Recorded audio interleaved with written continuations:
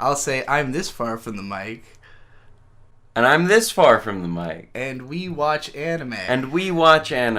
Wow, look at that. We started the podcast. Welcome, everyone. It's great to have you here. My name is Bird Stork, and joining me, as always, I hope, at least, is my beautiful fiancée, soon-to-be wife, Beatrice.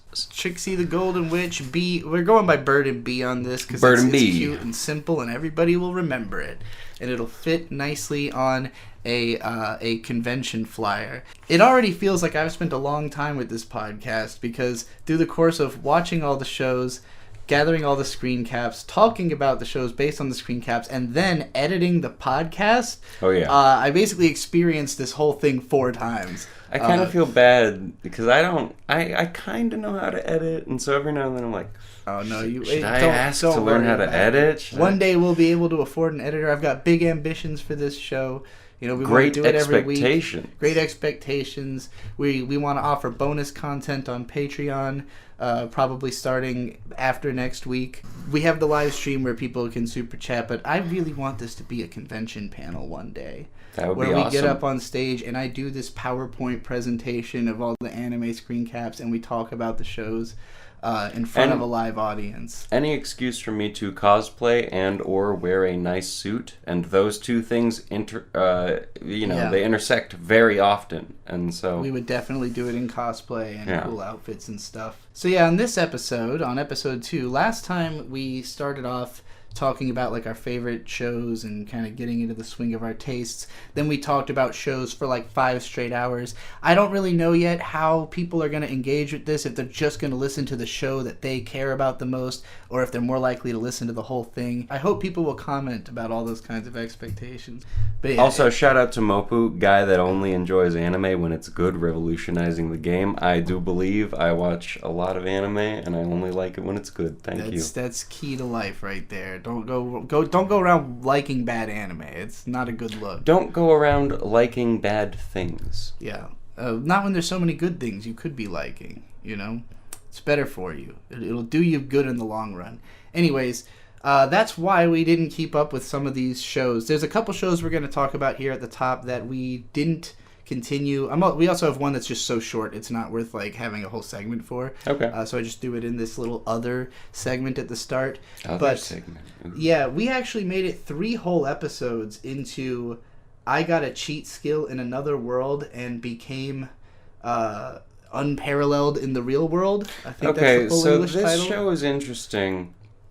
In a way, well, not enough for us to talk about it week by week, unfortunately. I really like being able to finish my sentences. So this show is interesting in a way because I think if we had watched this before Dead Mount Death Play, this might have been what sparked my ire to start talking about anime. You would have been mad enough with this show to be like, we need a podcast about this. I think this is a hair better than Dead Mount Death Play, although we'll get to that later.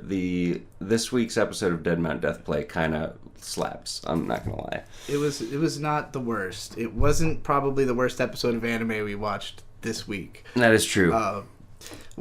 So this show... Can you remind me what happens in this show? Yeah, I'm gonna go through it super briefly because we only watched 3 episodes, and it's starts with the main character is a fat kid who's getting bullied in high school. And it's really just kind of going through his life and what's going on with him. He finds a door to another world, and in that world, he gains like all these skills that totally transform his body and make him into this like super hot stud who's super powerful. Okay. And I totally remember the show now, but you threw me off because you didn't pick any screenshots where the dude's fat. No, I picked basically the last part that we watched. Okay. Because it will let me talk about a little bit of everything I want to touch on. So, because that's the main character there on the right, post transition, if you will. Yeah. I'd like to do a bit of chronological explanation of the show real quick, just to explain how he got to where he is now. So, we start with the main character who is, and I'm not being mean here, grossly fat. Like, he is animated to be disgusting, I think. I mean, everyone treats him as disgusting, and that's sad, you know? So, he has 2 siblings who are beautiful or whatever. I'm turning us down a little bit.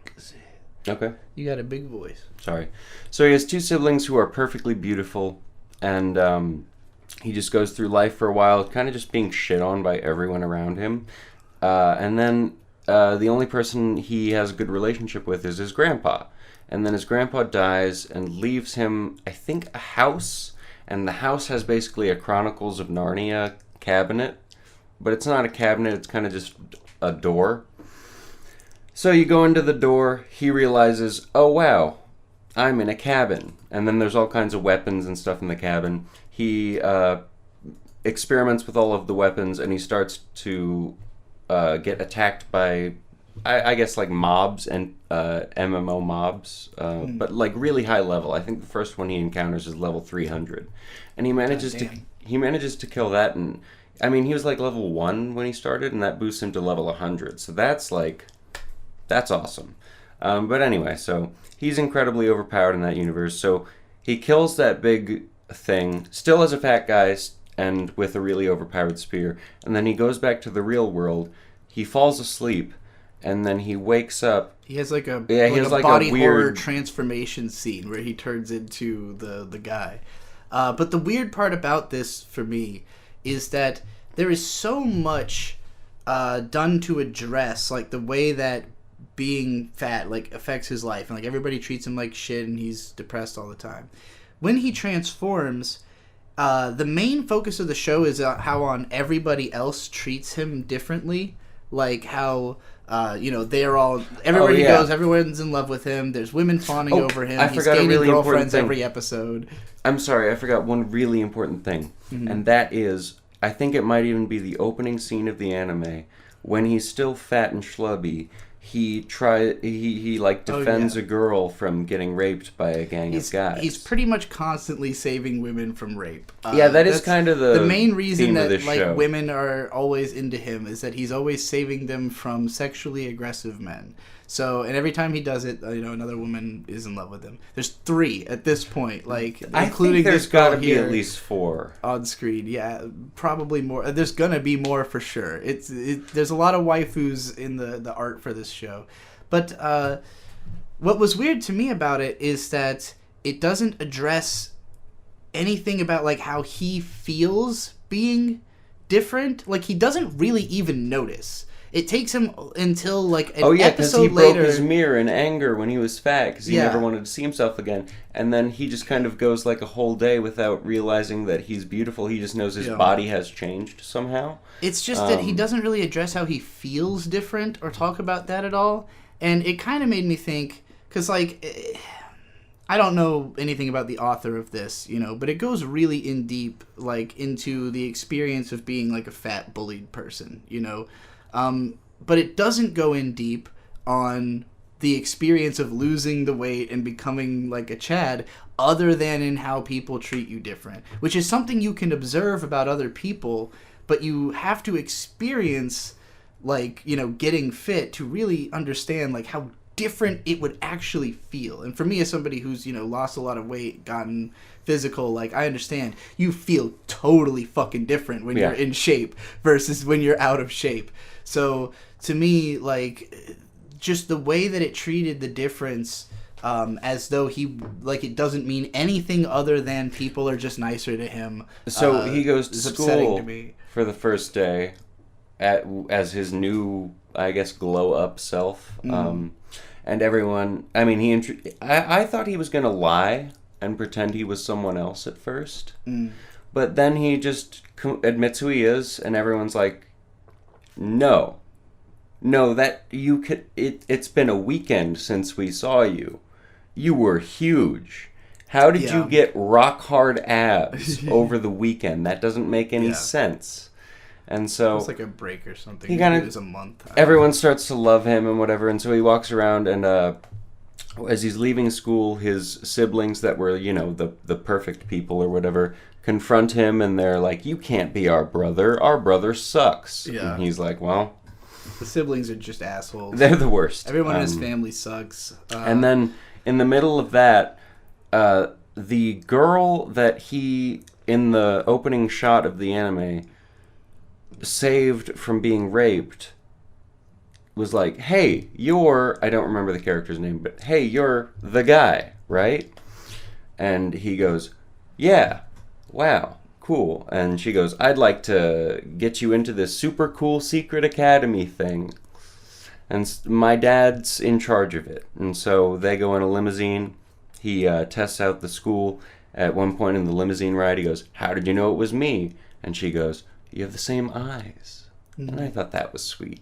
Well, so after that, it kind of just becomes that those two are, like, basically dating. Yeah. Episode 3 is just, like, a long date between those characters, and the show just becomes incredibly banal. It hasn't set up any kind of overarching plot. It doesn't have, like, a big bad. It doesn't have, like, tension scene to scene.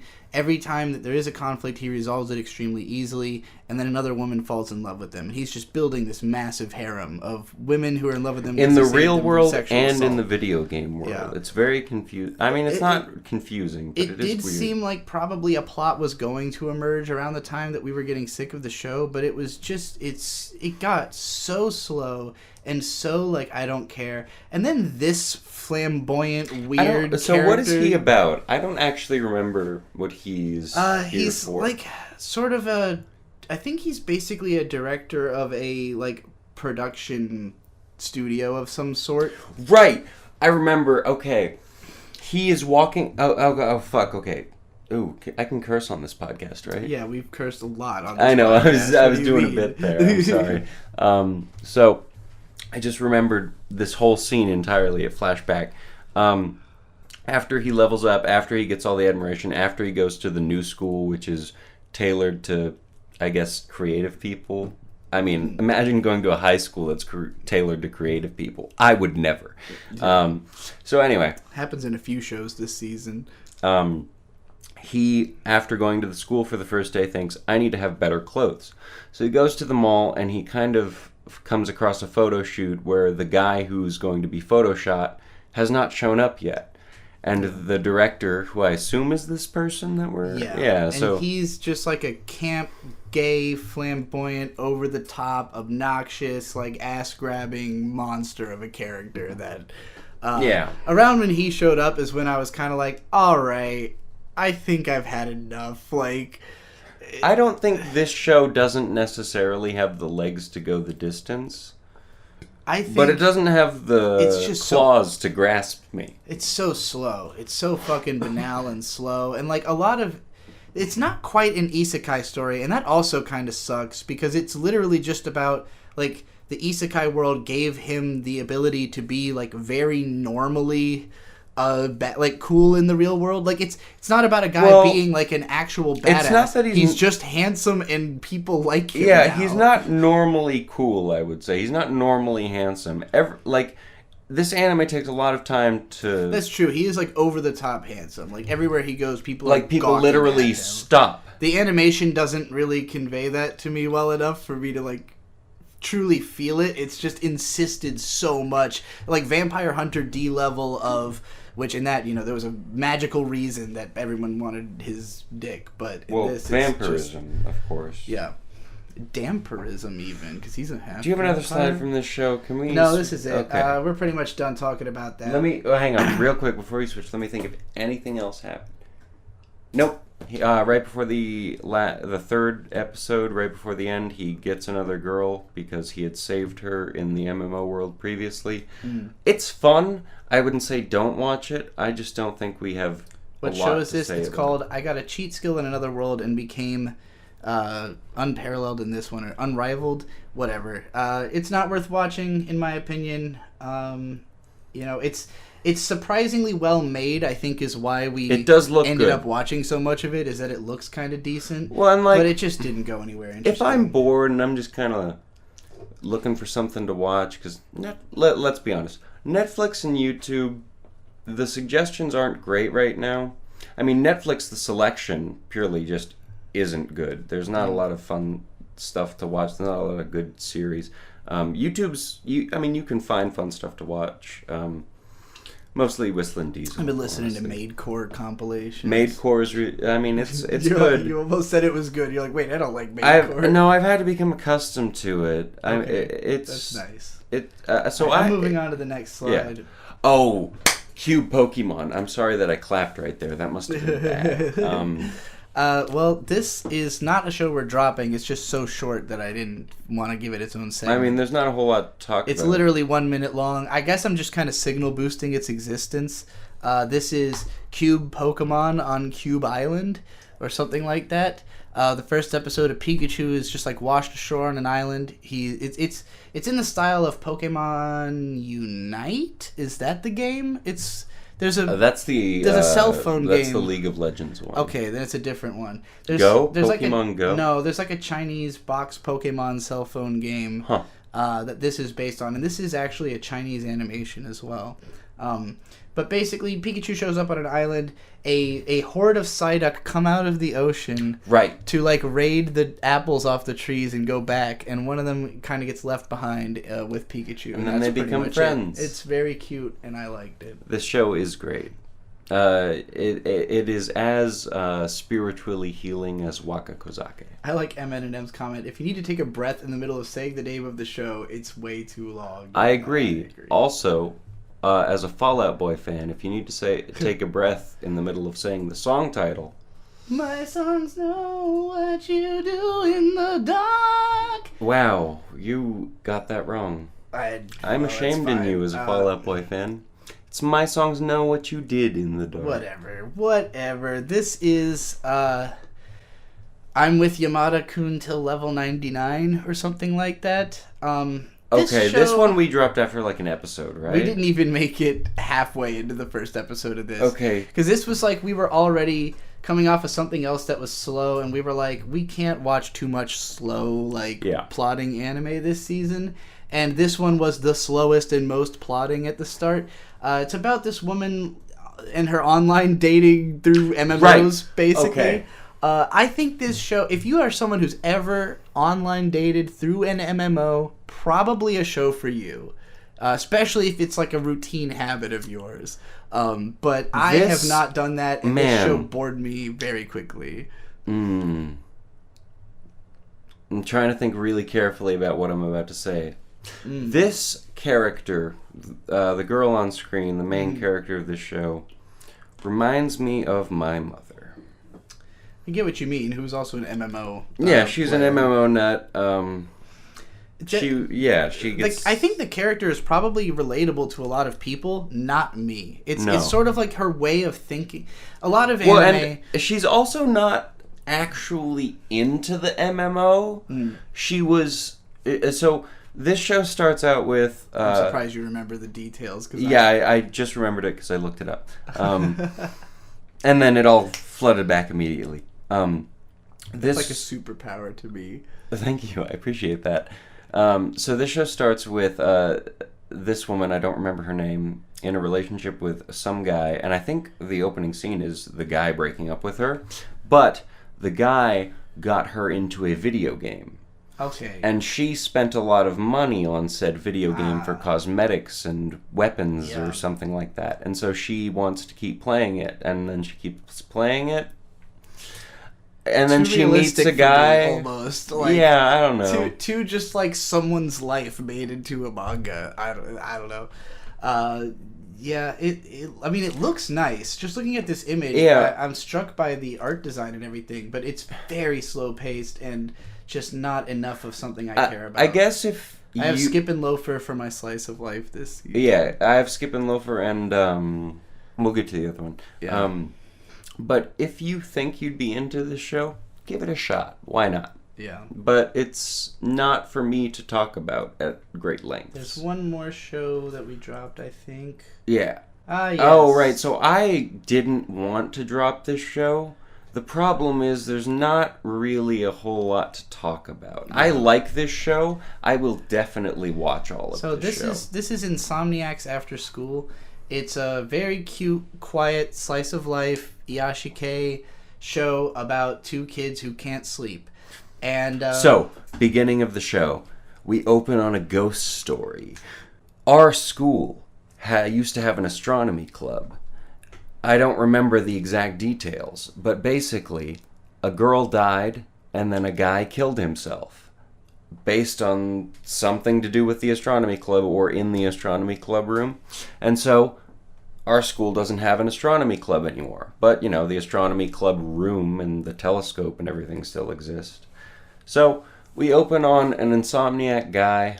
I think he wears glasses, black hair. He's just kind of your average Joe. Lives through his life. He doesn't enjoy not sleeping, but he can't sleep. I've experienced the problem. It's not great.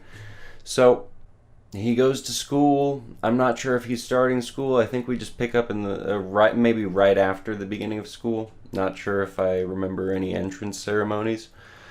He's hanging out. He's doing his school stuff, and one of his friends goes, "Hey, if you need to sleep, go into the astronomy room." No one uses it. No one's going to be in there.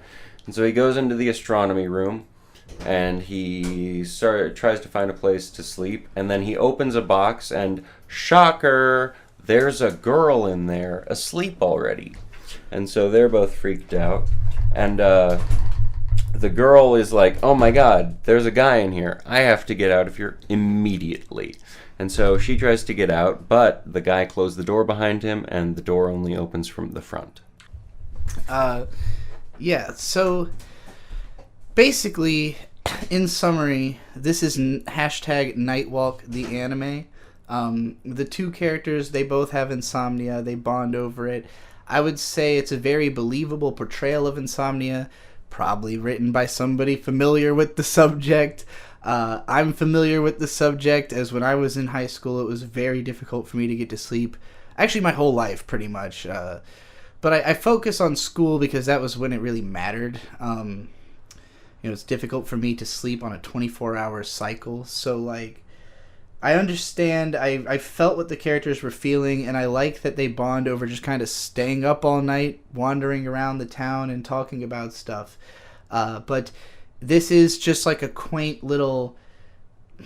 it's a moment-to-moment drama where describing what happens really won't give you very much. There's nothing to analyze in particular that the show isn't already analyzing explicitly when it talks about insomnia in direct terms.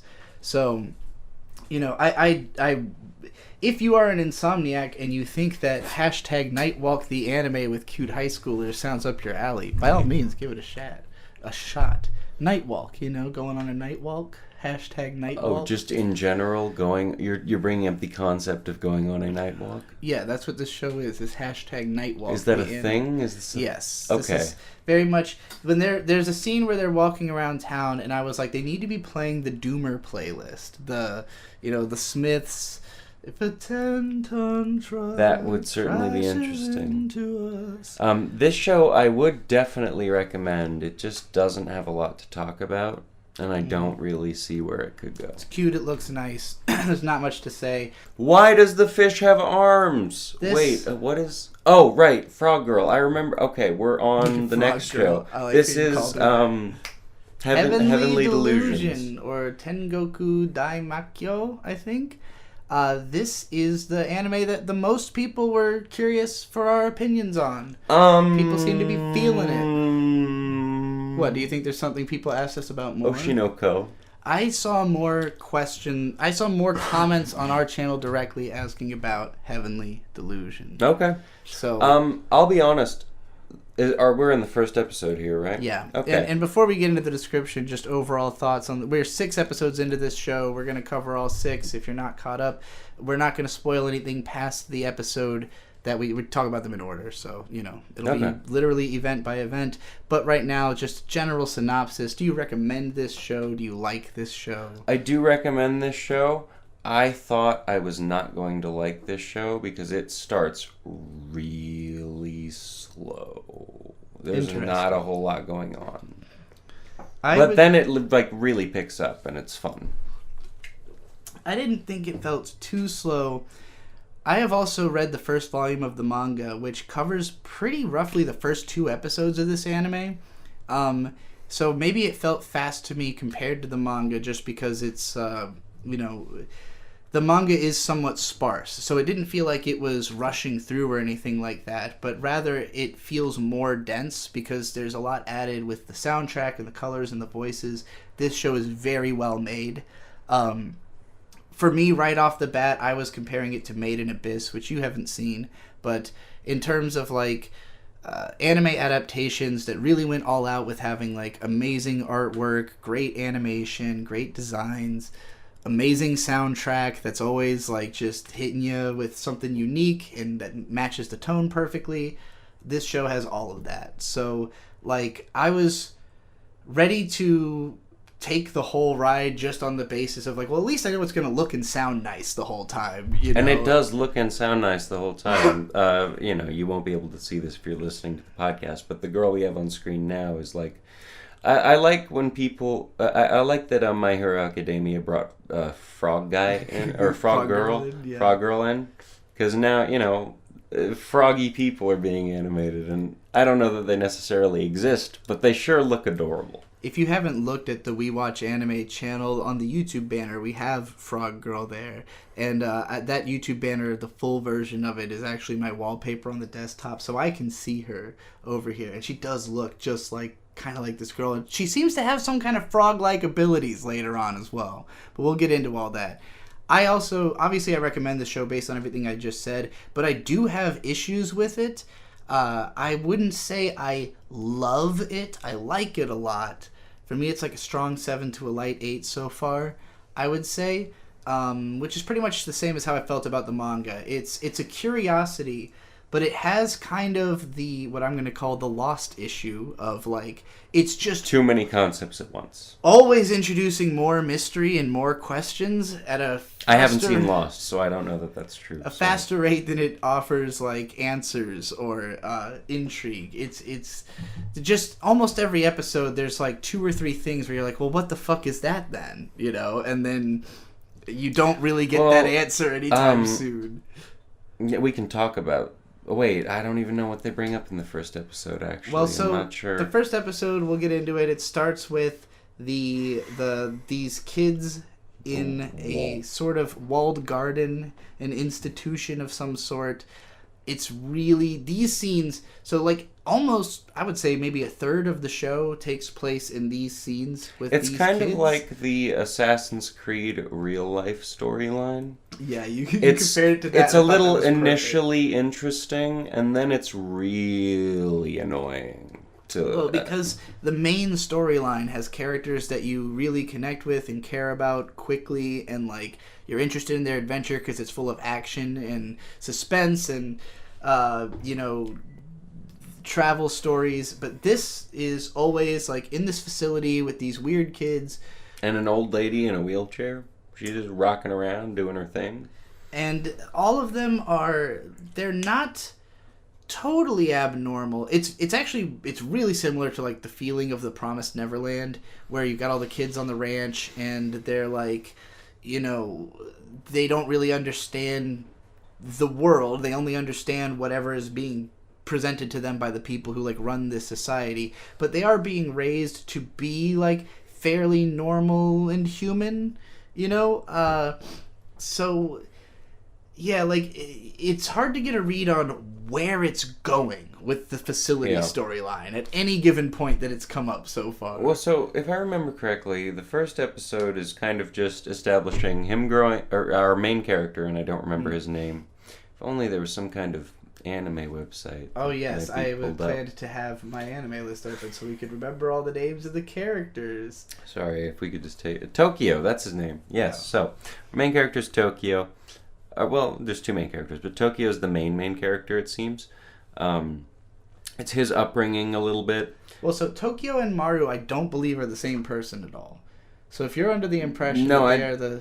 Oh, shit, I'm sorry. Yeah, like Maru is the guy who's traveling with... I'm sorry, yeah, no, that's my bad. And then separately, there's a character named Tokyo. They just look similar. They look very similar, and it seems intentional. There's a lot fucking going on in this show. Yeah. It's really confusing because, yeah, you're cutting back and forth between scenes of... And when I read the manga for this, I'm pretty sure I thought they were the same character, and I didn't even think it was like flashbacks. I just thought it was... I didn't know what the fuck was going on, to be quite honest. In the anime, like... And I even think that when I read the manga, I probably thought one of the girls at the facility was just the girl. Like, they had both been there. Again... It's a weird Well, she story. might have been. We'll get there. We don't really know if she ever had experience there, but like in these flashbacks, there's a kid who looks just like the other main character that we'll get to, but is not the same person. But like the story is somewhat focused on this Tokyo kid and the relationships that they have. Also, talking about any character's gender in this show feels like a spoiler because so many of them have reveals. So this show, there's a lot of gender stuff going on. This show's really hard to talk about without it is difficult. Going to the next slide, maybe. Well, all right. Well, I mean, I just want to establish what's happening in this scene is basically there's this kid. He's in like a group learning home compound, probably like a sanctuary for human life overall. There's a bunch of big walls, but it seems to be a relatively small space. It's obviously some kind of science experiment or medical experiment or something. The concept of the outside is thrown around a lot because there's the inside of the buildings, there's the outside, there's beyond the walls. Attack on Titan. Well, yeah, in this case, like their idea of outside is actually very visibly a completely walled off garden. But, it's that wall, inside those walls are classrooms, so that to them is inside. There is an outside of outside. This show has all these fucking big philosophical things that are kind of hanging in the background that you don't know how it's going to capitalize on or what it's like really trying to say with. It's just like little tidbits here and there. For instance, do you think it's possible the walls could be hollow? It is very possible. The walls maybe full of titans. Empty? Oh, the empty walls. I want you to be left behind those empty walls. Man, I peeked the shit out of that. I'm so sorry for anyone who's listening to this. So this oldest kid in this place, he draws these weird, freaky monsters, and all the other kids love them. That's the main gist you get out of the first scene of the show. Before we cut to our other two main characters, what would appear at least to be a boy and a girl. Wait, so Tokyo is alive, and he's just a character that's still in the... That is not Tokyo. No, I know. Sorry, that's not what I'm saying. Okay. That's not what I'm saying. Tokyo is alive and he's just around still, or this is way past that point and we don't know? Okay, thank you. We have no idea. There's been little context given to what is going on inside the walled garden. I didn't have time this week to spoil shows for myself.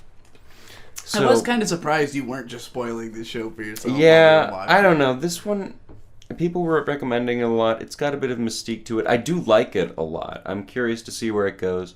If I can tell I'm really going to like a show or maybe have the inkling of it, I will hold off on spoiling it for myself. But if a big question comes up, I don't know how to phrase what is a big question.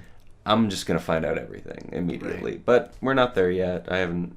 So this episode, it cuts to, these two... Oh, it's Death Stranding. They live in Death Stranding. It's a lot of things, all right? I was about to say it's The Last of Us. It's The Road by Cormac McCarthy. It's any story about a post-apocalypse where everybody's kind of, even more untrustworthy than they would normally be. There's sometimes even more trustworthy than they would normally be. That's true. Because of the apocalypse changes a person. Yeah, there's no Big Brother. Society has collapsed. It's the artwork does such a good job of like immediately communicating like what has happened, what these what society is now, which is largely scavenging. These two are trying to find houses that haven't yet been broken into, so they can break into them and take the stuff. So like, I guess it's such a difference. The two different tropes that are being played with here of like walled garden full of secrets and mystery, and the outer world like, full of misery. One that is just nothing but raising questions, and the other one that you understand immediately. You're just like, okay, post-apocalypse, cool, I get it. All the tropes are at play here. Everything that you would expect from this type of story is going to happen. And then a few other things. Having a toilet makes all the difference, even if it doesn't work. Yeah, so... I thought that was a really funny thing, because, if you're traveling through the post-apocalypse and you're just going through house to house, you're not going to come back to that toilet. I'm reading a comment that says, you can tell the Kids in the Dome event takes place in the past by looking at the dates and the camera shots inside the facility. I'm not dumb. I figured that took place in the past. I just didn't know if Tokyo was alive or not. I've accepted that they are different people. That was my bad, because he was the first blonde person I saw. I think the show wanted you to think that. Well, and there's more to that, too. It's going to come up in the next episode, but there's more reason to suspect that there is a connection between those characters. Anyway, the opening scenes are mostly to establish just like they're wandering around trying to loot for stuff. Life kind of isn't that advanced or great. It's a cherished moment to even get a toilet. Most people who survived whatever calamity happened died of starvation. They find like a dead married couple in bed. Oh yeah, that was sad. I thought that was kind of a sweet scene because of the way that it kind of portrays society as having gone out nice and quietly. Like, there's not really a happier way to imagine dying than, like, old and with your partner, hand in hand, Yeah. It makes you not feel like... Not being looted.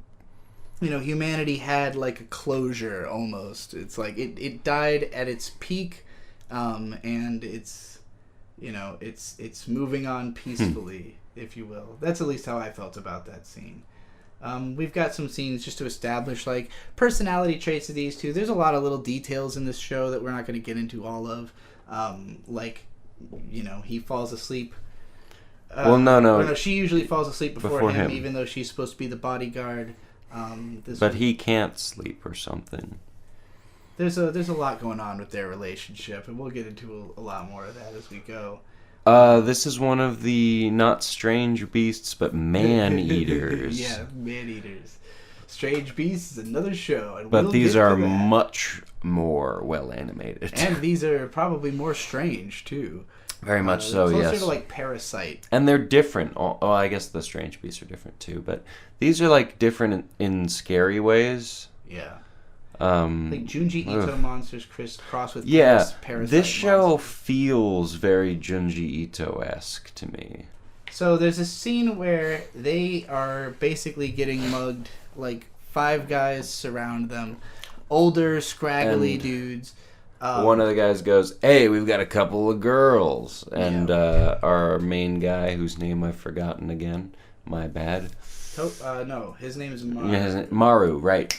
So Maru goes, "I'm a boy," and the guy basically responds, "Ah, a belligerent boy? What am I gonna do with that? That sucks." Yeah. And then, what's her name? Kiruko. Kiruko, almost like an Overwatch character. Kiruko goes, "I'm also a boy," and then the guy goes, "What, do you think I'm stupid?" Which is funny, for reasons we'll get into in a later episode, but this is kind of foreshadowing. Oh, shit. I hadn't even thought about that. But yeah, so this scene, I mean, it sets up, obviously, that, everyone's desperate to the point that, like, these guys, it's funny, it almost portrays them as goofy or, like, hapless. Like, they are clearly the weaker ones compared to these two, especially as the fight breaks out.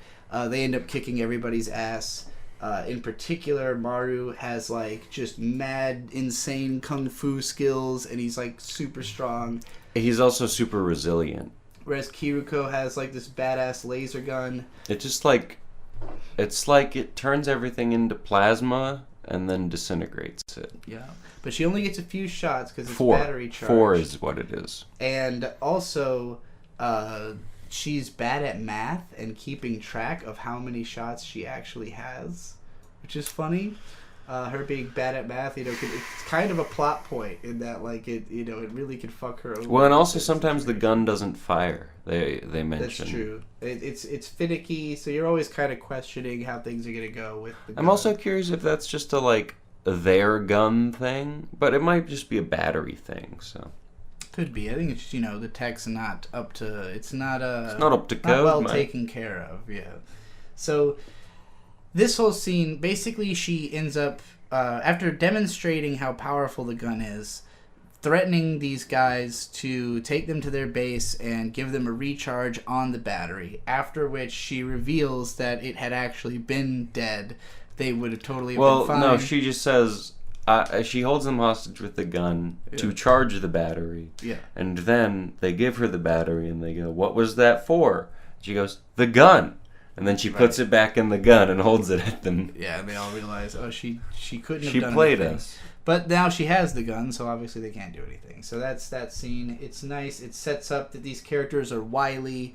They know what they're doing, and they're on top of shit. They're not going to be fooled by some old people. Having said that, also, Kiruko really, like, grew up in Tokyo, which, like, it's going to be a while before we see her upbringing, but we do see it. And, like, you know, this being a ruined world, obviously there's mostly just sort of small communities around, but Tokyo is still where the most survivors are. It has a little bit more of a city-like atmosphere to it. But do you think that would actually happen in, like, an apocalypse situation for Japan? Would Tokyo be the main place everyone would flock I mean, to? there's just so many people there. It's just where the most people would be left, you know? But they are sort of, like, literally walking all the way across Japan, which we'll later learn why Maru is kind of, like, used to that. But she's not, so she's like, please make it stop. But eventually they find themselves at sort of an inn. There's a lot of, like, raggedy-ass motels. Yes, there's people who are accommodating travelers in this fucked up world. They ask her if she has seen either of these men. She says, no, I would remember because they are handsome. And then they check her logs. This place also has a hot spring, and there's a scene that we will have a lot to say about a little bit later when we understand why this is happening. But Kiruko sees herself naked in the mirror, and then is getting ready to, like, kiss the mirror. Gets caught. Oh, god damn it! Yeah, this is you keep reminding me, and because I hadn't put. I thought about this stuff later, but well, you also sorry, let me come back. You also have the benefit of having gone back through these, collected all the screen caps. Yeah. But yeah, so this whole scene, she's getting ready to, like, kiss herself. So she's clearly infatuated with herself in, like, an odd way, and very embarrassed about it. We will learn exactly why that is. I will say I definitely recommend this show. Well, it's got a lot going on. Yeah, and you know it. I believe it can carry through on everything it's got going on so far. So the woman at the inn is, like, making them dinner. They're talking boar about stew, if I remember correctly. They're talking about how there's, like, a, you know, some kind of man-eater out there, and they're like, we can just kill it, like, we can take care of that. And then it cuts to the actually no. When they're eating the boar, gripping her knife. When they're eating the boar stew, not Maru, Kiriko notices that the woman has a gun case. And goes, "Hey, is that a gun case?" And the woman, like, tenses up and goes, "Yeah." She gets so distracted her pot boils over. It's very clear that this woman is intimidated by them wanting She doesn't want them to kill this thing. Yeah, we'll learn exactly why that is. But for now... Why is she embarrassed here? She thought they were a couple. No. It's even worse than that. She thought that they were brother and sister and a couple. Because he always calls her sis. That's right. That was really funny. She's like, we are neither related nor a couple. And she's like... And also, do you think I would ever date him? What is wrong with you? Do I look like that kind of tramp? You know... I think this woman might have made that assumption because she has a little bit of an obsession with one of her own family members. Maybe that's just her projection. You know, a lot of people have obsessions with their family members. Speaking of, here is the monster shows up at her window. This is pretty much how the first episode ends. So it goes pretty much dovetails right into the second one. Again, right off the bat, it was moody. It felt cool. It looks great. I love the designs. I like the characters, the maturity of the setting, but also I won't call it lighthearted, but maybe somewhat. I wouldn't call it stoic either. Like, it's more of like a thriller than like a Girl's Last Tour or something. It's not a slice of life show. It's definitely story driven and full of questions, and it has some fun action scenes in pretty much every episode. So that'll drive us right into episode 2, which cuts us back into the facility. Oh, right. Ladies are kissing. These girls this was a strange way for this episode to begin. So Tokyo just kind of sees this happening. It's Tokyo we're seeing. God damn it. Tokyo is in this world. Maru is in the other world. Maru isn't in... Maru is not Tokyo. They're two Are different you people. sure? Yes. Are you sure? We're going to get to this. This is explained, kind of, in this episode. Anyway, Tokyo sees them making out. That's pretty much. And wait, no. So he sees them making out, and he like talks to his elder or something, and then the elder's like, "Well, eventually you're gonna want to do that too." Back in the regular world, they are like, "Hey, we can kill that monster. You don't need to be out here with a gun. Whatever you're doing, chill out, lady." But she's like, "No. My son went inside this monster and now it is this monster. My son is this monster. I know because he hasn't killed me all this time. And he's been taking care of me." There's a solid 3 minutes where you believe this woman because it's not killing her. Yeah. And then... So what they will realize quickly after this is that what this woman has been doing is luring people to her hotel and feeding them to this monster. Yeah, so it wasn't killing her. She wants her son to be good. Yeah, but in this moment, as it is realizing that she's not doing the thing, it fucking cuts her to pieces and eats her. Which is unfortunate. I remember this from the manga being the moment where I really sort of perked up and was like, oh, stuff's happening. Yeah, this is the direction. An antagonist has been introduced. Well, and just knowing that it's going to be like violent and dark and sudden and, everything you would probably expect from a post-apocalypse story, but it really hits very quick and like brutal, So yeah, this was a cool scene, and immediately Hiruko's reaction to seeing this is like, the whip only came from one direction. So there's a delay in the attacks. Yeah, so you might be able to do something about it. And he's like, how are you thinking about that when, someone just died and she's like crying and she's like, look, she has a single tear running down her right cheek. We gotta be fucking cold-blooded. Anyway, they kill the monster. The way they do it is actually that Maru like reaches in and grabs its core or heart or something. Yeah, it's not really explained in this episode, but he has some ability that lets him kill the man-eaters. Oh. As long as he can get close to them and touch them and do fatal dive. So they continue along their way. She's drinking or brushing her teeth and like water just on the ground. Like, this isn't contaminated. It'll be okay.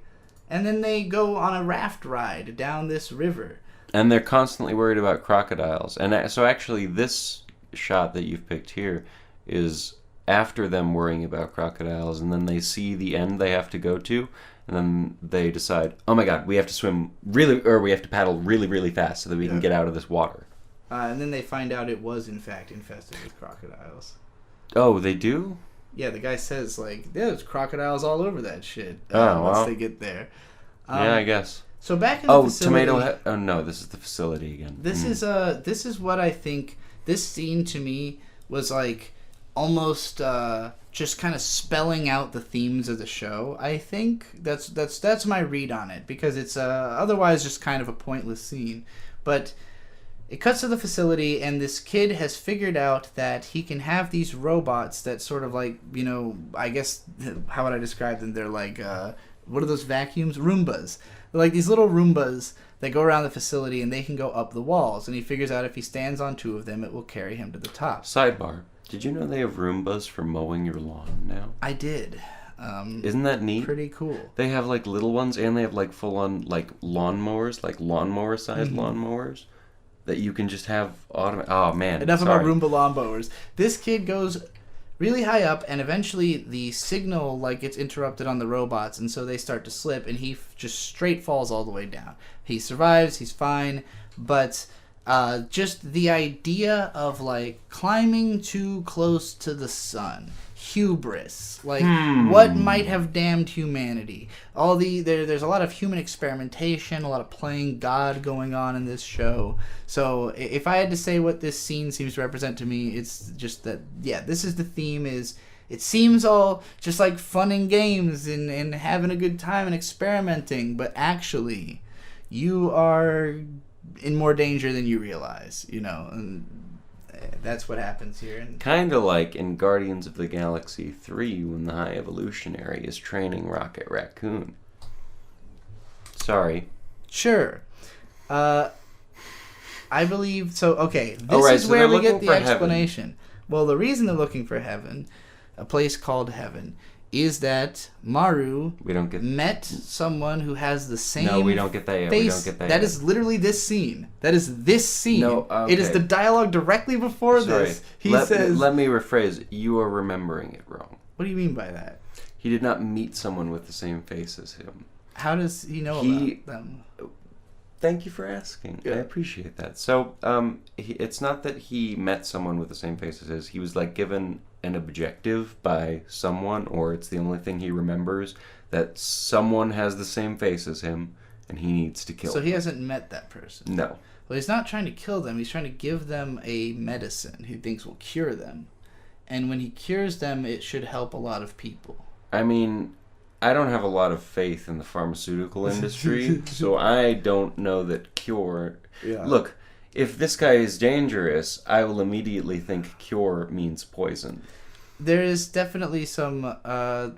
there's an implication because there's also a scene where we learn that before Maru was being taken care of by Kiruko, there was another woman who was taking him around, and she apparently treated him sort of just like...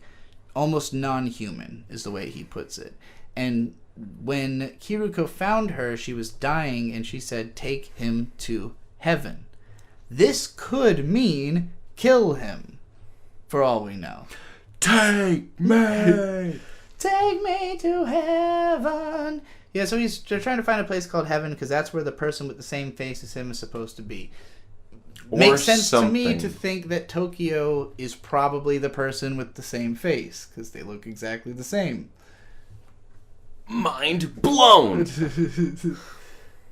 So, anyway, nothing has confirmed that yet, if it is true. So now they're farming in mountains? This is where they make it to Tomato Heaven. Oh, Tomato Heaven, okay. Cool. Tomato Heaven, basically, food's scarce in this world. Have you ever had a really good tomato?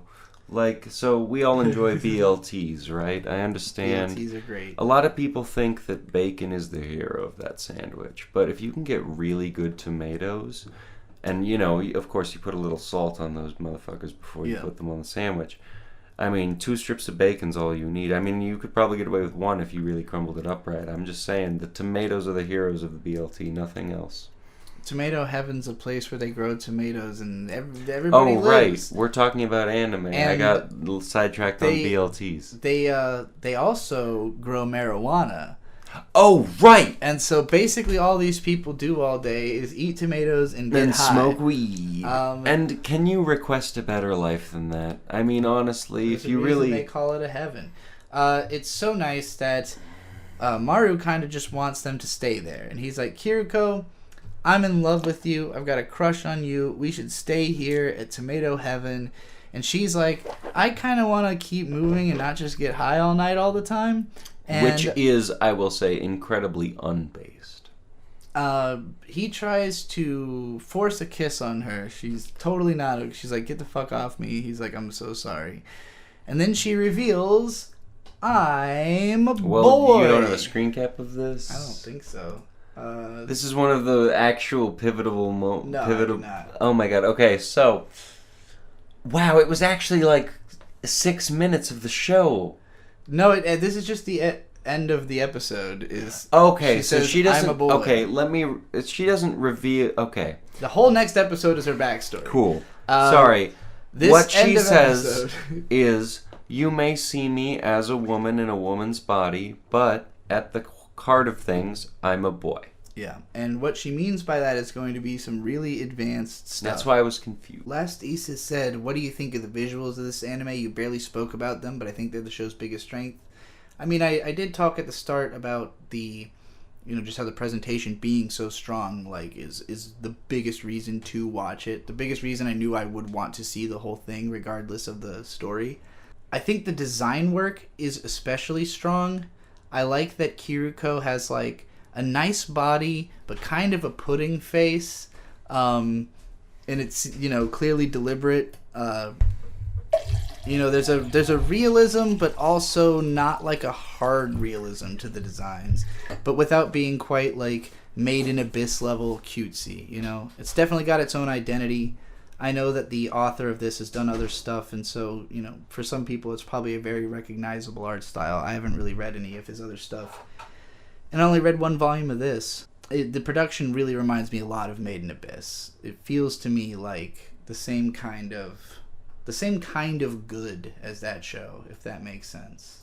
I haven't really looked into the production or anything very much, so I can't really comment on why it is so good.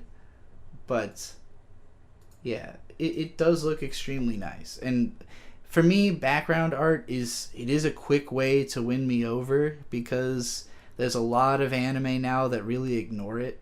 And like the potential for great background art is the highest it's ever been, but it's also the easiest it's ever been to make low grade background art that is like passable enough most people won't care. But for me, like, you know, I complained about it with Pokemon Horizons, which we'll talk about more later in this episode, but you know, just those very generic backgrounds bother me a lot.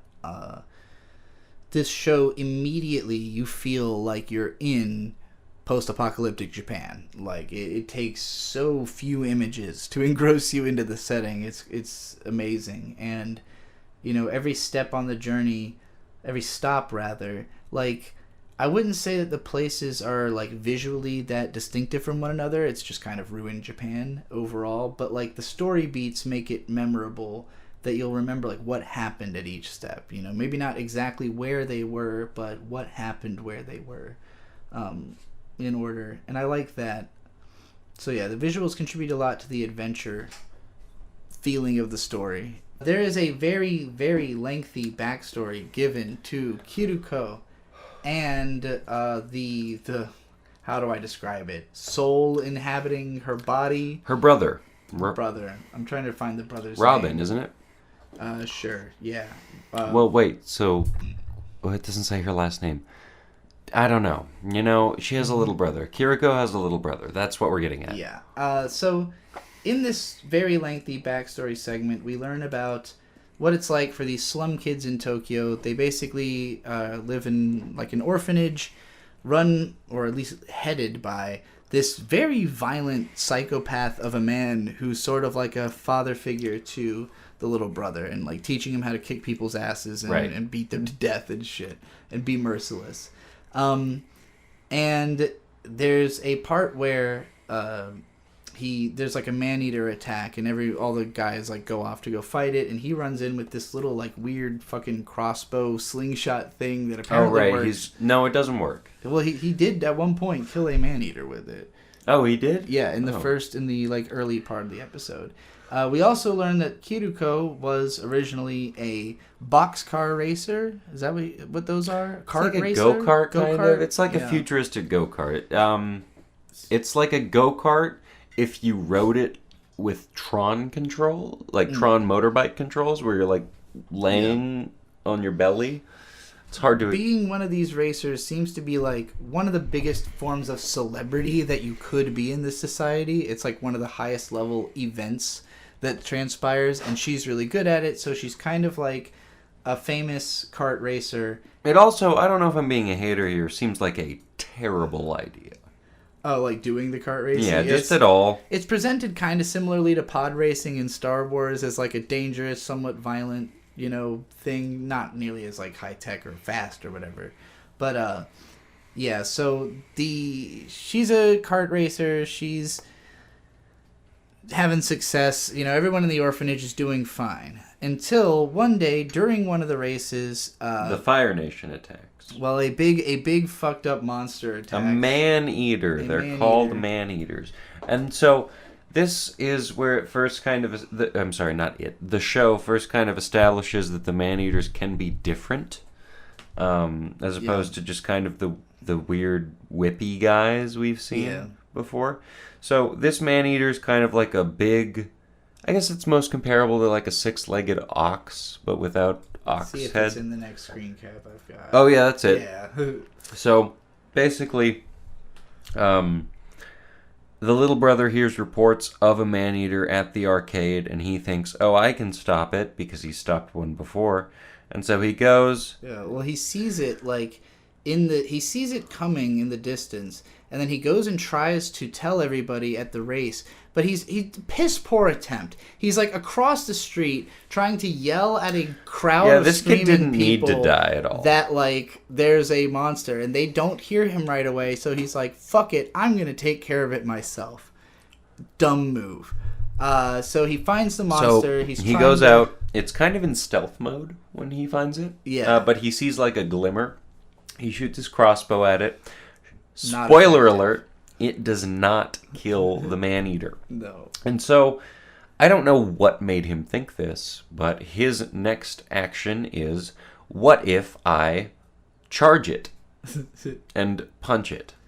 Or something like that. And so he does that, and then, uh-oh, you're getting eaten. So he starts getting eaten. And so that's by where the we're monster. at now. Kiruko comes riding in, and she sees the monster because it's in the middle. She immediately says, "Cancel the race. There's a man-eater." Cancel the race. Go warn people. She drives her cart into the thing's head. Well, there's something that gives away that her brother is there, and then she sees her brother in this state, and then she drives it into the thing's head. She pulls her brother out of the monster or whatever. Yeah, she pulls it out of its mouth, and that's about all that's left of the brother. Yeah, like what you see on screen here. now, and if you can't see it, the torso. Not all of his arms, most of his torso. So he's been mostly eaten by pretty this much. monster. Okay, so like 25%, but like from the head down. Yeah, that's pretty much what he got. She manages to, I guess, sort of scare off. She pulls him out. She pulls him out, and then maybe it's just done. Like it's fine. Well, I just think this monster, it's big. I don't think it's gonna be fighting people. Mm-hmm. I think it's big because it just kind of like eats what it can, and so it got half a kid. Whatever. I mean, this was a really haunting scene.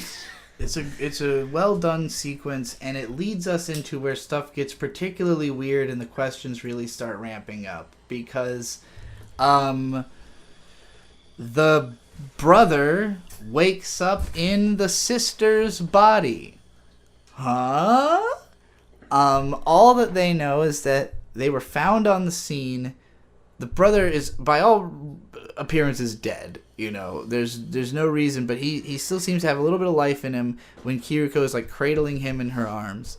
Well, and it's not the life that's expressed. It's not like through speaking or anything. I think it's just thoughts, and it's him just going like, "She's so close." I think that's what it is. But then it's sort of implied, and we don't really see anything that transpires between that and the hospital other than like images, quick flashes of them being worked on in the hospital. And there's dialogue implying that she was also found near death and was also being operated on, which doesn't make any sense to him. No, her go-kart exploded, and so she got a bunch of shrapnel on her. Is that what it is? Yeah.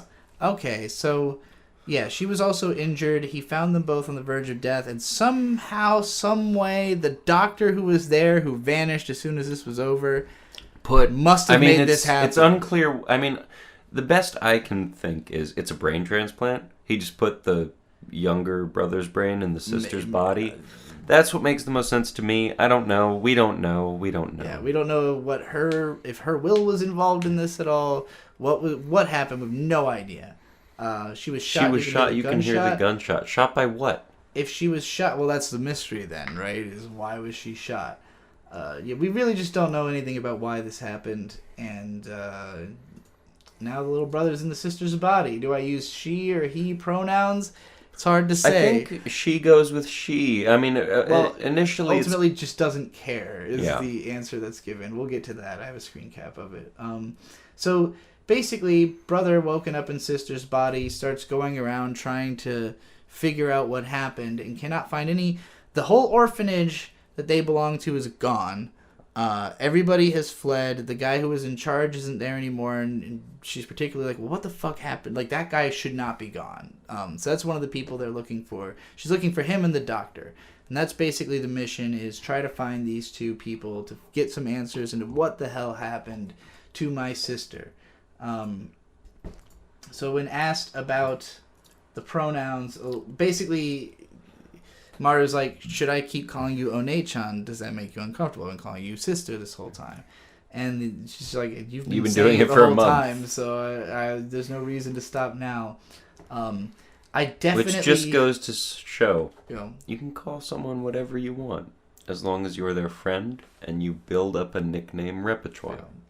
Well, I think build up good nicknames. We don't have enough of them. I'd just like to say that. I think for sure this character's relationship with their body and gender is a theme that is coming up throughout the show, where this is why it's so hard for me to like pick a pronoun or whatever, because like the character, it's difficult, is saying like, well, I am a boy, I am the younger brother, I am in the sister's body, and I don't know why, and that's how I feel.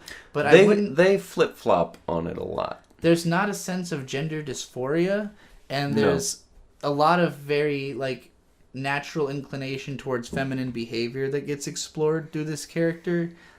So yeah, I think I will say it's very interesting that we chose to start reviewing anime this season, because this season seems to have the most trans stuff of most anime that I've ever seen. I think it's just more blatant. I mean, to me, sure. I guess that's what I mean. More blatant trans stuff where it's very obvious. Yeah.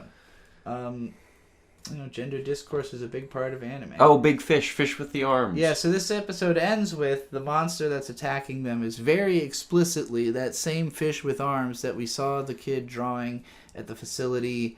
This is attacking while they're on a boat. Why does the fish have arms? I don't know. It looks like a Junji Ito monster from Gyo. Gyo. Alright, moving on to episode 4. We're just back at they're on a submarine and they're being invaded, right? That's Possible. Not this. This is in the hospital place, oh, right. The walled garden. His friend is dying. Yeah, so inside of the walled garden, we've mostly watched these kids just kind of hanging out, taking tests, but there starts to be this undercurrent of like, I won't call it perversion, but sexual curiosity. There's a lot of, as you would expect in like 12 to 16-year-olds. We don't know how old these kids are supposed to be, but you're right. I don't know, but like adolescents, puberty, I guess, is what. Pubescent kids. So they're, you got the two girls who keep kissing. You've got one kid who's like obsessively like collecting porn of the other girls, and like he asks one of them to take her shirt off at one point for him.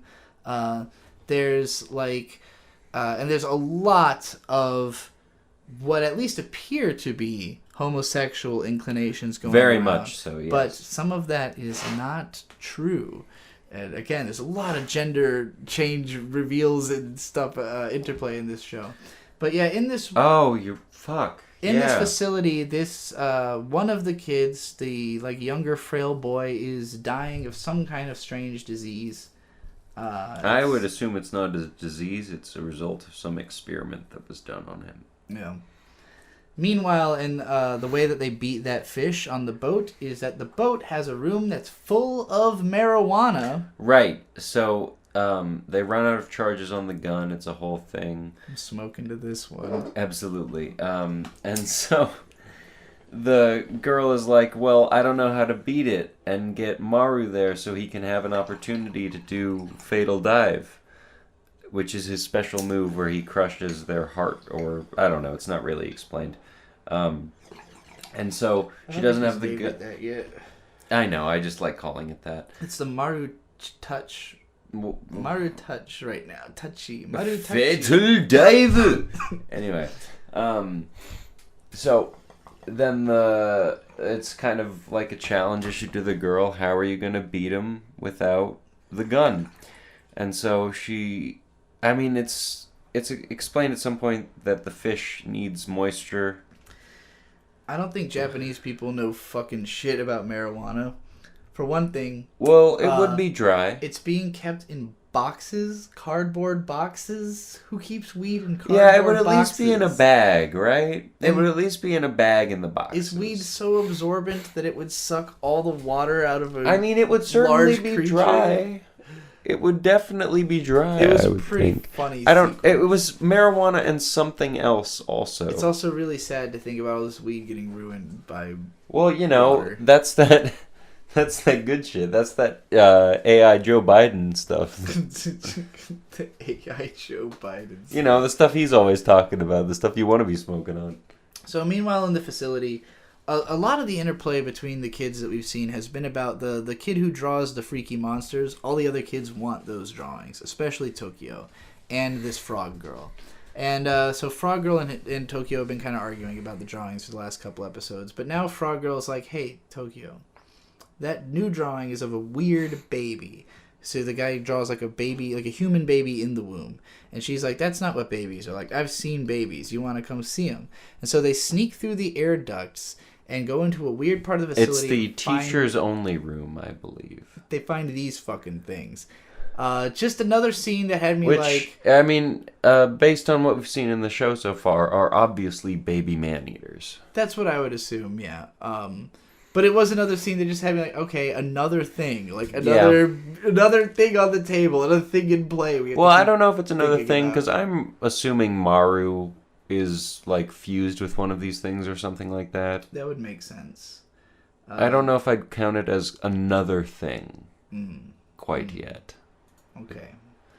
But yeah, the babies exist. There's a whole escape scene. The frog girl just jumps through the vents, and the guy is caught, but he's not caught. There's no repercussions from it for some reason. Well, and I don't think they found out yet. It's late because he like leaves a footprint on the wall, and then in a later well, and that comes back later, and then the footprint thing made me remember. Wait, he didn't actually get caught or anything from that. What happened? No, they just escaped. And he also bonds with one of the babies. That happens. Oh yeah, the baby like hears his name being said a few times, and then it goes Tokyo. Yeah. So, meanwhile, back with our other main characters, Maru and Kiruko, they took this boat ride. They defended the boat. The guys who ran the boat were like, "You should be our bodyguard," and she's like, "Sorry, you got to continue our mission." I already have someone bodyguarding. But they show them, like, this symbol on her gun, and they're like, do you know anything about this? And the one guy's like, well, it's not the symbol. It's someone shows a picture and goes, do you know anything about this legendary racer? And it's a picture of the girl. No. I'm talking about this, the bird symbol. When she shows them the bird symbol.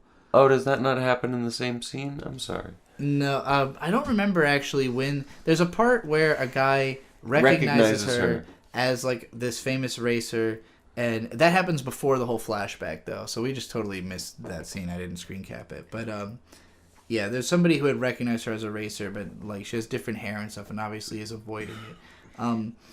Right. But part of the reason that scene was like that is that she isn't literally the racer. It's the brother's soul inside of her. One of the side effects of the transplant, whatever it was, is that instead of black hair, the character now has brown hair.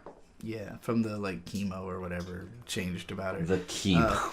Last Essa says that was back in Tomato Heaven. Yeah, I figured it was something like that. So in this scene, it's that she's talking to these guys, and she says, do you recognize this symbol? The one guy's like, birds have been used as a symbol forever. It's totally generic. And the other guy's like, I know exactly what that is. It's this supermarket down in town. And then they go to the supermarket, and they're like, the symbol is nothing like that. That guy's a fucking idiot.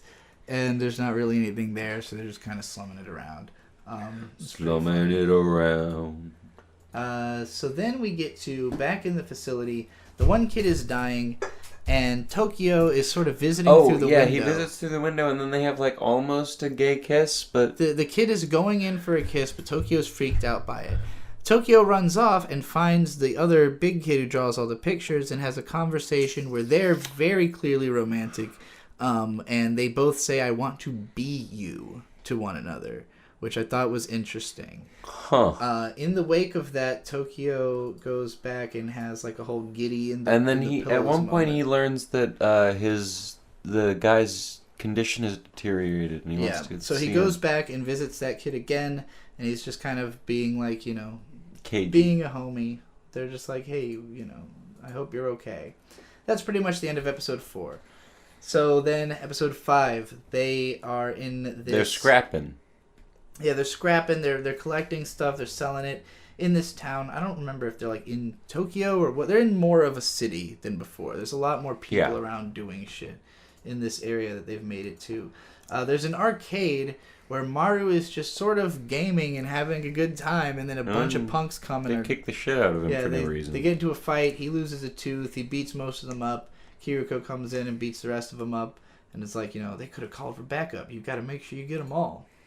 And then we actually learn Maru's backstory, and this is the first sort of confirmation that Maru is not Tokyo, because this is what he did. So Maru was raised with like a gang, pretty much. Yeah, it was like he was originally with just a refugee group that had like a strong leader, and that guy was murdered by some like crazy gang member who just took them all and was like, "You're with me now." And he pretty much was with them up until fairly recently, when he was picked up by the other lady who died in bringing him to Kiriko. So that's most of Maru's backstory as far as we know it. But yeah, clearly not Tokyo. And that's not the last reason that we'll confirm that to be true. But yeah, this is just like he's describing being all over Japan, not really even knowing where in the country that he was, just sort of following this woman around who just sort of treated him like a robot almost. And now he's hugging. There's a scene where basically Kiriko leaves Maru in a like apartment room to go.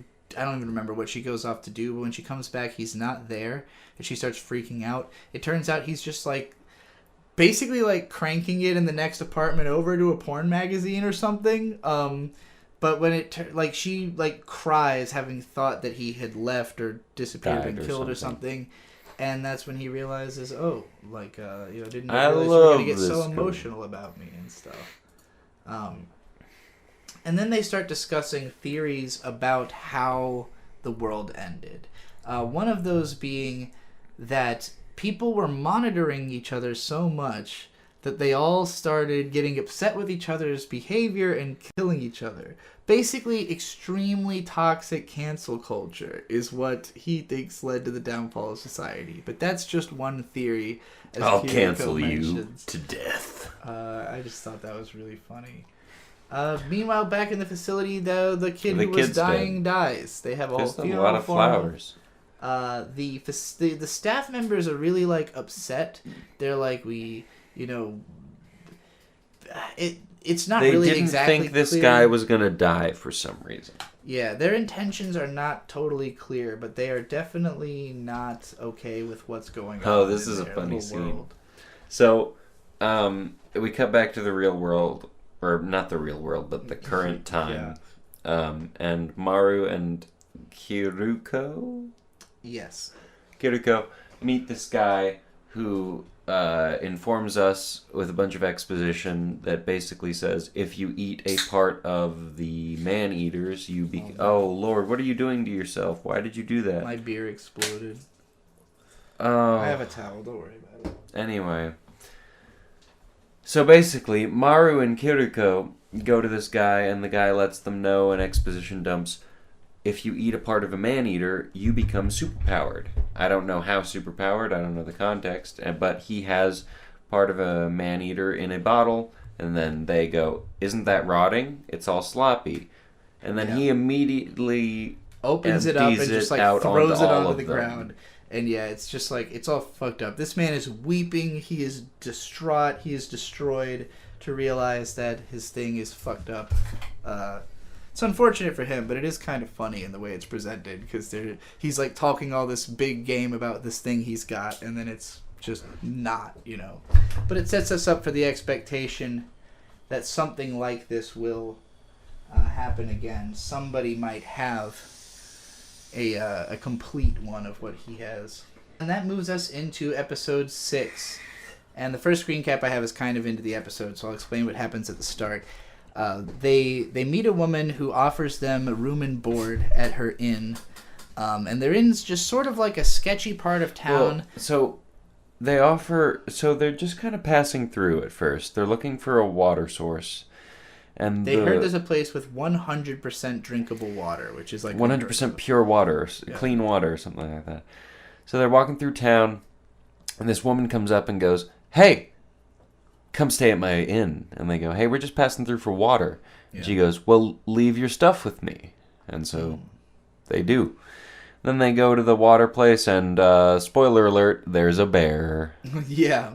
So it's and they think it's a man-eater at first, which is really cute. Yeah, it's kind of tough to the way they end up in the situation is somewhat convoluted because it's like they got a map from a guy that was actually part of a bandit group, and so this was all meant to be a trap that they were going to get robbed, but I guess that didn't happen. They fought a bear instead. They killed the bear. It's a little unclear what exactly was meant to happen. So most of this episode, they're running away from the bear. They see the bear, they run away from it. They get up on this Teen Titans ass concrete block, which is probably a highway at some point. Yeah, well, it's that he tries to. They knock the bear unconscious because she shoots down like a. And then he uses fatal dive. Yeah. And he fails. The bear wakes up and it's spooky. It's just a regular bear.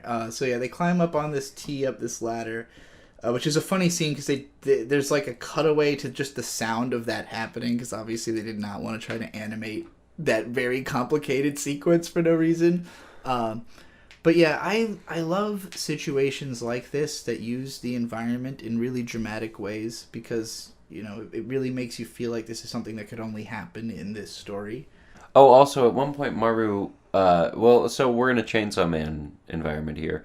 Well, we'll get... Wait, so... Okay, we're getting what happens there. Is Kiruko drops her battery. She's trying to warm it up so that the last shot definitely fires, but she drops it. And so she says, "Hey, Maru, if you jump down and get the battery for me, I'll let you touch my boobs."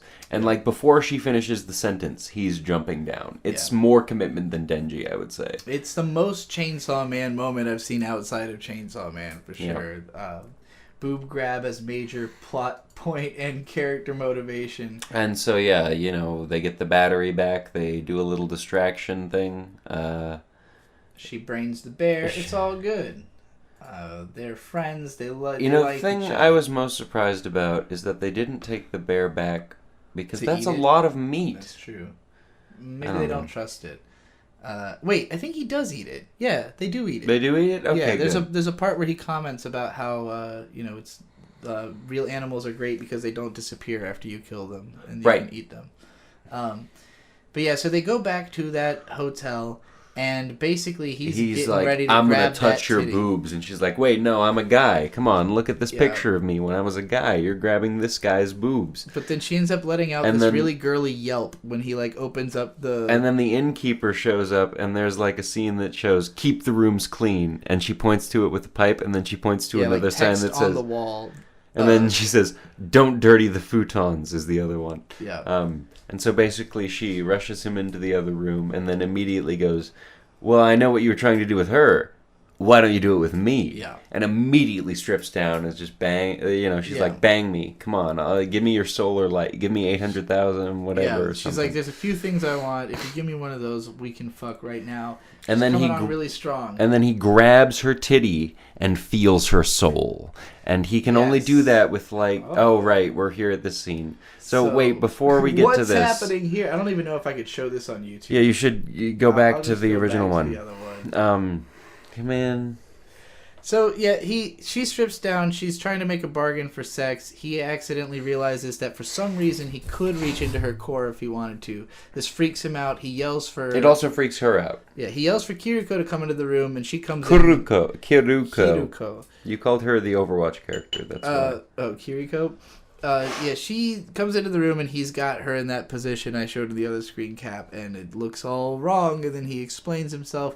Everything's water under the bridge and hunky-dory and fine. And then he has a weird, trippy dream. Yeah, well, back inside the facility, this is like, I think Tokyo having a fucking weird dream about their legs getting fucked up. This is just one of those scenes where I was like, okay, I don't know what that was about, but there's another thing that's weird and kind of out of nowhere happening in this show. So I was a little bit annoyed with that, actually. And then, so this girl the next day is sad because someone died? Their, leader died. So, yeah, they found a guy who was dying in the bear pit. Mm. And they rescued him, and then he ended up dying, and so they're all sad about it. Yeah. She's particularly sad. They offer her to come with. She says no. But previously, the night before, she had expressed interest in becoming the king of hotels. Yes. Which is basically having the best hotel and then sleeping with the guests she likes, Yeah. which I think is a pretty admirable thing. She's a very hot character. You know, yeah. She lives a sexy lifestyle. I like her. I think... Oh, yes. There's only one more... Oh, so this is Tokyo and Maru. This is not Maru. Oh, it's not Maru? That's just the older boy in their facility. Why do you think Maru is there? I don't understand why you keep convincing yourself that Maru is in this world. They're just two different stories. That kid is the drawing kid who draws all the drawings. The older kid who Tokyo is in love with. This scene, they're literally like sleeping together. They get undressed and everything, and we realize Tokyo is a woman. We've been saying he this whole time, I think, or they. I've been going back and forth. It's hard, it's difficult, but yeah, Tokyo is actually a woman. These two are just in love. They kiss. Yeah, that's the end of that episode. So, what are our feelings about Heavenly Delusion after 6 episodes? I really want the Assassin's Creed real life plotline to resolve itself by the next episode, or my feelings about the show are going to start to become very bitter. It's difficult to go back and forth for me, for sure, when I care so much more about the main characters who we're constantly watching do things. We're watching their relationship and have real developments. Yeah, like we learn a lot. The about anime them. actually has really good character development. Yeah, when it's, I mean, and I'm sure the fucking B plot will matter eventually. Well, and I'll say you and I. Oh, Maru's gonna be these two fused together. That's my bet. And like these two fused together mixed with a man-eater or something. That's what's gonna happen. That's my bet. I think I don't really want to try to make any predictions because the show is obviously trying to fuck with expectations and be twisting and turning. That's why it's fun. Everything. I'm gonna make a prediction every episode. I think you and I are uniquely, compared to a lot of people, like annoyed when we get presented with more questions than answers. There's a lot of people who like to sort of be strung through a fun mystery and always be like, like, oh, what's this about? What's going on? To speculate. Again, I don't like to speculate because I'm going to find out the answer, when the show continues.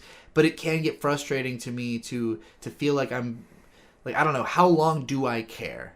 We just caught up on the show all at once. Would I have cared for 6 weeks consistently? We're going to find out in the next 6 or 7 weeks of watching this show. But, it's just, I want more resolution. I want more answers and not more questions. Yeah. And getting the development and stuff and the stuff that makes me care about the story more is nice, but it also just, it doesn't bring me any closer to feeling like I really understand what the hell is going on. I think one of the biggest problems I have with a lot of anime that I've seen is they don't make their first season like they're only getting one season. Yeah. And I think that's a lot more present in the American TV market. They try to have a conclusive ending at the end of the season because they don't know if they're going to get another one, is what you're saying, in American shows. Yeah. Whereas they try to make it make sense, whereas an anime, the biggest thing I can point to that I think could have actually been a really good show if it got another season is Dead Man Wonderland. Where that show ended, I think they could have taken it somewhere really fun. I'll tell you, the reason that anime has this problem is that studios used to make up their own endings to shows when they didn't have more than 13, 26, whatever episodes. But the problem is that everyone would hate those endings because they'd change things from the manga. And it also, if the show ends up being unexpectedly successful and you could have made another season, now you have nowhere to go because you already ended the story. Yeah. This sort of happened to Claymore. It happened to the original, it happened to Soul Eater. It happened to the original Full Metal Alchemist. That was, I think Soul Eater was probably like my third anime. And the ending to that show, it was probably one of the most upset I've ever been at a piece of media because I mean, like, for a month I was on a tear of, like, really? It was just about friendship? That was the whole point? You've got to be fucking kidding me. You established all these really cool things that can actually go somewhere, and then, oh my god, we killed this guy, and it's all about friendship, and nothing matters. We didn't actually do anything. It's fine. Yeah, last minute wrap up, because we are at episode 50, and that's all we were commissioned, and it just so happens that we're at the start of an arc, a massive arc, when we hit this 50 episode. Anyway, enough about Soul Eater. Heavenly Delusion. I do think this show... I think this show might have the legs to go the distance. Specifically because I think that they will keep making it as long as it's not a massive flop. It's really got to grab me in the next episode. This show is currently owned by Disney, as I understand it. Really? I don't think it's on any streaming sites yet, because people are saying that it's in like Disney jail or whatever, like they're keeping it prisoner. Yeah, or I can something. see why. It's not necessarily Disney brand friendly. I really think that this show is being pitched as like, this is the next Made in Abyss. This is the next like high concept, dark adventure fantasy with, you know, somewhat realistic, somewhat cutesy characters, and we're going to make seasons and movies and as much of it as we can, till the manga is concluded, assuming it's not a massive failure. It's on Hulu. Okay. So it's which not is in jail. Included with Disney Plus. People kept telling me that it was like in Disney jail. I don't really know what that means exactly. It's apparently on several streaming sites. Why are people complaining about Disney having it then? I don't know. People are always complaining about this kind of stuff, and I'm just like, I don't know, man. I can always find a place to watch the show.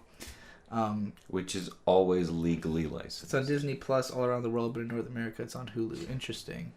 Probably because Hulu is like a place where anime already is, whereas Disney Plus doesn't really have anything but, I think, We watched the show on Verve. No, we did not. But yeah, this show's it's pretty alright. It's okay. It's fine. I would give it like a strong 7 out of 10. Strong 7 to a light 8, and I want to give it an 8 because it looks and feels so good, and I do think the main characters are really interesting. I'm leaning towards wanting to give it a lesser score. I'm leaning towards that because I don't know if it'll deliver. And, like, in my experience, anime mysteries do not usually deliver. I have heard good things about this manga and the author of this manga doing other stuff. I don't really know any of that. I'm not experienced enough to say. To me, it feels like this could either turn out to be really cool and really interesting and have a lot of thought-provoking content in the end, or a bunch of dumbass shit's gonna get explained and I'm gonna really hate it, which usually is what happens with shows in this vein. So I remain hopeful, but not my expectations are low. Yeah. As usual. High hopes, low expectations. That's my motto. Are we done talking about Heavenly Delusion? I think so. I think this is a show I'll probably end up liking a little bit more on a week-by-week basis because it is so strong in the production, and when you line it up with the other 9 shows we're covering, it is the most, like, fulfilling show. It's the one that has, like, the most meat on its bones, that looks the best, feels the best, you know. If you were to watch this next to, like, Dead Mount Death Play, it's gonna feel like a night and day difference. But I don't love it in the way that, like, we'll talk about Skip and Loafer later. I think episode 5 isn't my favorite necessarily, but I love the characters and I love what that show is doing. I love the vibe of it. I love, Hell's Paradise is a lot of fun and, like, has been consistently entertaining every week. I don't know if I like this show as much as those, because those ones they've already proven themselves in a way that, like, this show, again, every time it sets something up, that's like, okay, well, prove to me later that was worth you having set up, or worth me being intrigued in, before I can feel good about that experience, you know? I need more of those payoffs, whereas something like Hell's Paradise is just like payoffs all the time. Yeah. There's pretty much constant. There's not a lot of there is a central mystery. It's not that interesting. You're mostly concerned about the moment-to-moment action, this is from the same author as And Yet the Town Moves, which as far as I know is just a slice of life series. I don't know if it ever even developed. I've never heard of it before. Now I understand why the characters look the way they do, but the next thing we're going to talk about is Mashle. Oh, so I had said about at least 2 of the shows last week that they were what I was most excited to see where it went.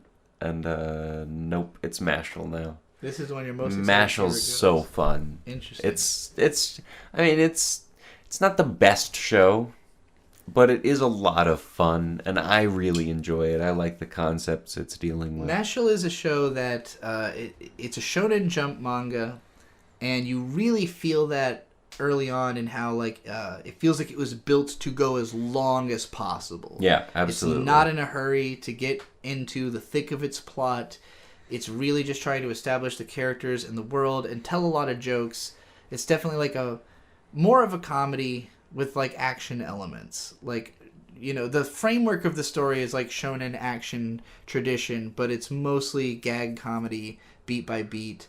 I think it has a lot in common with Haven't You Heard I'm Sakamoto? A lot in common with there's a couple other shows. I mean, the obvious one is Harry Potter, because this show takes a lot from Harry Potter. At least 4 separate times, I was like, oh, this is in Harry Potter. This is just constantly she just goes, well, most wizard things are an adaptation of Harry Potter at this point, and so, you really can't... This one is literally taking scenes from Harry Potter. I would describe this as almost a, deconstructive parody of Harry Potter specifically, but also everything that's come from it. The fact that there's been, now 20 fucking years of magical high school shit that's all riffing off the same plots. Basically, any generic idea from Harry Potter that has come up in anything else, it's also in Mashle. Absolutely. So it is... And I love it, because... So, we haven't really mentioned anything about what the show actually is. We live in a world where magic is pretty much... It is called the Magic Realm because it is a world that has magic, is what the subtitle says on screen. It's the world that has magic. Everyone has magic, except for Mash, our main character. Mash is raised by some old crotchety wizard guy. He only does physical exercises all the time. He is ridiculously strong. Yeah, let's get to that. If we're going to introduce him, there he is. Right, so he's lifting who knows how big of a weight. Defies the natural order. He is a JoJo's character and he doesn't need a stand. So I'm going to go analysis here for a second. Uh-oh. I've talked about the concept, especially in Shonen, of the overdog posing as underdog in a story. This is similar to One Punch Man. This is a hard example. Yeah, One Punch Man and Food Wars are my go-to examples of where the character is in the world makes them an underdog, because everyone treats them like shit and they don't really have a place, and a lot of people want them dead, and they don't feel like they are at the top of the world. But in terms of what the character is capable of, and as compared to what everyone else is striving for in the story, they are way above and beyond, in the same sense that One Punch Man can literally end all of the fights very easily, if not literally in one punch. In Food Wars, he could conceivably cook anything. It's just a matter of the supplies he has. Yeah, and coming up with something on the spot. I only got into Food Wars to the point where he had the battle with the A5 Wagyu girl. Yeah. And her advantage was, well, I'm from a butcher's family, so I can get the best beef. And he was like, well, I can make good things out of gas station ingredients or something. Yeah. I don't know. He's broke. Yeah. So this story, Mash is so ridiculously overpowered that I would say that all the episodes we've had so far are mostly to establish how overpowered he is. We have not introduced a character that comes anywhere close to competing or posing a threat. Yeah, well, a little bit. I wouldn't say so. There's moments where he kind of isn't trying to fight someone, and so lets them, showcase their powers a little bit. But every fight he's actually been in, he overwhelmingly destroys the person. So yeah, the conflict is less of Everyone also calls him Mushroom Head because of his silly bowl cut, and I like that. I think that's cute. Sorry to cut you off there. It's less about can he win and more about how will he win given his unique power set. This is another reason of why I compare it to JoJo's, is because everyone in this world has some kind of fucking magical ability. And so how does he, with strength, beat that magical ability? And I mean, so I had mentioned there's Harry Potter scenes. There's a Quidditch scene later on, and I really love how he reacts to that. We'll get there. I know we'll get there. But what we're seeing right now, so I don't know how this has never happened before, but he walks in and if you've ever seen... I assume this has happened before. I guess, yeah, because I assume this is normal behavior. The dad seems really upset about it. But if you've ever seen the I Think You Should Leave sketch of no, I was here yesterday. It goes both ways. It's a push door. And then he breaks the door. I think Mash just misunderstood which way the door went that day. He is not good at remembering anything. Well, it's not just because it's not quite that he's stupid. He's muscle-brained. He's a good person, but he's clumsy and he forgets things easily. I think so. I've noticed you are what I would consider a very Raggy. I would consider you a very intelligent person. You can confuse left and right all the time. And I have to assume that the reason is that there's one and then there's the one that's not the one. And that's not necessarily easy to remember. It's one of them's left and one of them's right. Well, what do you mean by I confuse left and right? You will just say, go left when you mean go right, and then I have to correct yourself, all the time. Okay. That is a flub in my verbal...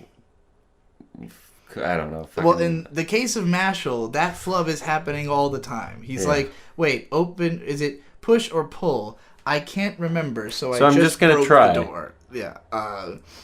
And when he tries to fix the door, he's just kind of smashing it into the It is funny sideways, too.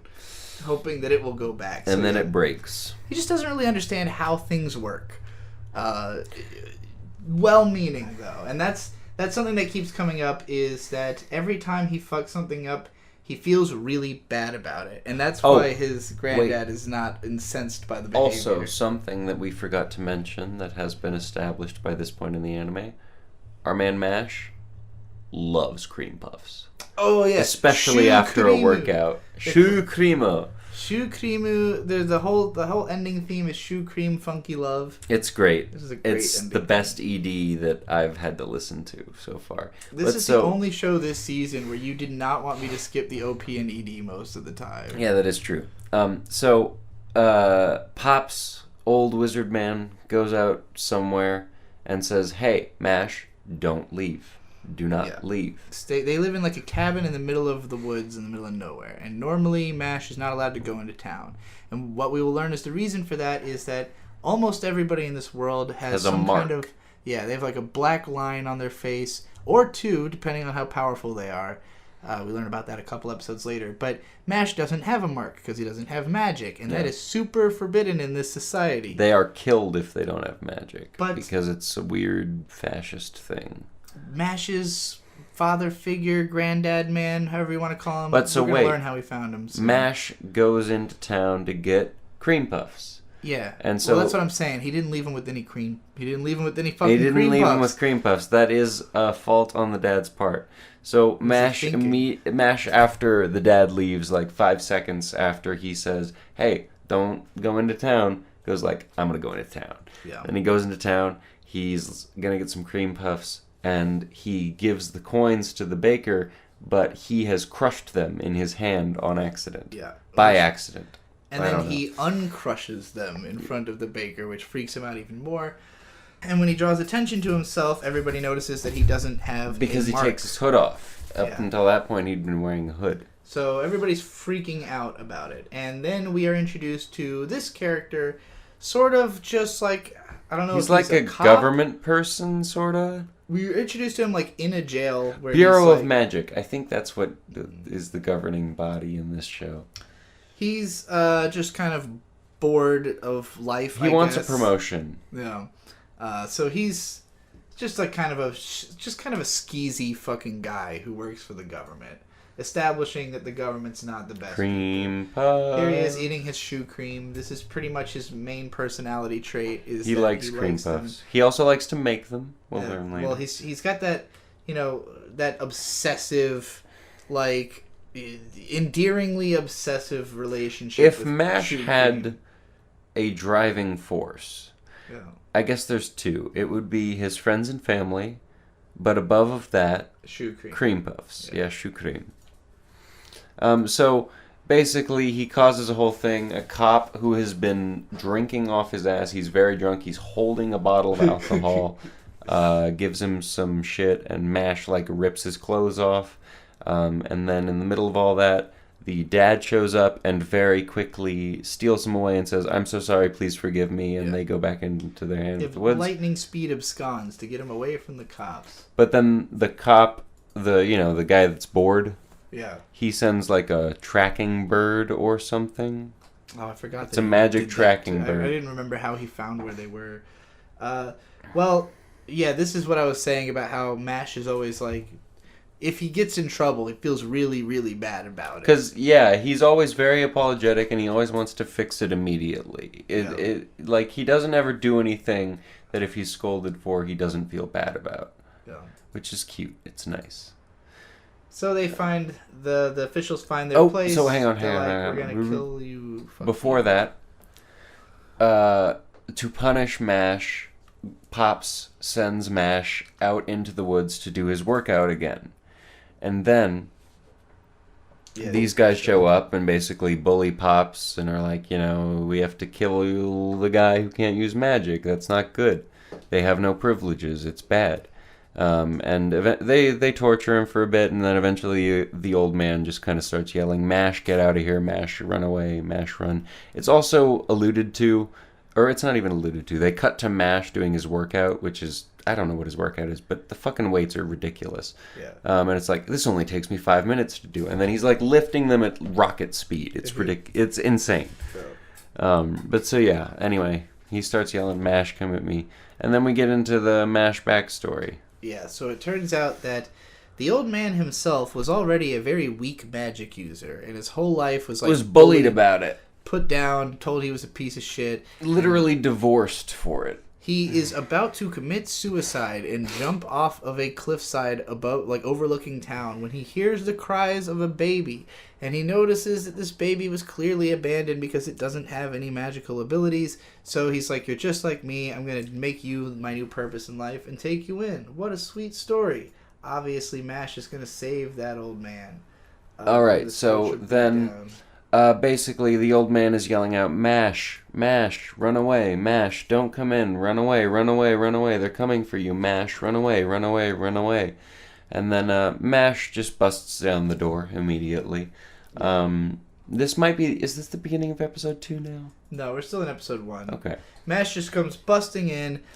He's handily just beating these guys' ass. He beats the fat guy up again, rips his shirt again. He doesn't even beat him up, really. He just rips his shirt off again, and that's embarrassing enough. He also hits him in such a way that knocks him into a bookcase or something like that. That would make sense. He definitely knocks him around. It's also worth noting, the first time he dealt with the fat guy, he ripped his clothes off and just slapped him a bunch, so he wasn't trying to hurt him or anything. Anyway, so then big magic guy trying to get a promotion, who, he's got some kind of magic accolades. He is good at magic. I don't remember exactly how. Well, it's that he has this super beam, the Nalcom Pass or whatever. Well, but like the other guy is like, oh, that's his super move that he fucking murdered a dragon with or some shit. Yeah, that's what I mean. He was like part of the Super Rangers at one point. And he was a superstar, and he was a celebrity for being so good at magic, and now he's kind of a desk job guy who wants a promotion. So he, big man, not big fat man, but, big man that wants a promotion, casts his big spell, and Mash literally swats it away. Yeah, so a lot of what we've had in this show so far is sort of like build up to, could Mash deal with the magic scenario? Because we don't know how he will. We don't know exactly how strong he is until moments like this, where it's like, there's a lot of like build up to how's he going to handle this beam, and then he literally just smacks it out of the way. And then the guy even does like a supercharged up version of it, and then Mash still slaps it away. It's really funny. Yeah, he plays plays soccer with one of the beams. He juggles it. Shit. That's what he does. He's just fucking around. He's totally on another level. His strength is like just unparalleled and beyond enough to deal with mere mortals. So yeah, I thought that was pretty entertaining. Oh, so basically it comes down to the guy who wants promotion puts his career on the line and tells Mash and his dad, do you want to be hunted for life, or the country has this thing where if you enroll in a magic school and you're the number one in the magic school, you'll be like the divine visionary or something like that. Yeah, you join like the people who make all the rules for Magic Society. And more importantly, being that means you were chosen by God. And so the guy who wants promotion says, Mash, you can be hunted for your whole life, or you can join a magic school and become the divine visionary, and that way you'll be chosen by God. No one will be able to argue with you. Yeah. And then you'll have rights or something. And he decides to do that. With his fist. Well, specifically, he decides to do that so that he can crush society with his fist. That's pretty cool. Yeah. So this is a classic man versus it's John society Henry. Story. John Henry? Oh, fucking... That's his name, John Henry? I have no idea what you're talking about. The guy who went against the steam engine? I don't know. Let me make sure that John Henry's the right name. I mean, you're probably right. I don't know about a guy who went against the steam engine. I just want to make sure I have the right name before I talk about it. Anyway, he's okay, so John society. Henry. So John Henry, it's an old American folklore tale where it kind of began right after the steam engine was initially introduced, and John Henry was basically a really strong guy who raced against a steam engine. And I think ultimately he won the race against... Like on foot? Like digging. Like mining, basically. Oh, okay. And so I think eventually, ultimately, he did win the race, but then he died. Oh, damn. Yeah. Well... It's something like that. I don't quite remember. He also had a big blue bull named Bessie, I think? So episode 2 of Mashle. This is the Magic Academy. The fact that it's up on rocks like this kind of reminds me of Raya Lucaria from Elden Ring. Absolutely, I know what you mean. It could be more up on rocks, but yeah, it's a historic and prestigious school that has produced something. A lot of cool magic users. So we get to the opening we get to the entrance exams, and this guy shows up. I don't remember his name, but he's very established in magic. Like, he's one of the top mages in the country or something. He's popular, he's a celebrity, everyone loves him, he's hot shit. And he's running the open initial test. So, he starts it off with like a bunch of... Before he starts it, all of the students are out in the yard, like in the courtyard of the school, just kind of milling around, and he's watching them through the windows, being a creeper, making this face, and judging them. And so he quickly notices Mash, who is working out instead You're of right. studying. He somehow managed to bring a weight bench there. He is just like lifting weights. It's weird. And he's like, this guy's going to flunk out immediately. Yeah, I'm going to flunk it. What the fuck is wrong with him? He's like, at least he could be studying, and then he gets out a book, and it's a book about working out. So he's doubly like, fuck this kid. I hate him. He's definitely going to fail. But so then the beginning test starts. It's a bunch of papers. Well, even before that, there's another moment. The guy starts the ceremony, and he's just... Basically, he's doing all these big magical spells that are full of pomp and circumstance, and Mashle's like... Hey, couldn't you just, like, take us to a room that was prepared for all this? Why do you have to do all this bullshit? Like, couldn't we just, like, have a regular time? He's very not impressed with the magic, and so the teacher is really singling him out as somebody he's gonna fuck with. And so then the teacher sends out the tests, and the words are all jumbled up. You have to do some kind of combination of hexes. They're, like, moving. The words are, like, moving all around the page and being all fucky. You have to do some kind of magic. And basically, Mash just scares them. Yeah, so he just breaks his pen and says to the paper, stop moving around. And he says kindly stop moving. And it's so... The text is scared straight, which is It's really weird. It is a weird gag. But so, you know, he passes and... That's fine. This is just there's like a montage of him succeeding at all these things where, you know, he's just got his finger in the boulder that he's supposed to levitate. He's just imitating magic by being strong. So the last test is that the teacher constructs a whole ass labyrinth. This is another one of those, Harry Potter, Goblet of Fire. I also couldn't help but think of High Guardian Spice, because that show did exactly this with the Labyrinth episode. You're right. There's also a manga called Stray Little Devil that is also takes a lot from Harry Potter and did this exact gimmick. So I've seen a lot of fucking labyrinths in especially magic school anime. But... Anyway, so they're in the labyrinth, and that's when Mash meets this girl. I don't remember her name, and I forgot to open the Mal page, so I'm going to do that real quick. So this girl, she's adorable. We'll learn she's a fucking snake. It's not so much that she's a snake. She's a snake. She's a burden. Her name is Lemon Irvine. So in this episode... Basically, she decides to team up with Mash because she is kind of just pathetic, and it'd be more efficient if they worked together. She falls into every trap. She's just trying. She's taking up his time. Always on the verge of tears. So basically, she gets into trouble. He ends up having to save her, and he becomes inspired to just bust through the labyrinth, just break through all the walls, whatever. He has to save her, and there's time constraints. It's like, well, I can't save her and go through the maze at the same time. Then he decides, well, walls? What are those? So why bother? Everyone is upset with this. The students, the teachers, they're all like, what do you think a labyrinth is? This isn't how you're supposed to solve a labyrinth. It's really funny that they're so upset that he just didn't find his way through the maze instead of just busting his way through. Also, a lot of them are kind of upset, like, why didn't you just do that from the beginning? My favorite running gag in this show is there are these moments where everybody gets upset with him, and they all start throwing shit at him and saying, why don't you just go home? And he's like, I want to go home. I want to go home. Like, he doesn't want to have to be here. He doesn't want to have to put up with all this bullshit. He's just trying to... This whole show reminds me, you mentioned I Think You Should Leave earlier, which is a hilarious Netflix show.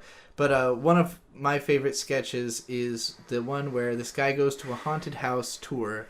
And the whole Big fat load of cum. Yeah, he's told it's an adult tour where they're allowed to swear. Where we can say whatever the hell we want. Yeah, so he keeps just saying, like, one of these fuckers ever just shoot out of the wall and spray a big load of cum everywhere, and, like... The skit is everyone getting, like, madder and madder with him. You can't change the rules just because you don't like the way I'm doing things. Exactly. And that's what this whole show boils down to, that quote. Is, like, they keep presenting him with tests. He finds a way to conquer it. They don't like the way that he conquered it. And he's like, I'm just doing what I can. Like, so it just makes him sad. I love those bits. They're hilarious. Also, I Think You Should Leave Season 3, May 30th. So, the moment when he saved her, she says to him that she's a burden. And he says, I don't really mind a burden at all. Meaning, in his mind... he's a true Chad muscle bro. He probably prefers burdens, just throw that bitch over your shoulders and you got a good cardio. Yeah, in his mind, it's a physical burden. In her mind, it's emotional burden. And what this means to her is basically a marriage proposal She's like, oh right, she does immediately fall in love with him. Yeah. Her take on this is you are willing to take me on the burden of a person that I am, so let's get married. So now she's in love with him. She's a very weird character. Yeah, she doesn't make a lot of sense. She's kind of the Ron Weasley of this. The weird thing about her is that they don't do anything to really try to make her likable. Oh, you're right. Hang on, I'll get to it later. Like, the joke is kind of that she is actually just a burden and just worthless. She's not good at things. I mean, she's better at magic than Mash is, but Mash is better than magic. Yeah, I think it's a funny bit, but she doesn't really get to do much so far. Like, she's introduced in this episode really heavily, and then kind of takes a real backseat for the next few that we're going to look at, but we'll see why that is. So this is interesting. Oh, this is Dumbledore. Welcome to Dumbledore. Yeah, after...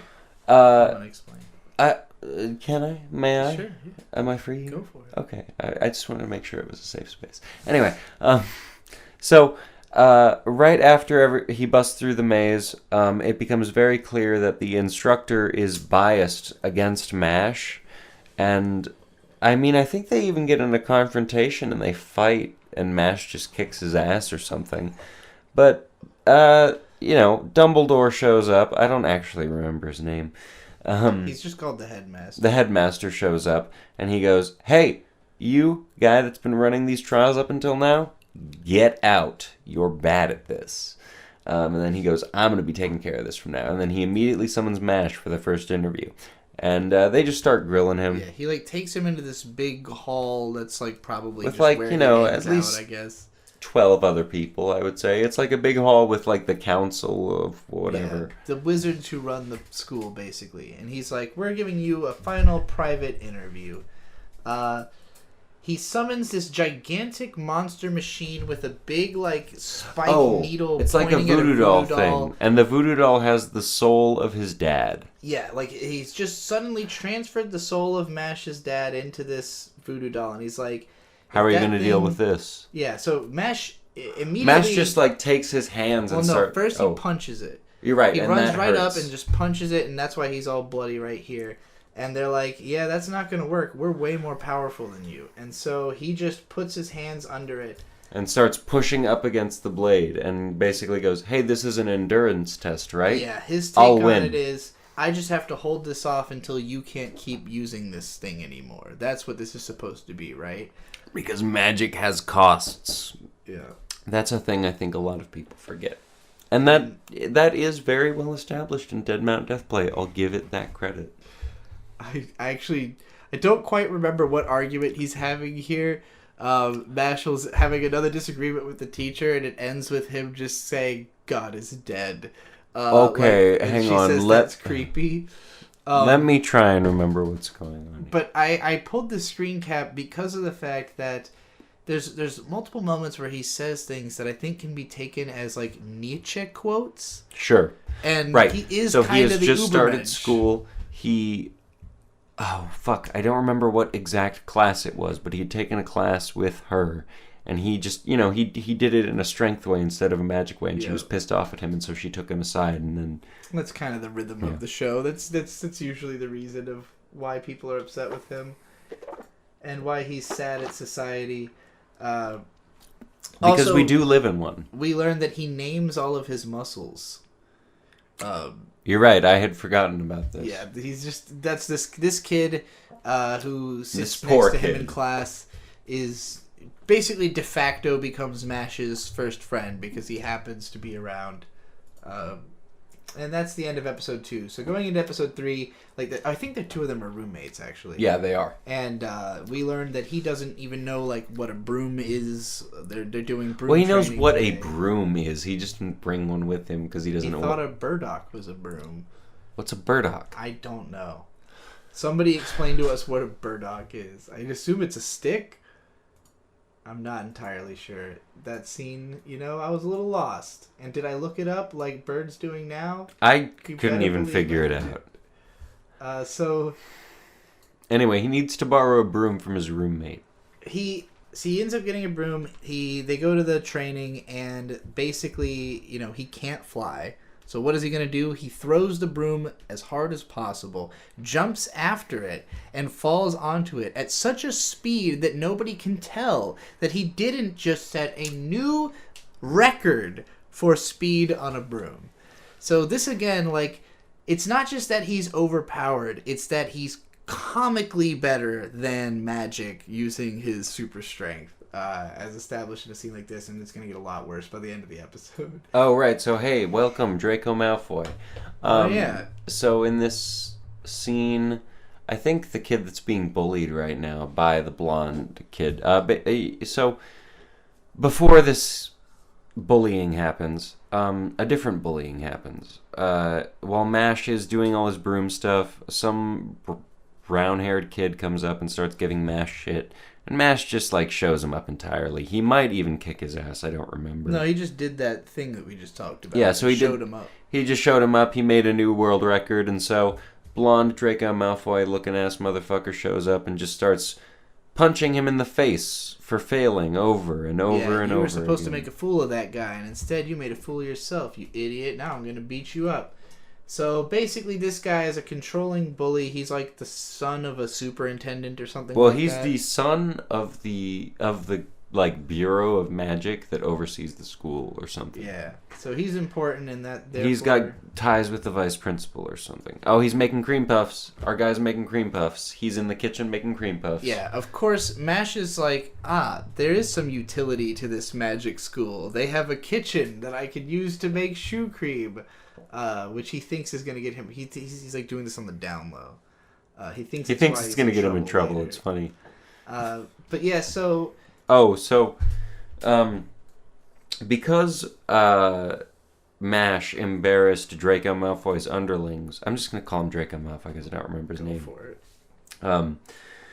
Draco Malfoy starts having Mash just do all kinds of menial tasks like carrying their bags and books and brooms. Well, what he's telling him is, I'm hot shit. I can get you in with the Bureau of Magic. I can make you the visionary, whatever. Yeah, I can help you Divine get what visionary. you're trying to get. You just gotta be my little bitch boy for a while. Yeah. And Mash just kind of takes this on the face of it. He's not really questioning it. He's kind for of like a really long time. Like he just does it. Yeah, but we get to a moment where the guy like pours a drink out and is like, clean that off the floor. And he's kind of hesitant, but he ends up cleaning the floor so much that it sparkles, which I thought was funny. I like that, like, it sort of reveals deliberately that, like, the artwork in the show is presenting the floor as, like, dirty and grungy, such that when he cleans it, it would be presented as, like, a marble sparkling floor.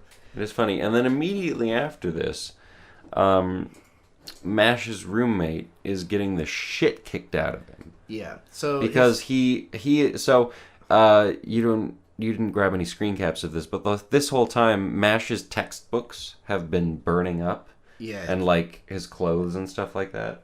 His shit keeps getting destroyed. He doesn't really know why. And it turns out it was the kid who's his friend was being bullied and forced to do it. He can't take it anymore, so that's why they're kicking the shit out of him, because he's like, I'm not going to be a part of this. Mash, of course, learning all of this, is like, well, I'm going to resolve this right away. And slams Draco Malfoy into the fucking ground. Yeah, I don't think he intended to quite do this much damage to him. I think he did. But I just think he didn't process the ramifications. So the best part is a teacher comes. No, it's the vice principal. Oh, the vice principal. It's the vice principal that Draco Malfoy has connections with. He sees he's like, hey, I saw all that, and you're definitely getting expelled.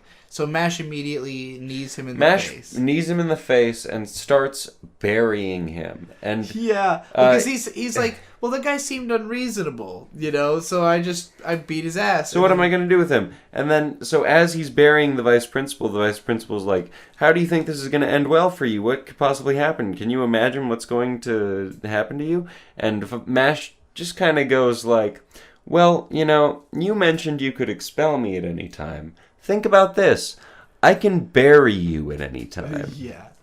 He's just fucking stone cold threatening to these little pompous assholes.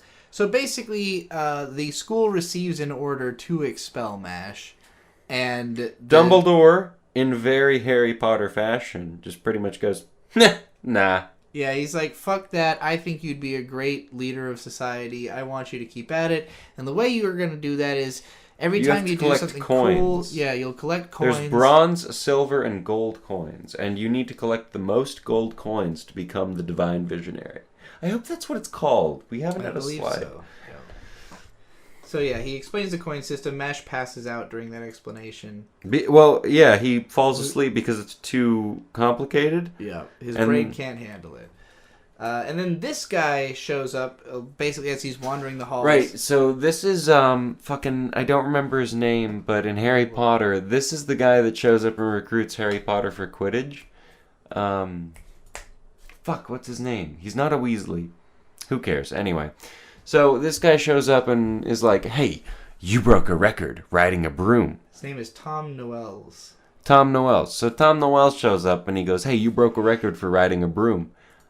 I'm the broom sports team captain. Join my Quidditch team. Duello. It'll be awesome. It's called Duello. You're so badass. And he's basically just so overbearingly insistent that even though Mash keeps insisting, like, I can't fly a broom. I don't know how to fly. I don't know how to fly. It doesn't matter. He's on the field at the end of the episode like, well, I said I can't fly. Once again, everyone boos him, throws trash at him, says, go home. If you don't want to be here, go home. And he goes, I want to go home. So that's the end of episode 3. All right. I've been enjoying this show a lot. I think it's a fun parody of Harry Potter. I really like the idea of, just absolute might in the face of magic, because you'd normally think magic would win against that, but I don't know. I think it's really a fun concept. It's really cute. Mash is a great character. I really enjoy this show. We're about to get into my favorite part of the show where Mash can't ride brooms, but we'll get into that in a second. Other than that, what we've seen so far, just like Mash absolutely kicks ass. He slams people into the ground. He slaps away magic. I can't ask for a better protagonist that is, it's the overdog pretending to be the underdog, as Beatrice said earlier. It's very obvious. It's very... I don't know. I normally don't like shows like that, but this one, I would say, does it very well. I'm very happy with it. God, I'm just kind of sucking the show's dick. I don't like I don't remember her name. Lemon Irvine? Is that what it is? Lemon Irvine? She could be developed more or, not be around anymore. But, basically, if we're going for the Harry Potter comparison, I think Mash is Harry Potter, Lemon Irvine is Ron Weasley, and then Beatrice had mentioned there's characters with 2 lines. There's going to be a character with 2 lines later we'll meet that I think is very comparable to Hermione. And I don't know, this show also starts to tackle some pretty heavy concepts. It's kind of tackling heavy concepts from the beginning because it's literally a euthanasia okay society. This show is definitely a slow grower for me. I would say probably episode 4 was when it finally had enough funny moments that I was like, all right, I'll remember this. It starts off... I appreciate the humor. I like that it's always just kind of taking a generic magic school thing and then being like, how would super strength just trump this, It always sets it up well enough that it feels good to watch the thing happen. And Mash is a fun character. But he's also a very deliberately, two-dimensional character. He's a gag manga protagonist. And... this show's not as elaborate or dense as a Gintama, where it would be just the funniest thing I've ever seen. It is, if anything, almost deliberately thin. Not to say there's not a lot of jokes. There are a lot. Every time that he does something, he'll do 3 or 5 versions of it, which sometimes I only really feel like the joke is funny the first time, and then all those other kind of tags on it have diminishing returns. Not to say that they're bad, just that it doesn't make the scene better that he goes and does it to the extreme. Although that's not true in episode 4. In episode 4, every detail of the joke that we're about to get to is really funny. So it has its moments. I would say it's improving. I think my biggest problem is just that like none of the side characters are really interesting yet. Mash is the only one that I like. Like, yeah, I like this guy. Everybody else is just kind of there. But I expect that if this goes on for a super long time, being a long-running shonen manga, that like we'll get a lot more of those characters, and eventually they'll be fleshed out and maybe have arcs or something. There's a lot of promise in this show. I'm gonna keep eating this slice of pizza until Bird gets back. Episode 4. What you are lacking is bamboo! Right. No, it's not that he's lacking... Well, you're right. He literally does say bamboo. He needs to be like bamboo, though. It's not that he's lacking bamboo. This guy just like screaming bamboo a lot. I appreciate it. It's pretty fun. I like this his guy voice is a really fun character. He's like second best in terms of the show's characters. Mash being first, of course. Yeah. But yeah, he just goes, you need to be bamboo. You need to be strong and resilient, and you need to not bend. Because he's just gotten hurt in the game. Yeah, well, that actually happens right after. He gets hurt, and Mash is, like, taking care of him. And the other team says sportsmanship is nonsense. So, now That's Mash very Draco Malfoy. I know it's not literally Draco Malfoy, but this... So we're at the Quidditch scene now. Yeah. Pretty much the only difference between Harry Potter Quidditch and this show's Duello is Quidditch has, like... I think it's, like... 3 or 5 goals or something like that, and then this only has 1. So the main question of the scene has been like, how is he going to do it if he can't fly? Let's find out. He figures out how to fly. So what he does is it has been previously established that Mash can jump incredibly high and or far. Yeah. So Mash jumps up really high, up to where everyone else is flying, and then he starts like paddling, or kicking in the air like he's swimming, and it keeps him up. That's how he's flying on his broom. He's a human helicopter. He's literally kicking his legs. So this is where, like, I mean, already obviously the stuff he's been doing has been beyond reality, but this is so far, insane. So insane, but in a fun way.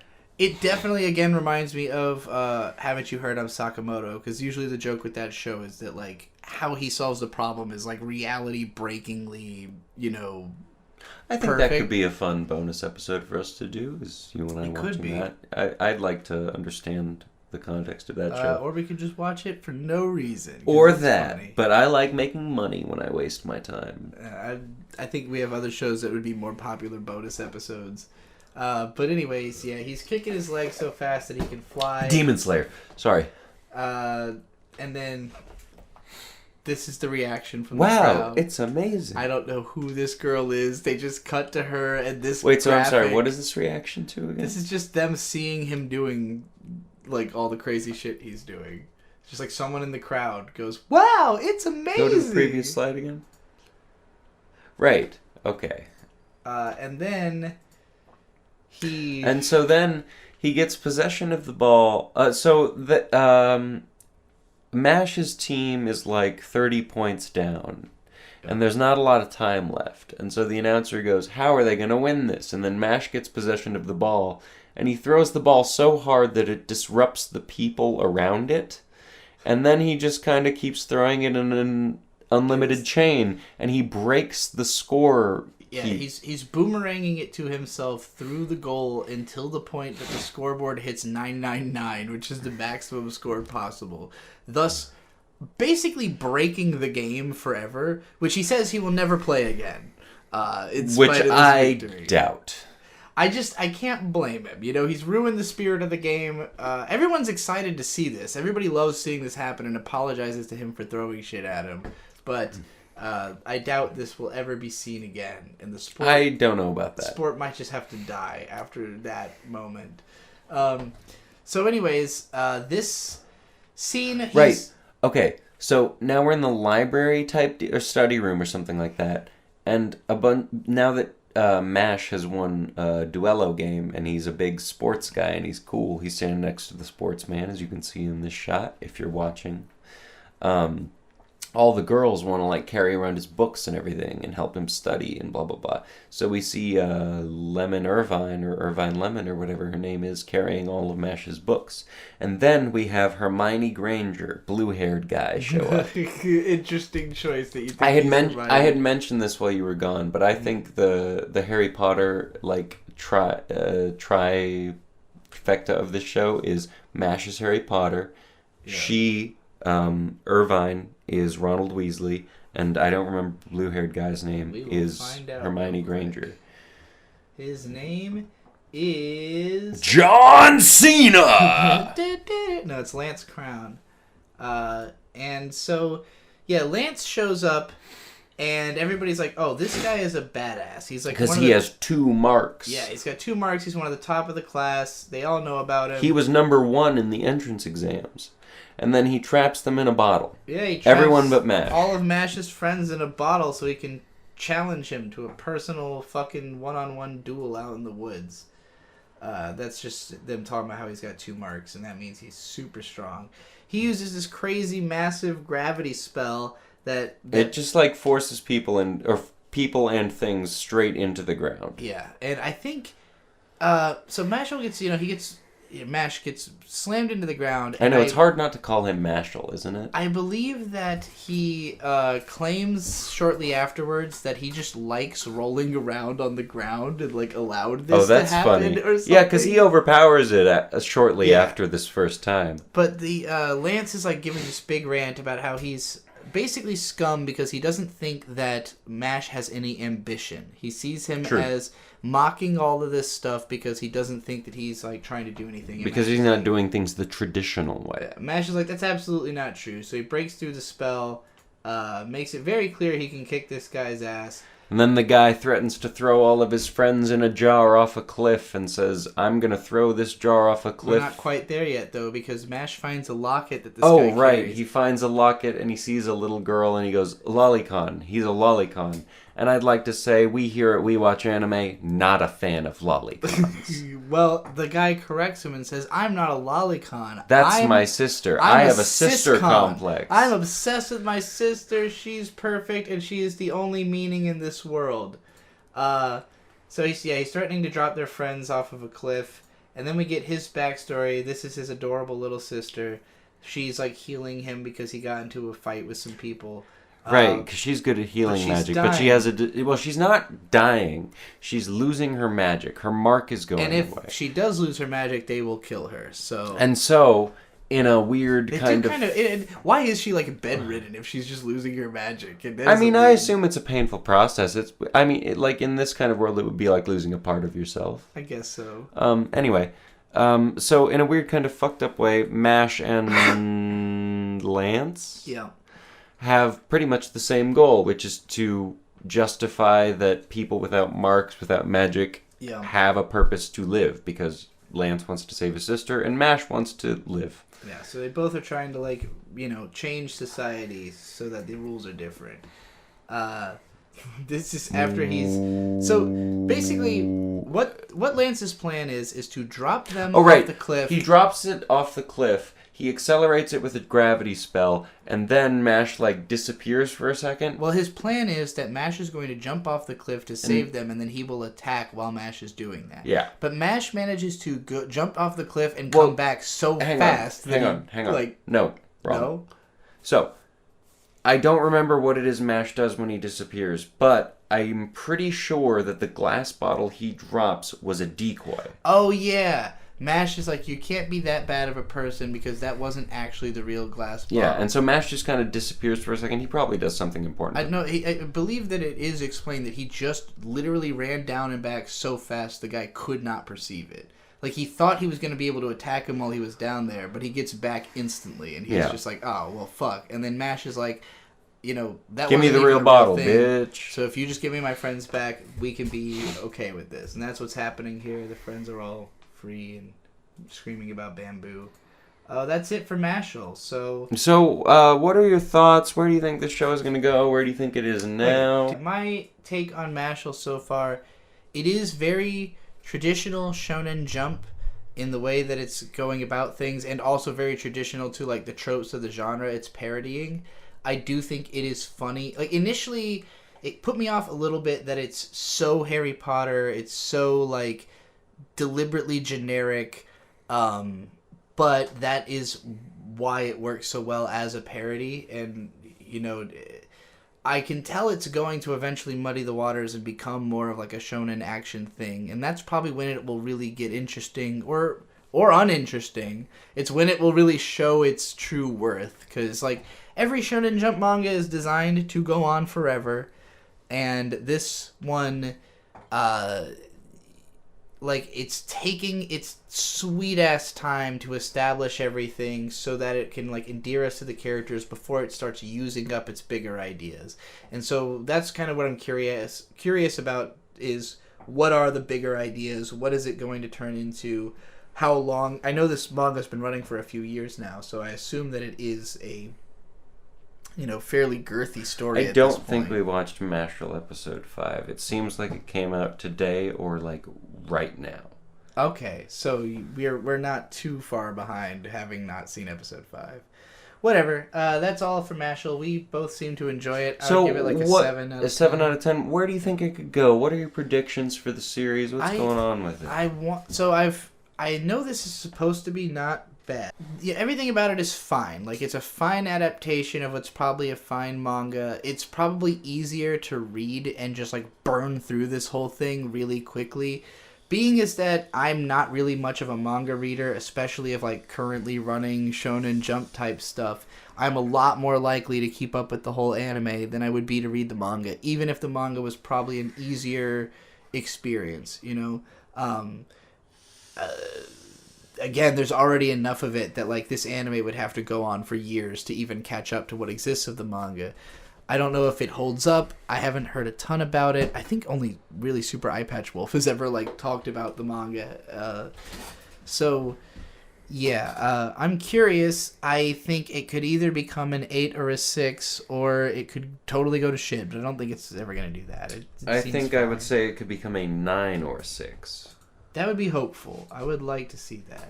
For now, it's just a solid 7 out of 10 for me. Alright, time to talk about the next show. This is... I need to look up the Japanese title for this, actually, because it's a joke. So, the Japanese name of this show is Boku no Kokoro no Yabai Yatsu, which in English has been translated to The Dangers in My Heart. I think they should have called it The Badness in My Heart, because the word yabai means bad, and it's similar to the English word bad, and then it means both bad and good. There's a lot of puns about it. It comes up a lot in Japanese, like, youth culture fiction, I guess. So, yeah, this is the badness in my heart, if you will. But it's... In brief, the Bundiness in my heart. I'm going to call this a neurodivergent rom-com. It's a cute romantic comedy about a couple of very weird characters, and it's mostly kind of about how these characters are weird. I think there are certain audience members that are going to connect with this show extremely hard. I wouldn't say that I'm one of them. I like it. I don't think I connect with it, but I think it's cute. I agree. I like it in sort of a... I guess if I was going to compare it to other anime, there's stuff like Mysterious Girlfriend X or... Mirai Nikki. I can see a small shade of that. It's a very low-key, like, Yashike slice of life, high school comedy. Love is War. But it's on the raunchy side, but not really forwardly sexual in, like, the imagery so much as the dialogue and conceptually. Yeah. It's much more fetishistic than it is pornographic. And most of it isn't even the main characters being fetishistic. There's just this group of 3 guys that are constantly, like, talking about weird fetishes because they're clearly just discovering them. The opening scene here, the main character... is, I mean, he's got a weird fetish, which is that he wants to murder. He particularly wants to kill the hottest girl in class. Who is an idol, I believe. She's like the school idol, but she is an actual model. And all he wants to see is that school idol? Like the idol of the school. Everybody loves her. She's not like an actual idol performer. But she is actually a magazine model. Okay. All I want to see is that beautiful face writhing with pain. So our main character is a little edgelord who wants to ruin the life of this beautiful girl. And he basically, imagine CL from Black Butler if he had none of the resources and was transported into modern day Japan. That kid... Not even the demon butler. He's upset with the three kids who are behind him in class are always talking about sex and perverted stuff. Particularly this blonde kid who's just... He's way too horny. I would like to say, if I took school a little seriously, not too seriously, but when you're really trying to pay attention in class and there's people behind you talking about dumb fucking bullshit... It's really hard to pay attention, and I know I'm ADHD, so that might have contributed to it. But you're saying you relate to this kid's desire to slash them with a box cutter. No, just... I can't count the number of times I turned around to the silly people that were talking behind me to just go, hey, I'm trying to pay attention. Please be quiet. Please be quiet. Please let me listen. And it took, I don't know, I probably didn't need to take that authority into my hands, but I was trying to learn things. They were trying to talk about what they were doing that night. I don't know. Well, this kid doesn't like hearing all that shit either. I agree. I don't agree with all of this kid's methods. So he spends most of his time just thinking edgy thoughts. He goes to the library. Not etchy thoughts. No, edgy thoughts. And just so happens that the class girl who everybody likes is sneaking off to the snacks. She hangs out. She comes to the library to eat snacks. She kind of tries to say to him like, "Hey, don't tell anyone," or something like. She's got her mouth full. He can't understand what she's saying. But she seems relieved by his response. So basically, he starts hiding behind the bookshelves in the library and watching her eat and just kind of studying what she's up to. Because his sanctum has been disturbed. And it quickly becomes apparent to him that she is a massive klutz. Just kind of an airhead, a space case. She's like Drax the Destroyer. She's in the cutest possible way. She's again, neurodivergent is the word I will use for both of these characters in distinctive ways, and I'll get into what that amounts to. But like, here's so. Oh right, she keeps giving him her trash. In this scene, yeah, she. The way the scene is presented is like she is sweetly sharing her snacks with him. But this girl is like, hey, you just dumped off your trash on that kid. And it's a weird, complicated undercurrent. I really am going to try to get into like psychoanalysis with this show because this one is like, there's a lot going on psychologically here. Psychosexually, we'll say. This is a show about simping.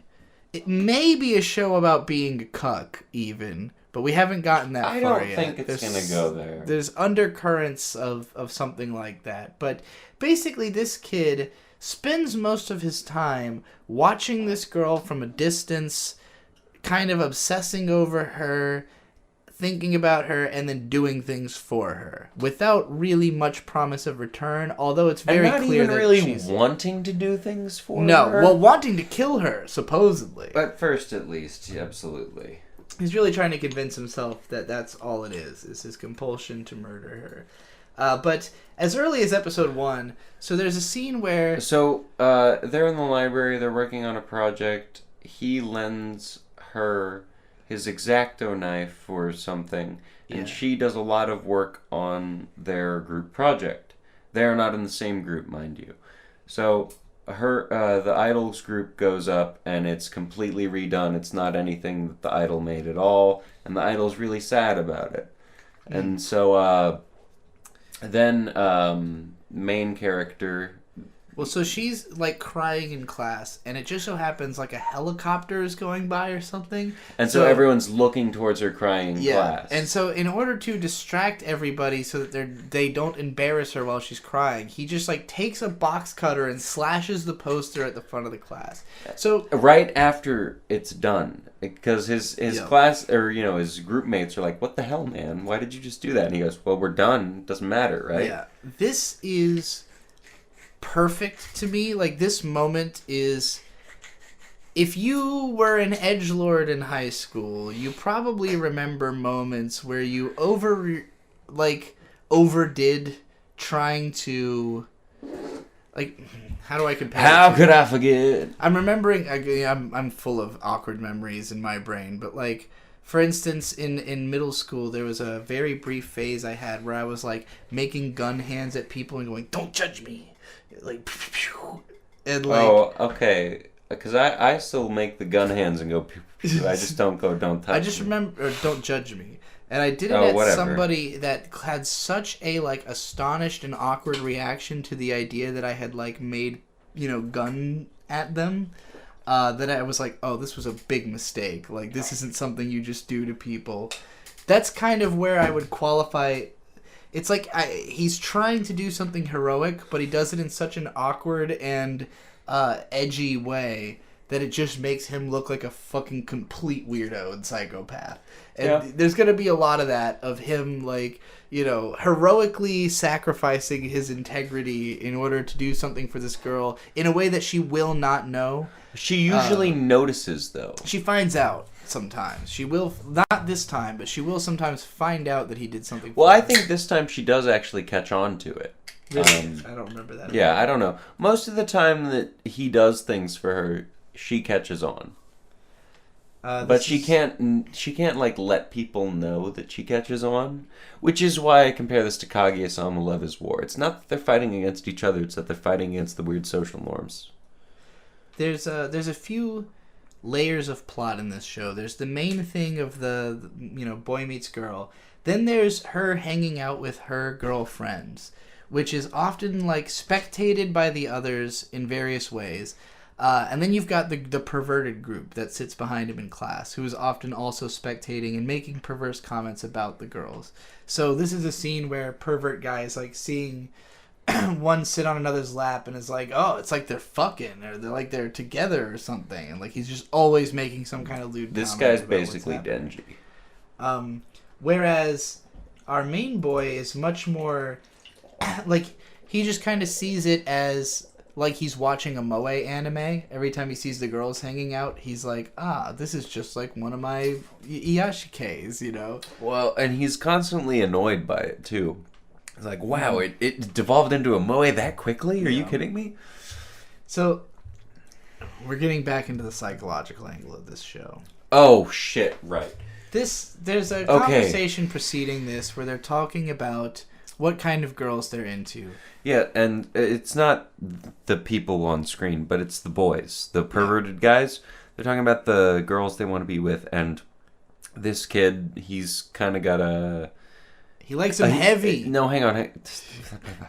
He's got like a Connie from Attack on Titan thing going on. He has brown eyes instead of blue, but he's pretty much Connie aside from that. Shaved head, yeah. And so everyone's... All the other two guys are like, "Oh, I like this girl, I like that girl."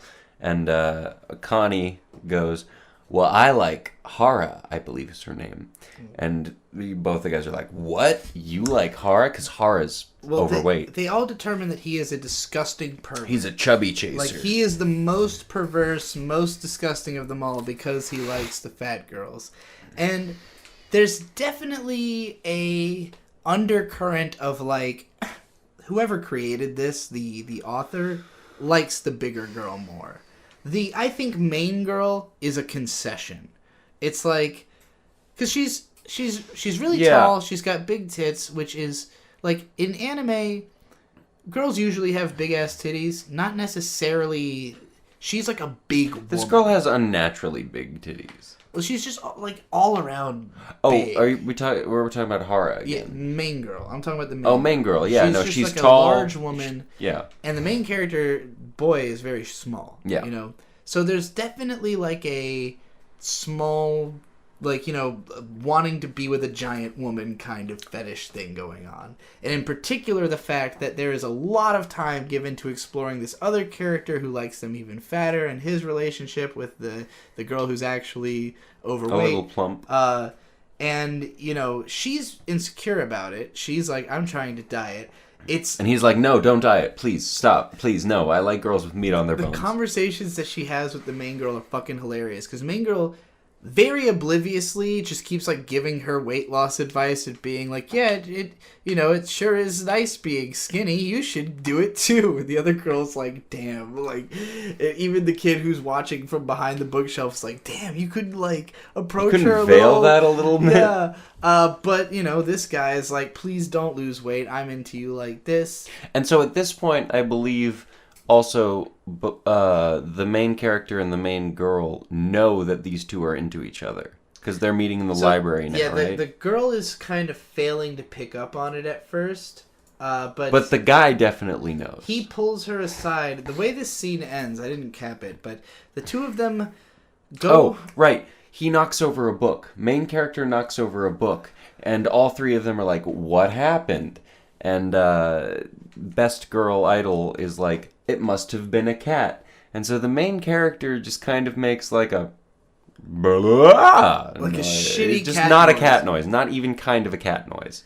Yeah. And then she goes back there and makes... To investigate, and then she makes better cat noises. And then they start talking like, oh, well, cats fight this time of year. It must be something like that. Yeah. And it's like, neither of you two are investigating the potential of multiple cats in the school library? What kind of people are you? What's going on here? It is weird that they chose leave the library instead of investigate the cats, especially when the other two did not come, or like main girl did not come back. Yeah. So that was a little weird, but that was their way of getting those two to together and spend some time together. It's kind of implied they're dating after like an episode. And then also Hara implies that Idol Girl wants to be dating someone too. Hold on, real quick. Since I opened up, her name is Anna. Yamada Anna. Yeah. That's the main girl. Anna. And the main guy is Kyotaro. Anyway. Ah, God, I can remember Anna. But yeah, this scene. So this is another, like, a lot of this show is just the main guy, like, stalking the main girl and Kyotaro stalking Well, and Anna. actually, this scene is like he isn't trying. He just happens to go to the mall to try and buy this copy of this magazine because she's in it. Yeah. And then, because he happens to be there, he comes across these two girls who are going to get this magazine. But Anna shows up and is... she's trying to get recognized. Yeah, she's trying to get noticed for being in the magazine, and she wants to sign copies. She's, like, ready to do that. She also starts, like, laying out her magazines on top of the other ones, and then a shopkeeper immediately comes and fixes it. Yeah. And also when she sets out the magazines on top of the other magazines, Kyotaro goes, "You're upsetting the very balance of life," or something like that. There's definitely an aspect Or, no, it's you're messing with the whole store. That's what it is. There's an aspect of Watamote's, like, awkward comedy, of, like the comedy is in how the characters are awkward. I know you haven't seen it. You don't have to give me a weird look. Everybody else knows what I'm talking about. It's a show about the otaku girl who's, fucking up all the time socially. The way this episode ends, So Anna's walking to or from school, and a horny guy, Denji, basically. It's just the guy who's trying to pick her up. Yeah, a horny guy is just trying to pick her up, and Kyotaro is witnessing the whole thing, and it gets to the point where she's obviously very uncomfortable. She keeps lying that she doesn't use social media, and he almost gets her to give him her social media, but then Kyotaro sends his bike forward and into the river to distract everyone. Yeah, he literally just throws his bike down this hill so that it will go over a fence and into a river. Away. But this is the time where she does notice that he's done this, because this girl points out, like, hey, that was totally Kyotaro. Yeah, because this girl was watching the whole time also. She was behind Kyotaro when he was doing it. But yeah, that's pretty much how the first episode ends. He did something nice for her. That was all the first episode? Yeah, that was all the first episode. But we have less screen caps from each one after that. Because This show, there's a few comedies we've talked about where there's a lot of just jokes that, while they are funny, there's nothing to say about them other than, that was a funny joke. It's more like, we can talk about the sense of humor in these shows and whether we think, we like it or you would appreciate it. But, like... We either had to pick this show or Insomniacs show. I feel like that's kind of what we had, where it went, is like... This one is easier to talk about because there's all these weird psychological angles to it. Yeah. And Insomniacs After School also has psychological psychological show. Angles to It's it. very direct. The characters are explaining insomnia. This show is... Not very direct. I mean, fucking, there's a lot of projection you could do onto this show. There's a lot of fetishes that are definitely being represented here. There's a lot of deeper layers for certain people to get some... Like, if you connect with this show really strongly, it's gotta be because you have some kind of particular fetish that, ties in with this show. So, yeah, I would say... And it's also intriguing to me because of the specific combination of elements and genres. So, like, this scene I have on screen, there's 4 girls fanning each other in a circle. Basically, the way this plays out is Anna is, like, fanning herself or her friend, and basically she's, like, lacking depth perception, so she keeps hitting herself in the face. And, like, one of her friends gets mad at her, so she's like, why don't you fan me? And she's like, I'm not doing that, but then another one does. They all end up fanning each other. It's just like a cute little funny scene, and Kyotaro is just watching this and once again commenting like, it's just like a moe anime. So there's clearly, on the author's part, like a love for and desire to incorporate elements of moe, 4 girls, slice of life, school show type stuff. But this isn't that. And those types of shows don't usually have a romance element or like a guy character. It's usually just a world of girls doing their own things. And I've always taken that as like a very dissociative anime escapism thing, especially for trans people like me who are just trying to have the experience of like, what if I was a teen girl with friends, especially back when I was a teenager, and that was the kinds of shows that I was mostly watching. So like, this show has those qualities to it, but without being so distant that you disembody from like the male insert character. But the male insert character is extremely honest of a presentation, where like usually they try to just make the most generic guy possible or someone really cool. This kid is like a wimpy, scrawny little, edgelord. He's a real underdog. He's presented as inauthentic almost immediately. The show is like not on his side. It doesn't believe that he's going to kill anybody. Even though he is the protagonist. Yeah. So it's got this sense of, like, the main character is definitely somebody who you're meant to project directly onto, but the particulars of the scenario, the fact that he's watching these girls from a distance, but he also has a relationship with the main girl, but there's also this, like, there's a sex comedy happening, like something that's along the lines of like a Oshiete Galko-chan when like the guys are commenting on what's going on. Yeah, something like an Oshiete Galko-chan. Please teach me Galko-chan. You look, I have to reference shows that it reminds me of for the people who understand I just need to know. It's an anime. It's similar in concept. I'm not going to go into the whole description. I just like to also know the English names. That's all I'm saying. Okay, please teach me Galko-chan. Great series whose author was unfortunately outed as a pedophile. Same guys were Rurouni Kenshin? No, but, another case. Anyways, that show's more similar... Isn't that unfortunate? If I had a nickel for every time a manga author was outed for being a pedophile. Let's not... As far as I know, it'd be 2. Let's pretend none of that's ever happened before. And it doesn't seem like a lot.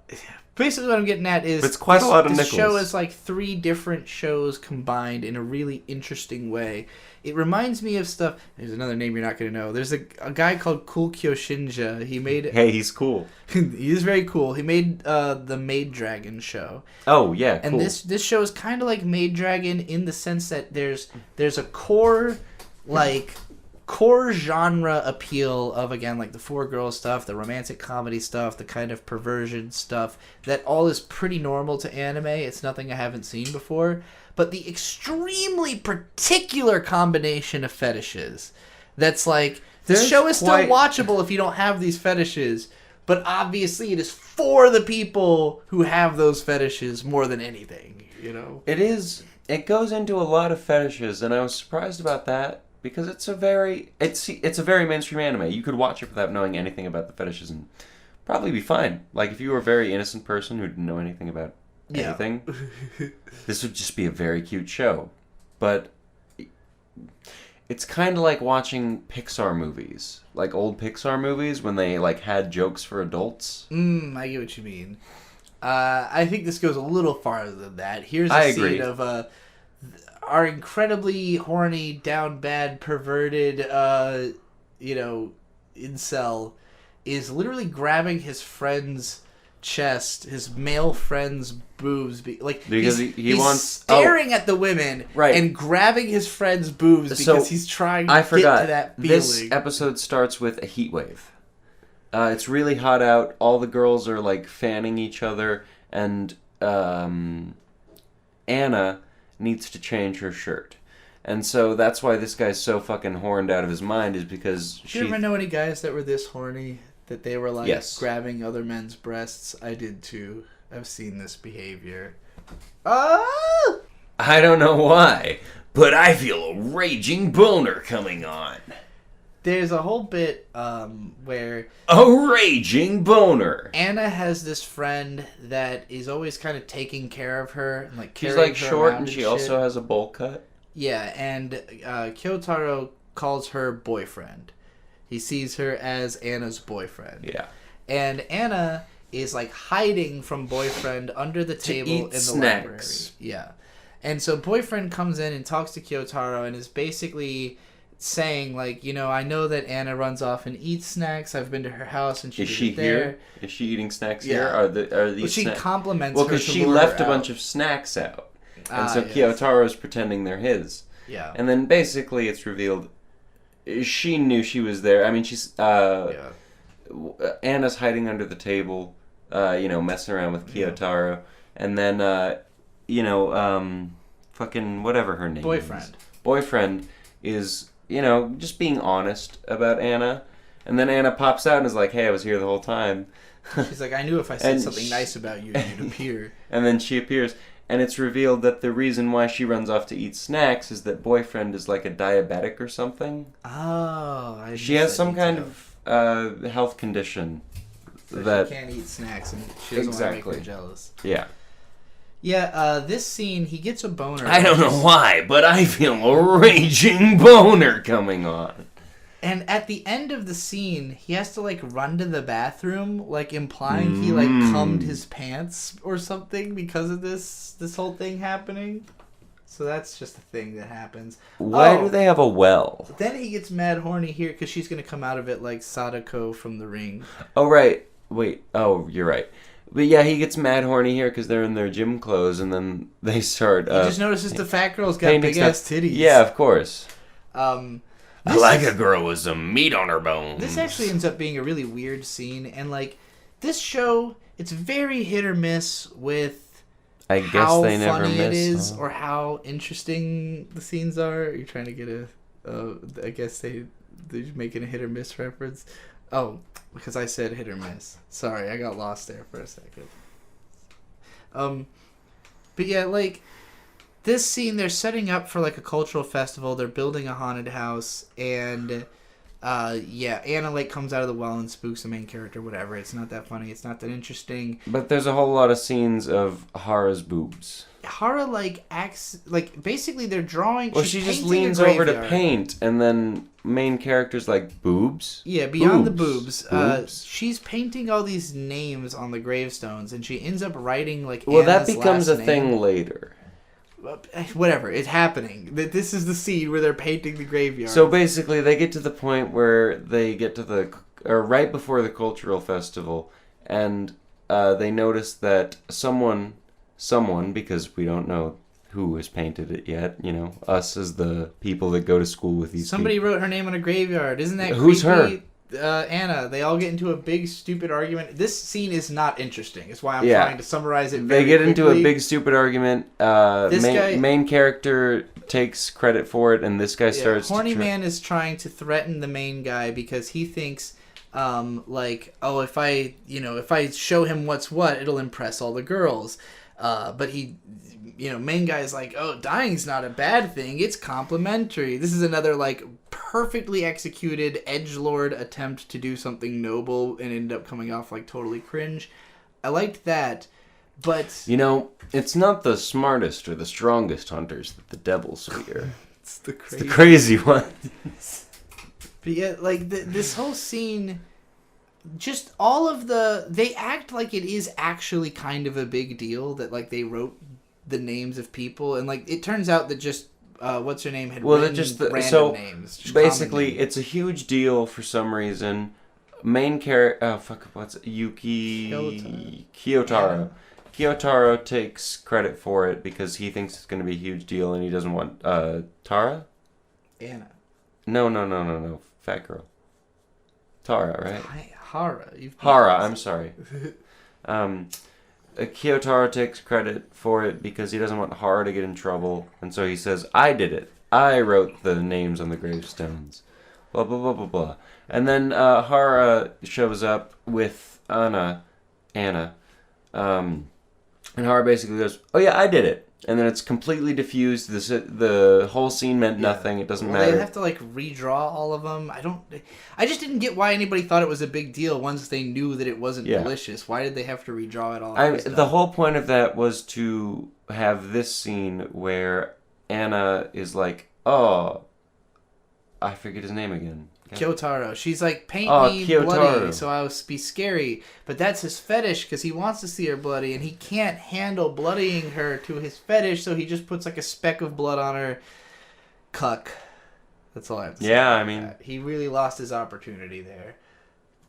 Moving into episode... They take a picture together. Right, because they make a project that's called Our Town 80 Years Ago or something like that. And it's not. They don't make it. So they're at the art fair. Mm-hmm. Remember they were setting up for the big art fair or whatever? Yeah. They're walking around... School festival.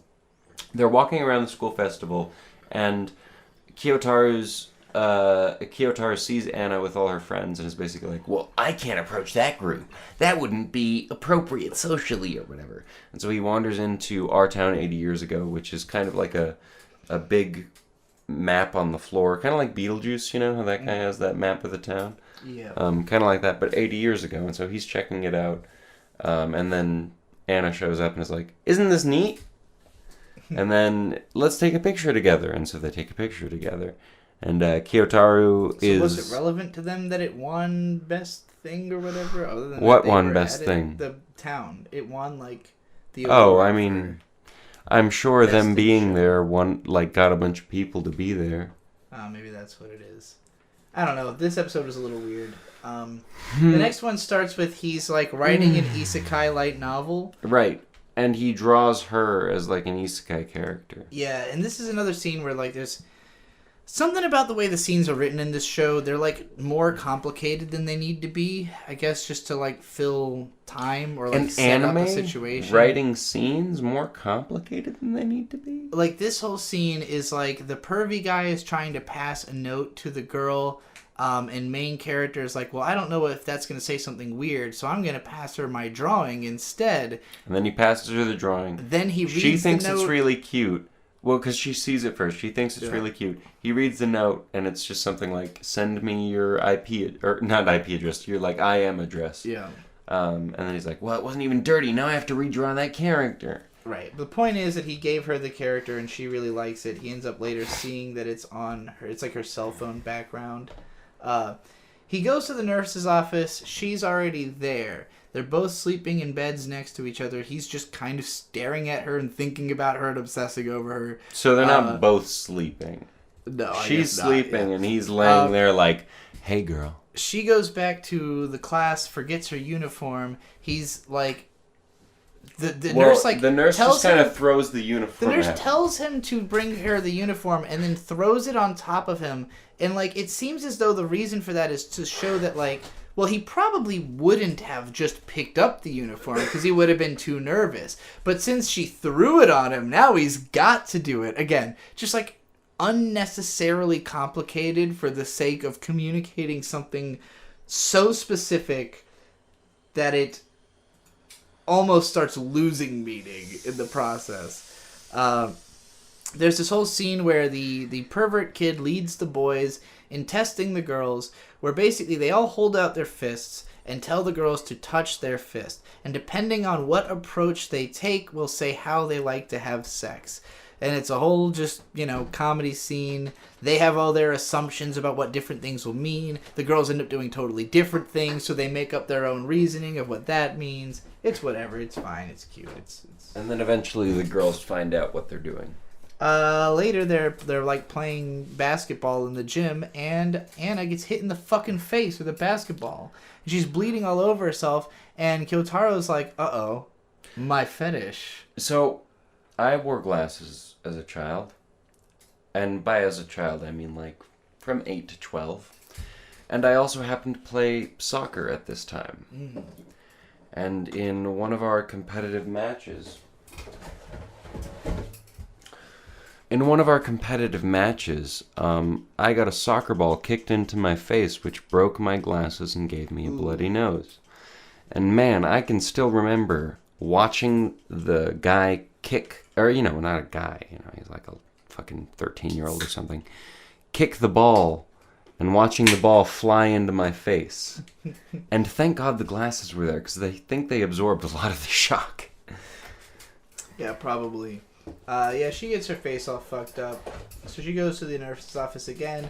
There's a very strange scene where he has basically followed her and crawled under the bed, and he sees that she has saved the drawing of her. Yeah, on the phone, and this is when he realizes he likes her. This is just such a perfectly anime moment here, where like it's a very sentimentally presented, like, music swelling. This kid is realizing that he is in love with this girl as he watches her from underneath a bed in the school nursery while she's bleeding profusely from her face. I mean, he's still keeping his serial killer vibes. Just, how do we even break this down psychologically? This is just absolutely daft. It is so particular. Do you think a type of relationship like this exists in Japan? Everywhere. I think this is just what simping is like. I could have asked everywhere, but I mean literally hiding under nurse beds, things like that. I mean, I don't think people really hide under the nurse bed in real life, no. I think that's very anime. But I think that people have weird, stalkery, obsessive... parasocial borderline relationships all the time. So she gets hit in the face with a basketball, and then she starts wearing things on her nose. I don't remember. Is it I got hit with the basketball? That's what it says, yeah. There's the text on screen. Yeah, she's got a funny thing on her face. An interesting thing about the show, I will say, episode 3. From this point on, it kind of takes a day-to-day progression. Like, each episode is pretty much a day. They don't do a lot of time skips or anything like that. After she gets hit in the face, it's just like day on day. Ryson in the chat said, this is like the worst one y'all have covered so far. But no. This show is actually pretty okay. It's cute. Have you fun, seen Dead Mount Death weird. Play? I like my anime to be psychotically, fetishistically weird. Like, I want to be constantly thinking, what the fuck were they, like, on when they made this, you know? Like, Dead Mount Death Play almost is psychotically weird, but it's unfortunately, like, really banal and normal in a lot of ways that keeps it from being anywhere near as interesting to me as a show like this, where, it, you know, again, it almost feels very normal to me because I've seen so many shows like Jitsu wa Watashi wa and like just all these very normal high school rom-coms with a little bit of a fetishistic or like a weird edge about these characters with like a secret life, but it's always the particularities of it that get to me. Like the very specific way they designed the characters and that they interact and what they're focused on. I understand why it will be off-putting for a lot of people, but that's what makes it interesting as a study. Unfortunately, this episode 4, is not terribly interesting, and I'm going to wait for Bird to get back before I start talking about it because I don't know if I can summarize the plot that easily. Basically, it starts off with Kyotaro and Anna like in the science room just kind of like making candy in secret. They're having a cute time. It's almost like a date. This is really the episode where it starts to feel like they are becoming an actual couple, and you know, getting in trouble together, doing fun things, and having a time. Do you remember anything about this other than that they're making candy in the science room at the start of this episode? No, they're making candy in the science room. It spills all over the... Well, I guess we're not there yet. She starts playing with like a face swap app. Anna does. Oh, wait, no. So, okay, it is worth mentioning. So they're playing with the candy in the science room. I'm not sure what it's called. I don't remember, but it's some kind of fruit powder paste kind of thing that you mix with milk. And so they're mixing it in the science room after many failed attempts of trying to mix it anywhere else. And then they get caught. It gets spilled all over Anna. And... it doesn't sound like anything that interesting or funny happened. Yeah, no, not really. I mean, you know, the science teacher, it's alluded to that the strawberry stuff spilled all over Anna is jizz. I think, but that's not funny. I like that Kyotaro's in a data processing club, which hasn't been mentioned up until this point. I mean, they only meet once a week, so station in life to be in. All right, that is such a cute face. This is the first thing that actually intrigued me in this episode. It is very banal and slice of life, but we learn that Kyotaro has a big sister, and this to me kind of opened the Pandora's box of like, now I get it. Like, I don't know if this is something the author connects with or had a big sister or anything, but like... Did you think the author had a big sister or a big sister? Well, so in this show, the sister is not only much larger than him, in addition to being older than him, but she's always trying to take care of him, and that's something he doesn't like. Does she look fat? She's maybe No, not her. No. I was, you know... Anyways, his sister is like always. This is his sister. I'm sorry. This is his older sister. Right. She's always trying to take care of him, and he doesn't like that. But the exact behavior that she's showing towards him is what he's showing towards the girl. Yes, towards Anna, and Anna looks a lot like his sister, and it just kind of seems like he's trying to pay forward the feelings that he has towards his sister that he can't express towards her because he's frustrated that she's trying to take care of him. But it's shown him how to take care of somebody else. And so, did you just say it's shonen? No, I said shown him. Oh. And then... Oh, right. So now... Oh, wait. Before this, that whole scene, what it amounted to is... Usually I'm just clicking ahead to check what frame I'm on. The way that scene in the diner ends is like, basically he doesn't want anyone to see him with his sister. They do anyways. Anna because Anna's there. Anna's just there. And Anna like comes downstairs at the restaurant. And he buys her an ice cream and everything, but he's not a man enough to give her the ice cream. Well, basically he has this whole conversation with her, And then she says she was trying to get to the bathroom, but then he realizes the bathroom is not on that floor and she's lying and she was just trying to talk to him. And that's when he's like, oh shit. Buy her an ice She's cream. like making time for me. But so then, it's career week month. I'm not sure how it works. There's this long funny scene where basically the characters are grouping up in class and they're trying to, like, the guys all want to be with the hot girls. Well, so there's a 4-guy group. It's our main character, the really horny guy, a kind of chubby dude, and then Connie from Attack on Titan, who really likes the chubby girl. And so 3 of the guys really want to be in the group with the hot girls. And the other one wants to be in the group with the fat girl. Yeah, and so they're trying to come up with like a logic that isn't the real logic for why they want to be in those groups, leading to them basing it on intelligence. And it's just a bunch of people insulting each other's intelligence as a means of why they belong in the group. But so they do a vote. Connie wins first. And then they make it very clear, you don't have to join this group. You can go join a different group. It would make more sense if you want to join a different group because Anna and our main character are trying to hook up Connie with fat girl. Yeah, they basically just say, hey, you should go be in the group you want to be in. I don't know. It's a weird scene. It's very convoluted, but it's funny. Anyway, the next part is Anna and the overweight girl are in the library. They're just having a cute moment together. Anna's got like extra snacks that she gives to the other girl. And basically, of course, Kiyotaro is watching in the background. And he has a moment, the dialogue right at this shot, he says, I wish this would last forever. Because it's so moe. This is one of the times he mentions things are moe. It's really interesting to me that he is not thinking about how much he wants to be with Anna as much as that he just wants to kind of watch her be cute with other girls. Again, this is a moment where like the psychology really fascinates me.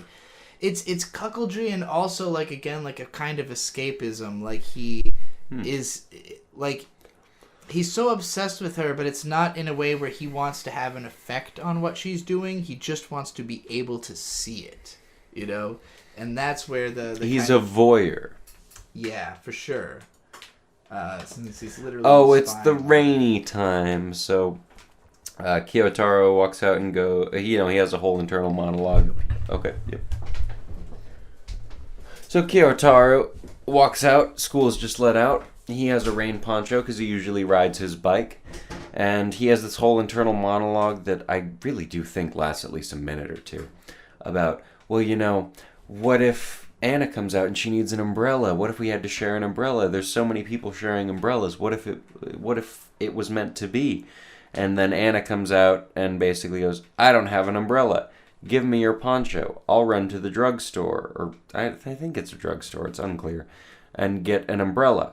And so she runs to get the umbrella. He realizes that she has forgotten her wallet. And so he runs after her, gives her wallet, and then runs back.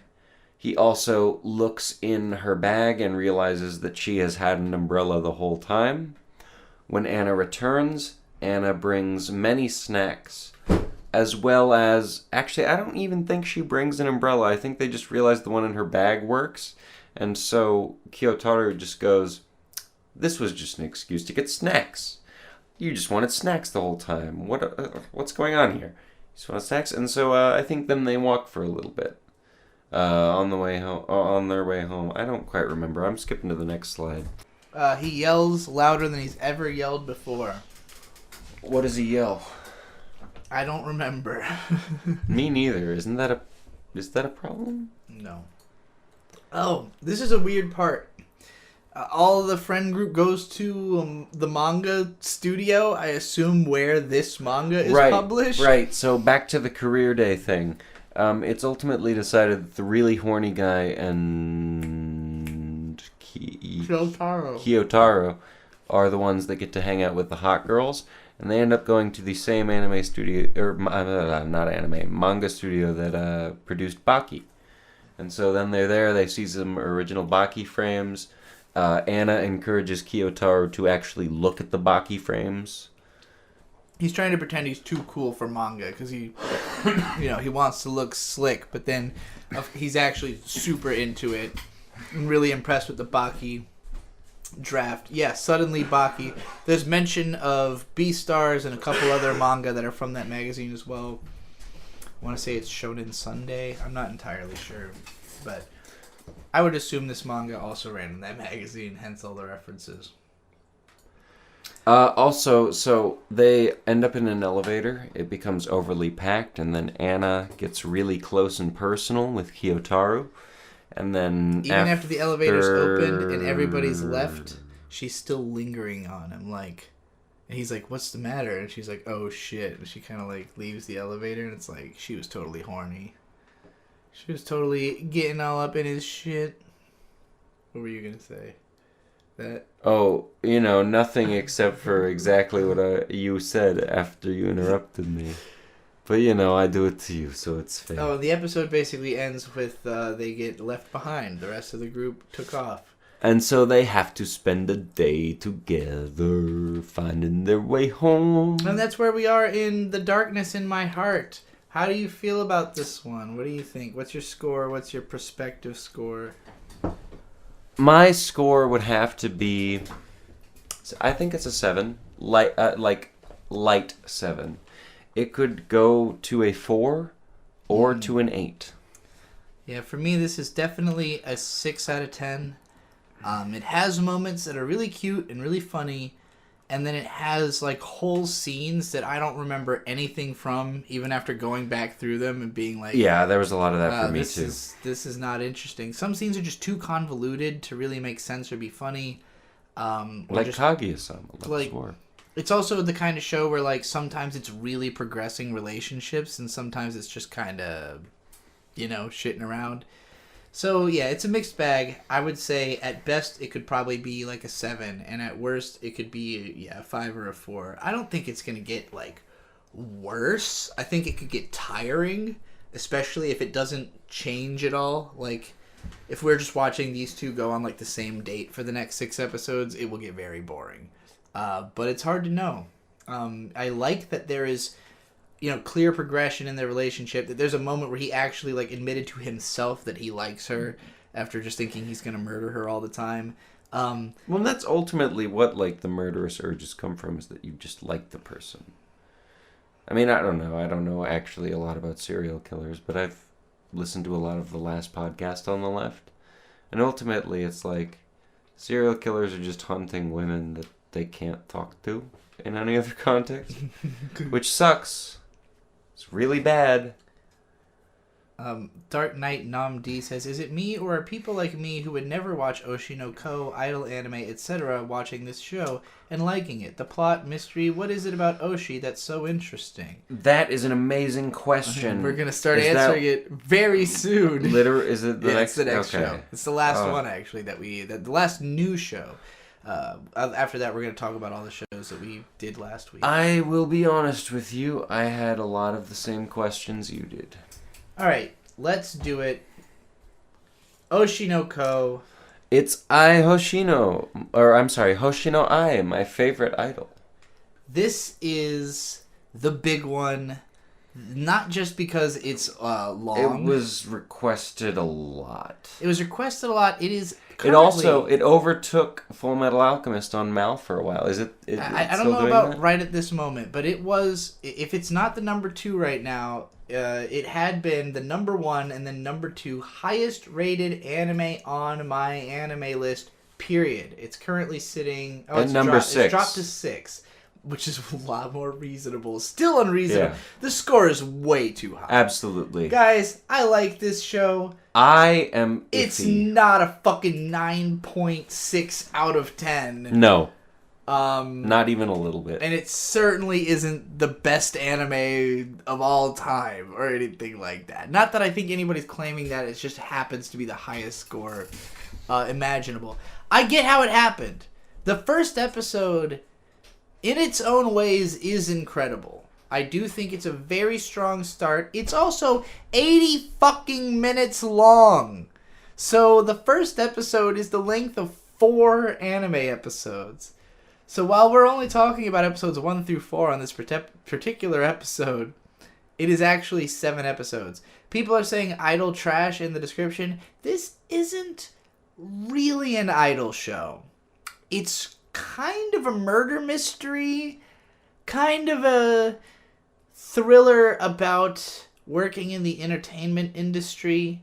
There's definitely slice of life elements and comedy elements, but it is ultimately more of a mystery thriller. I mean, the reason for this show's success is that it is so many things. It's a lot of genres. It's got a lot of ideas, mostly in the first episode. The first episode is just fucking packed with stuff. It felt like I was watching it for a lifetime. There was so much going on. It's a very idol-y show. Oh, it's funny you say that because I was just explaining how it's not that much of an idol show. Well, it's not, but it is. It's more about the realistic life of an idol, but it's still really girly. This comes from the same original author as Kaguya-sama Love is War, which is a show that we enjoyed watching together. And I do think towards the last episode we watched, it reaches the level of that. But to have a movie and then 2 to 3 episodes in between, it was a lot to take in all at once. I have more screen caps, obviously, from this episode than any other episode of any anime because it is 80 minutes long. I think, again, the plot is so convoluted. This show to me is, I kept saying as we were watching it, Reddit incarnate. Yeah. This is the most Reddit anime that's ever existed, and it's hard to explain what that means to people who have never been on Reddit or understand the culture of it, but what if you were a gynecologist in the 2000s and a huge fan of Britney Spears? You know, or a Britney Spears equivalent. I don't mean to name her specifically. I don't mean to cast any aspersions. This is all purely hypothetical. And then, being a fan of this pop idol, Britney Spears or we're gonna go through the whole plot. You don't need to be coy about trying to describe the plot. How do you feel about it? They show up and they're like, "Hey, I'm pregnant." And you go, oh my god, that's why she's been gone for so long. Holy crap, what do I do about that? And so eventually, the babies, they're getting born. But right before that, a stalker finds you and murders you. You sound like you're speaking complete nonsense right now. It sounds like you're describing absolute nonsense. Isn't it a great show? Isn't this an awesome show that makes a lot of sense? I'm trying to really collect how to describe this show because it is 6 different goddamn genres and shows that all happen within one episode. Murder mystery, mommy fetish. Well, and it's not even all that. Yeah, the mommy fetish stuff. There's a lot of fetish shit. Idol fetish. Diaper fetish. Age regression. Fetish. Fucking, it's the most... It's more than 6, that's for sure. I think I described this as the least sexually explicit, most fetishistic anime I have ever seen. Absolutely. And I didn't know what it was going to be until... I think we paused the first episode 75% of the way in, and then at some point in... I fell asleep, I think. Yeah, before we got back to it, I had spoiled myself on what it was... Oh, it was funny, too, because normally I do that, and then we had gotten to right before what was, what's eventually going to happen happens. I was like, wait, is this about to happen? Yeah. And you went, you haven't spoiled yourself for this. And that was a weird sentence to hear. Yeah, if you haven't seen this show and you're curious about it, watch it before you listen to this because we are going to spoil it. And it is a twisting, turning first episode. I'm trying not to spoil it right now. But I also don't necessarily recommend this show. This is not a show I would recommend until it is over and people are telling you if it was overall good or not. Because there is potential for greatness here, and there is also potential for just dog shit. There is plenty of potential for this to be total dog shit. And I will say, I haven't really enjoyed it. No, I'm with you absolutely. There's not quite an episode that's really hooked me on it. Some of them are a little intriguing, but here's the problems I have with this show. Way too much fucking dialogue. Absolutely. Way too much fucking dialogue. Which, from Kaguya-sama Love is War, you might expect, but Kaguya-sama Love is War, like, the dialogue is extensive, but it's always leading towards something. With this, most of the time it leads towards something, but there's a lot of dialogue that just doesn't do anything.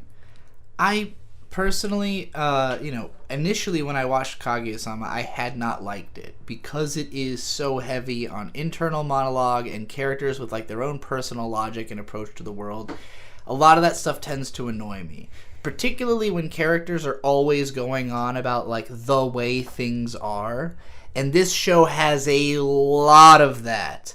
This opening monologue here, the image we have on screen, it's showing Ai doing a performance, and there's like this monologue about how being an idol is all about lies and deception, and the idol fan is one who embraces that deception, and blah, blah, blah, blah, blah. And it's all like, yeah, that's a way of looking at it. That's a perspective.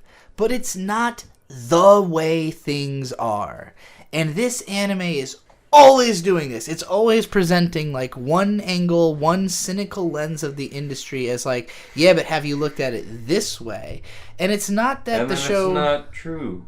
It's not even that the show thinks that is the only way to look at it, but it's just that it's so like self-assured with the way it talks about things that it's always like, well, this is the way things really are. And like, this show is like 85 wild goose chases encasing a legitimate goose chase. I kind of get what you mean by that. So since you like went, oh, you haven't spoiled yourself for this yet? I have spoiled myself heavily. Okay, so now you know exactly where it's going. Yes. I have not. So, yeah, I mean, it's Wild Goose Chase for the most part. I mean, he gets little bits and pieces. It's like collecting parts of the Gundels. Does Bird even like anime? How dare you, sir? What gave you the impression? You were really positive about that last extremely anime show that we just watched. Well, I think this The Darkness in My just Heart. You're also extremely passionately in service of Mashle. Loafer. I love Mashle. You were into Heavenly, whatever, to some degree. Delusion. Yeah. Hell's Paradise. No, this is the one that gave us trouble. This is the one. And it's not that I think this is a good show. I think it's actually, the first episode I think is very good. Do I like it? Not really. Yeah, I'm with you. It's the kind of thing where I look at it and I go, I understand exactly why the show is popular. I totally get the appeal. I do not it all understand makes sense to for me. a second how it unseated Full Metal Alchemist.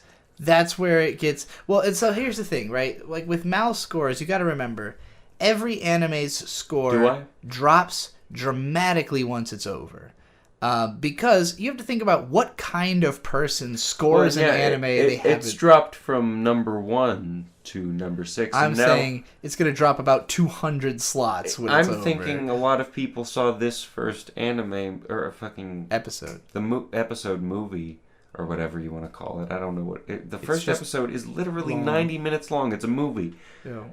And thought, wow, there's so many places for this to go. And there are... If you want to make anime fans care about a show, kill the mom. Yeah. You ever seen Attack on Titan? I didn't know that was going to happen. I was not jazzed about it. Well, I think it's the only reason that this is as popular as it is. Like, it is a one-stop destination for making your show extremely popular. Just kill the mom. Anime fans, they kind of have mommy complexes, I guess. Especially the ones who like this show, because oh boy, does it get into it. All right, we should start going through clips. start describing what the fuck is going on. So yeah, our main character is a gynecologist. She's the leader. Well, oh right, he is a guy. I forgot that's who that was. In the countryside, he's. I don't think he's in the countryside. He is. They live in the middle of like a nowhere town. Oh, okay. So he's in the countryside, and he's a big fan of idols, for reasons why we'll learn later. Specifically, I's group, this idol group that he's obsessed with, particularly the girl I. He's in love with them. The woman he works with is like, you're a pedophile, right? And he's like, no, I'm not. I'm not thinking about it like that. And she's like, well, if you met I, would you date her even though she's 16? And he's like, no comment. She's like, pedophile. See, that's the problem with Japan. You don't have the Fifth Amendment. She's only 16, isn't she? I guess that makes you a predator. Yeah, absolutely. So then he talks about how... And welcome to the reason why he likes I so much, is because he has this patient. I forget her name, though. She's a pretty pivotal character. Yeah, there's this sick girl that he spent a lot of time with who was obsessed with I and constantly watching her performances and studying them. And she basically was wishing to be reborn as an idol's child. Wouldn't it be amazing if right from birth you had all of the looks and abilities of an idol? This is mentioned at least 5 times in this episode. Foreshadowing, maybe. Or is it? What could happen? But it turns out she died of an anaplastic astrocytoma when she was just 12 years old. Could you please find out what that means? Anaplastic astrocytoma. I'm not going to find out what it means. I asked you to, though. I thought you were asking the internet that's listening to find out. Anyways, so very predictably, like, we find out on the news that there is a pregnant idol, and of course it's I, and of course she has come to this doctor, and of course he doesn't recognize her right away, but as soon as she takes her like hat off and he sees, oh my god, it's the girl I'm obsessed with, what the fuck, why is she here, how is she pregnant when she's 16, what is going on?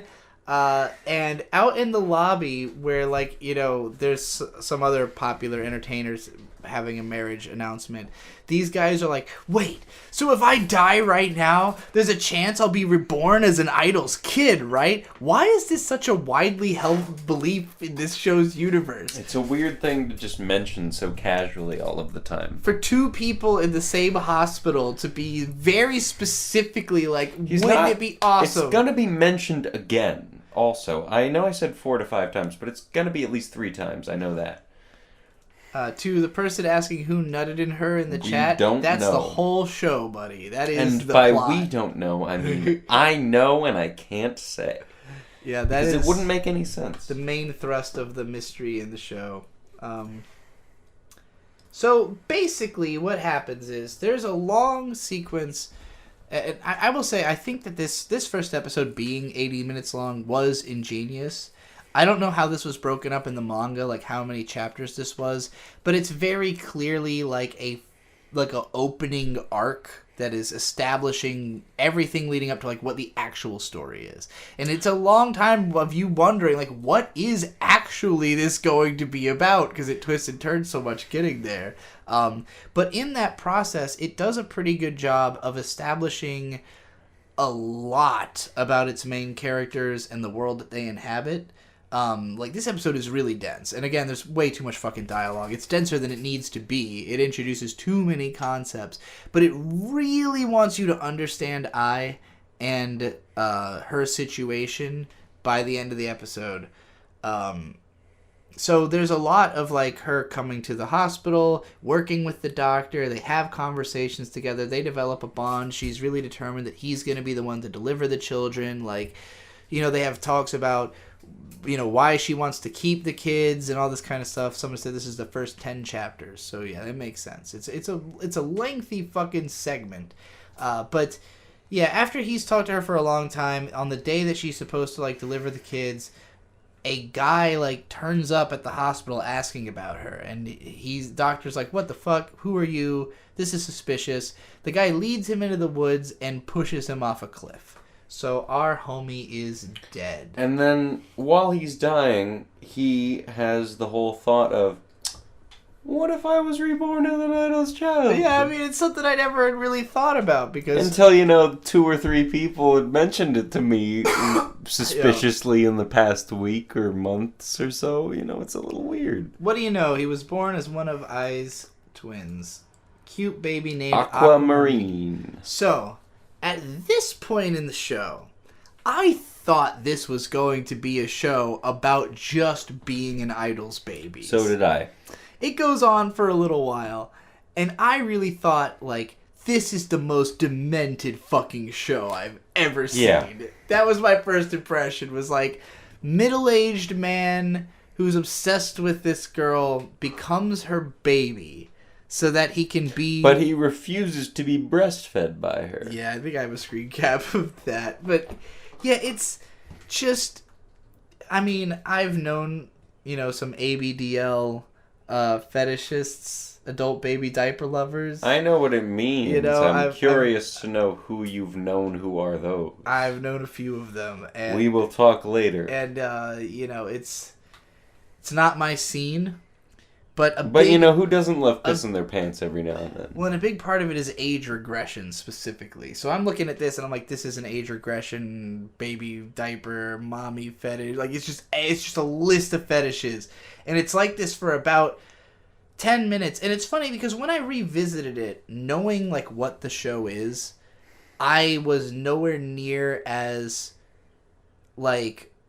disgusted is I guess the word I didn't think it was as perverse as I initially did, because I really thought the whole show was going to be this, and it leans into this bit we're getting to the breastfeeding stuff. I saw someone comparing this show to Mushoku Tensei, being well, everyone loves a bit like that, but I saw it well, everyone loves this show and everyone hated Mushoku Tensei. It's well, I disliked Mushoku Tensei, but it was very well received. Yeah, that show was beloved by tons of people. It was the most successful show of the last couple of years. So anyone trying to be why'd you all complain about that one, not this one? They're complaining about both. I think there's literally people complaining about it right now. So basically, they're trying to keep these babies a secret. Ai wants to keep her babies around, but they cannot be publicly known about. So her manager and the manager's wife adopt them. Essentially, yeah. They're taking care of them. They will actually adopt them later. But this is the scene where it's revealed after a couple minutes of just the main guy being with the mom, that the daughter is also a reincarnated person who had been obsessed with Ai. It's very obvious to us watching the show that it's the sick girl, but there are reasons that will be obfuscated to the guy. It was obvious to me because I knew. It's pretty obfuscated until the second or third episode of this show. Really? No? It's I mean, aside from the fact that it's obvious, because who else would it be? It is kind of revealed in this episode. Okay. But yeah, they love their mom. They're both big fans of Ai. They also... Yeah, the way Ai has the 2 star eyes. They have 1 star eye. Yeah. And whenever Aquamarine is plotting some dastardly bullshit, his eye goes spooky. Yeah, this is how he finds out that she is a fan of Ai, is that the daughter is just going on social media and defending her very ardently, getting into full on flame Twitter fights. It was great. I really enjoyed this part of the show. Okay, so here's the breast milk scene, right? Oh yeah. So the girl's just yeah, are you kidding me? We're her children. Are you not going to breastfeed? It's our God-given right to have our mother's milk, is the way she puts it. And titties, titties, titties. It's just a really funny scene of her giving a smug look to him after sucking the boobs and being I don't know why you cocked yourself. But yeah, he won't suck the boobs even though he's a baby. They had to go into depth about all of it, I guess. You're going to ask questions otherwise. Okay. So in the midsection here of this episode, there's a lot of little character building tidbits, but basically the mom is left, or not the mom. I'm sorry, that would be Hoshino Ai. Ai's manager's wife is left to look over the kids, and the kids Yes, the babies are smart. The babies have all of their knowledge from their previous lives. Yeah, the boy is literally the doctor who is delivering Ai's children. He has all of his memories. He was killed right at that moment of birth. The girl is the sick girl who's obsessed with Ai. She also has all of her memories. But so, the wife is looking after these kids, and she's kind of going through like a weird midlife crisis type deal thing, where she's like, well, I could expose everything right now. I could say that these are Hoshino Ai's kids, and all of my... I didn't sign up to be a babysitter. I could just do this. Yeah. And so the kids speak up and pretend they're gods. They're thinking about murdering her, but then they decide, how do we just trick her? So they pretend that they are possessed with the spirits of gods. By the way, this is a scene that, like, I kind of forgot this had happened, because it's cute and funny when it happens, because you're not thinking about... long term that this woman's going to be a character for the rest of their story. But she becomes their mom. Yeah, she like adopts them and everything, and this never comes up again. Like, it's not clear if she still thinks that they're divine godchildren that are gonna... Also, the promise they make to her is that she will have a second marriage to a hot actor. And that's what inspires her. Which isn't even relevant yet, because like later it is a point that her husband just kind of disappears. Mm-hmm. We don't know where he goes, but like, I mean, women be shopping for other partners. She certainly was at this point. I don't know if she remembers that any of this happened by the point we're at in the show now. Yeah, here's the second marriage to a handsome actor. This didn't happen. Mm. This is imagination. They have a lot of talk about how they don't really make that much money being an idol. There's all this overhead, and again, there are a ton of long monologues about how the industry works, usually from a very cynical perspective, trying to be like, you thought it was all sunshine and smiles, but the smiles are fake, and it's all capitalism. It is interesting, though. I do feel it's a pretty accurate portrayal of the idol industry. It is, but it's so... And I'll admit, like, a lot of anime that is about idols bothers me because it is completely bought into the fantasy. Where, like, idols are meant to be, like, beyond human, essentially, in the way that they're presented, even though they obviously are real human beings in real life. So when you watch idol anime, where there is no real life component, they just create idols that are actually that perfect image that, you know, real people are pretending to be.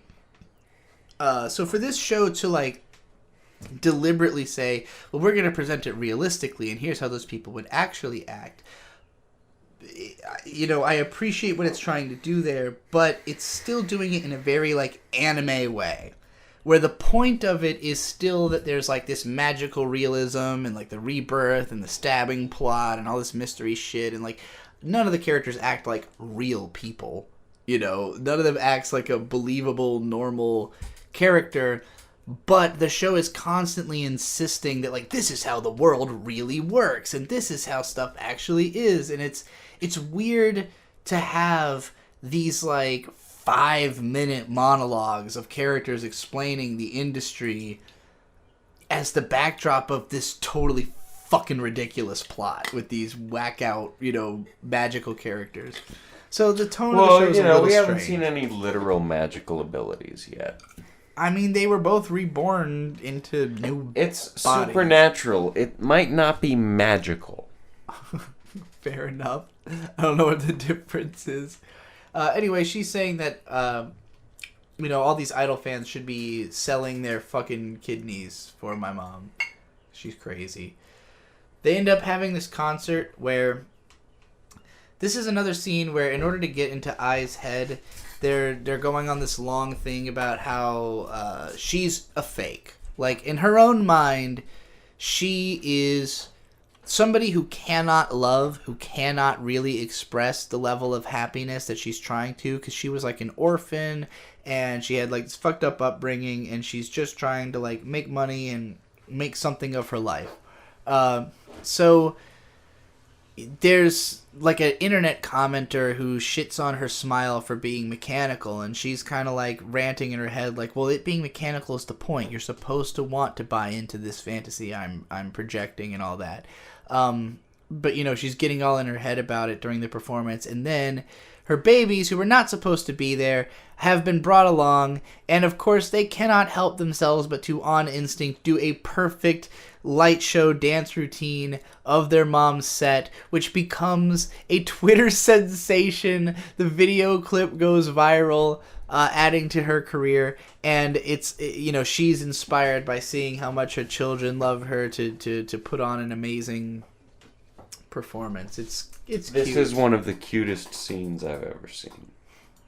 So she ends up getting invited to do movies and TV type stuff. Well, So, it's just a TV show at first. yeah, this is like her first role, and the kids are there. They are supposedly her assistant's children, which the director takes as like a woke thing. He's like complaining about it at first, but he's like, maybe this is woke. I'm not gonna bitch. Basically, he ends up talking to Aqua. Sucks. I does not do a good job at acting. She's real cool. She got stars in her That's eyes. not exactly true. It's not that she's a bad actress. It's that she draws too much attention. Because the idea of this scene is that she does well, and everybody thinks that she looks amazing. But because of the fact that the lead actress in this show is supposed to be billed as a cute leading lady, they can't have another girl being cuter than her in the same show because it's a bad look. So they end up cutting all her scenes. That seems like the casting agents should have been fired for that.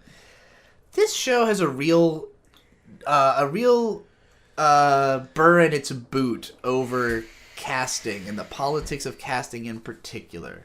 Like, it's a very cynical look at the industry where they're like, yeah, everything's money. But the biggest thing they fixated on is the whys and hows of people getting cast in shit. And, like, all the dumb politics behind why people are in shows. Definitely a big part of it. Makes me think that there's something personal there for the author of the manga.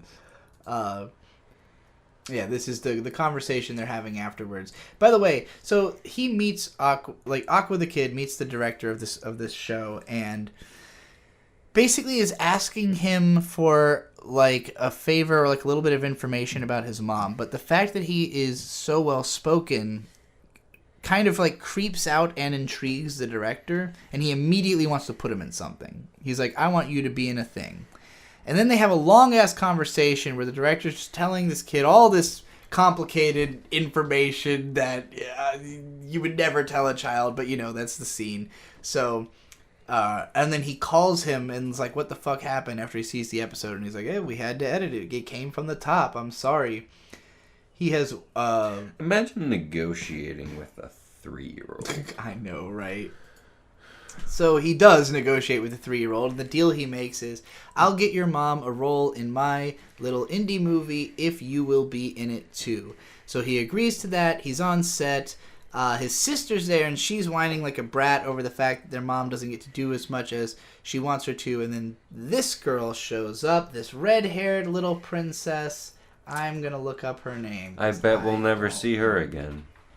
Yeah, no, she's like immediately obviously going to be one of the main characters. But she's sort of haughty. I won't say she's a brat per se. Her name is Kana. Kana shows up and she's basically like, I'm a legit actress and this is a legit set and you people just got, you people are here for bullshit reasons and I don't think you're good actors and fuck all y'all. She's like, you've seen Once Upon a Time in Hollywood, right? Yes.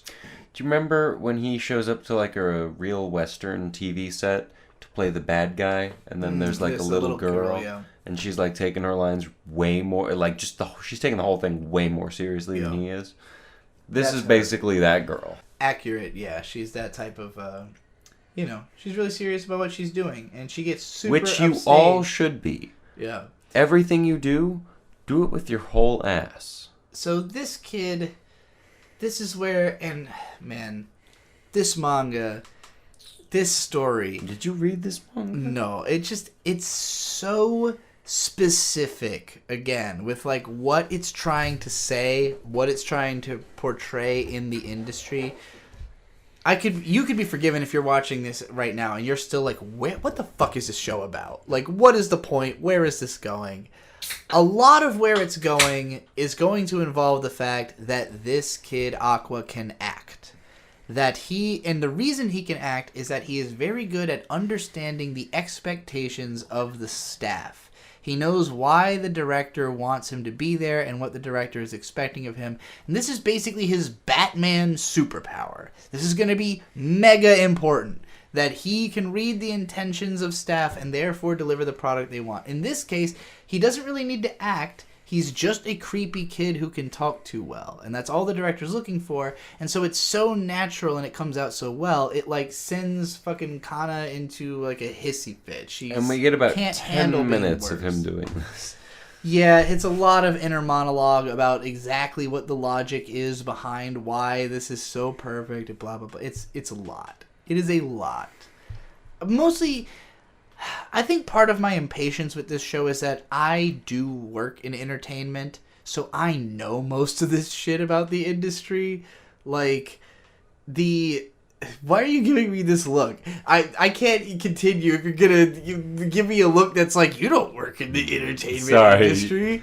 I'm ragging on my fiance. She said, I do work in entertainment, and so I had to, like, squint at her. Are you trying to say I don't do work in entertainment, and that it wouldn't affect why I understand this show and why I think it is often just kind of, like, pedantically going over information you should just No, you know more than I ever could about this. I just thought it would be funny if I did that and squinted at you. Nobody can see that. It's a non-visual medium. And that's why I've explained. This is someday. Somewhere in the middle of all this shit that's going on. This episode is so fucking long. She's pretending she was a grown woman. There are so many scenes, so many random interstitials, and just like little bits of dialogue to establish crap. In this part, he's trying to figure out if she was a kid or an adult, and she lies and says that she was a grown woman because she thinks it will affect the power dynamic between them if he thinks that he's older than her. Which is the only reason he hasn't figured out who she is. Because he even kind of suspected that it could be that girl. Yeah. But at this point, she has pretty much put it out of his mind. And that's why he's not going to figure it out. So, we're getting towards the back end of this first episode. And this is... Hallelujah. Probably the best scene in that... this scene... I'm sorry. It is wonderful. I hate it. Interesting. Well, up until this point, I is basically presented as a hopeless mom. Like, she couldn't take care of these kids by herself. If it wasn't for the fact that the producer and his wife were helping out, then she'd be fucked. But she tries her best. She tries to be around for them and stuff. And the scene that we get where she's finally really becoming a mom is... Her daughter wants to learn to dance. She's in the studio, she's got a tutu on, she's practicing, but she keeps falling over all the time. And her mom, in observing her, is like, you seem like you're just always ready to fall. So she remembers how back in her old life, because she was sickly, she was literally falling all the time, and so she had learned to just kind of brace herself for that. But her mom's like, hey, being herself a dancer and obviously knowing, says... if you have the mentality that you're going to fall, you're going to fall. Is this the reaction she has to the pageant, or not a pageant, but like she has a dance show? This is just the daughter dancing in a studio. Like they're just practicing. They're just kind of hanging out, and she just like observes this pattern and is like, hey, if you change this, you'll be able to dance good, and it's a cute little bonding experience. So then also it starts to come up that she wants to reconnect with the father of the children because they don't know who it is, and the daughter has just assumed that it was a virgin conception. Which you had also guessed might be a thing. I'm glad it came up. I'm glad it was addressed because otherwise I would have had it in my mind as a possibility if it wasn't directly made reference to. So, okay, if I had to summarize all my problems with Oshi no Ko in one screen cap, it's this one. If I were to utter those words and realize I was in fact lying, what words? I love you. Right, okay, we're here, okay. She has never said I love you to her children. And they're like 3 or 4 at this point. Are you fucking kidding me? So, the idea here is... I could see not saying I love you for like a year and a half or two. But past that point, it's a little ridiculous. I has never experienced real because, love. like, as long as you're showing the concept of love up until that point, they're going to understand that. And then, you know, once you're trying to get them to understand words, you can start to say I love you and stuff like that. I don't know. Maybe I'm crazy. Her mentality has been, I don't know what love is. I don't know if I can experience it. I know what love is. What is that? Baby, don't hurt me. Oh, yeah, that's right. If I were to... No more. She's never said I love you to anybody, and if she ever said it to her kids and realized that she was lying, then she would hate herself and she would never be able to live with it. This is the stupidest fucking shit in the world. Fuck you, fuck yourself. Just say I love you to your kids. They're the ones who need to hear it, not you. It's not about you. This is stupid. I hate this type Beatrice, of thinking. she never had a family. I get it. I get that it's not that it's poor. She doesn't know what love really is. It's not that it's logically poor characterization. It's just stupid.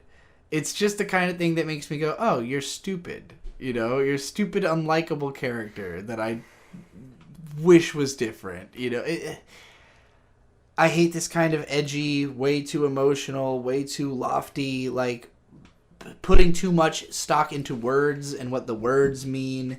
Words don't mean anything. Words are just symbol. It's just gestures. Like, I don't know. This embodies what about this show, like what about its personality is different from mine. It's not even that I wouldn't think something stupid like this or do something stupid like this. I just hate it. And I hate when it's celebrated or treated like something cool or edgy or interesting for a character to be like, yeah, I never said I love you because what if I was lying and I couldn't live with myself? So that she can have a dramatic moment of saying I love you for the first time when she gets stabbed, obviously. Well, it's not... Is this when she's getting stabbed? She's gonna soon. And this is like... By this point is in like the right episode, before she gets stabbed. I had been spoiled to it before I saw this part in the episode. So when this dialogue came up, I was just like... Really? She's never said I love you until she's about to die. They had to throw that in there. Like, come the fuck on. That bothered me. It's just too much. It's trying too hard. You already did enough. You established characters. More like Oshi no storytelling. Arcs and motivations. We learned a lot about this woman over the course of this episode. Oshi no storytelling. Yeah, I don't know. I, having not spoiled myself for this, thought she was going to be a major character and it was going to be like raising idols as an idol type show, which I would have been okay with. Something. And then it did this. Yeah, she opens the door one day and... guy's got a bunch of flowers. She's stunned by the flowers and she's thanking him for him. She's thanking him for the flowers. And then he's stabbing her. He just stabs her. Yeah, he screams like... Also, coincidentally, this is the same guy that pushed the Doctor Man off the cliff. Aquamarine now. No. But he murdered him, and now he's coming for her. He's a super fan who's gone insane because she had kids, and now she's a slut or whatever. Obviously, this show is heavily inspired by real-world... trouble that idols have run into with stalkers, and especially people who won't let them have a normal life, have kids, have a family, and stuff like that. But so basically, stalker stabs I, and there's about a minute or two of like, oh my god, I has just been holy stabbed. shit. She rants at him about and she goes, it's totally my fault. It's totally my fault. I misled you. Blah blah blah. I am a liar and a slut, and I. Well, it's not.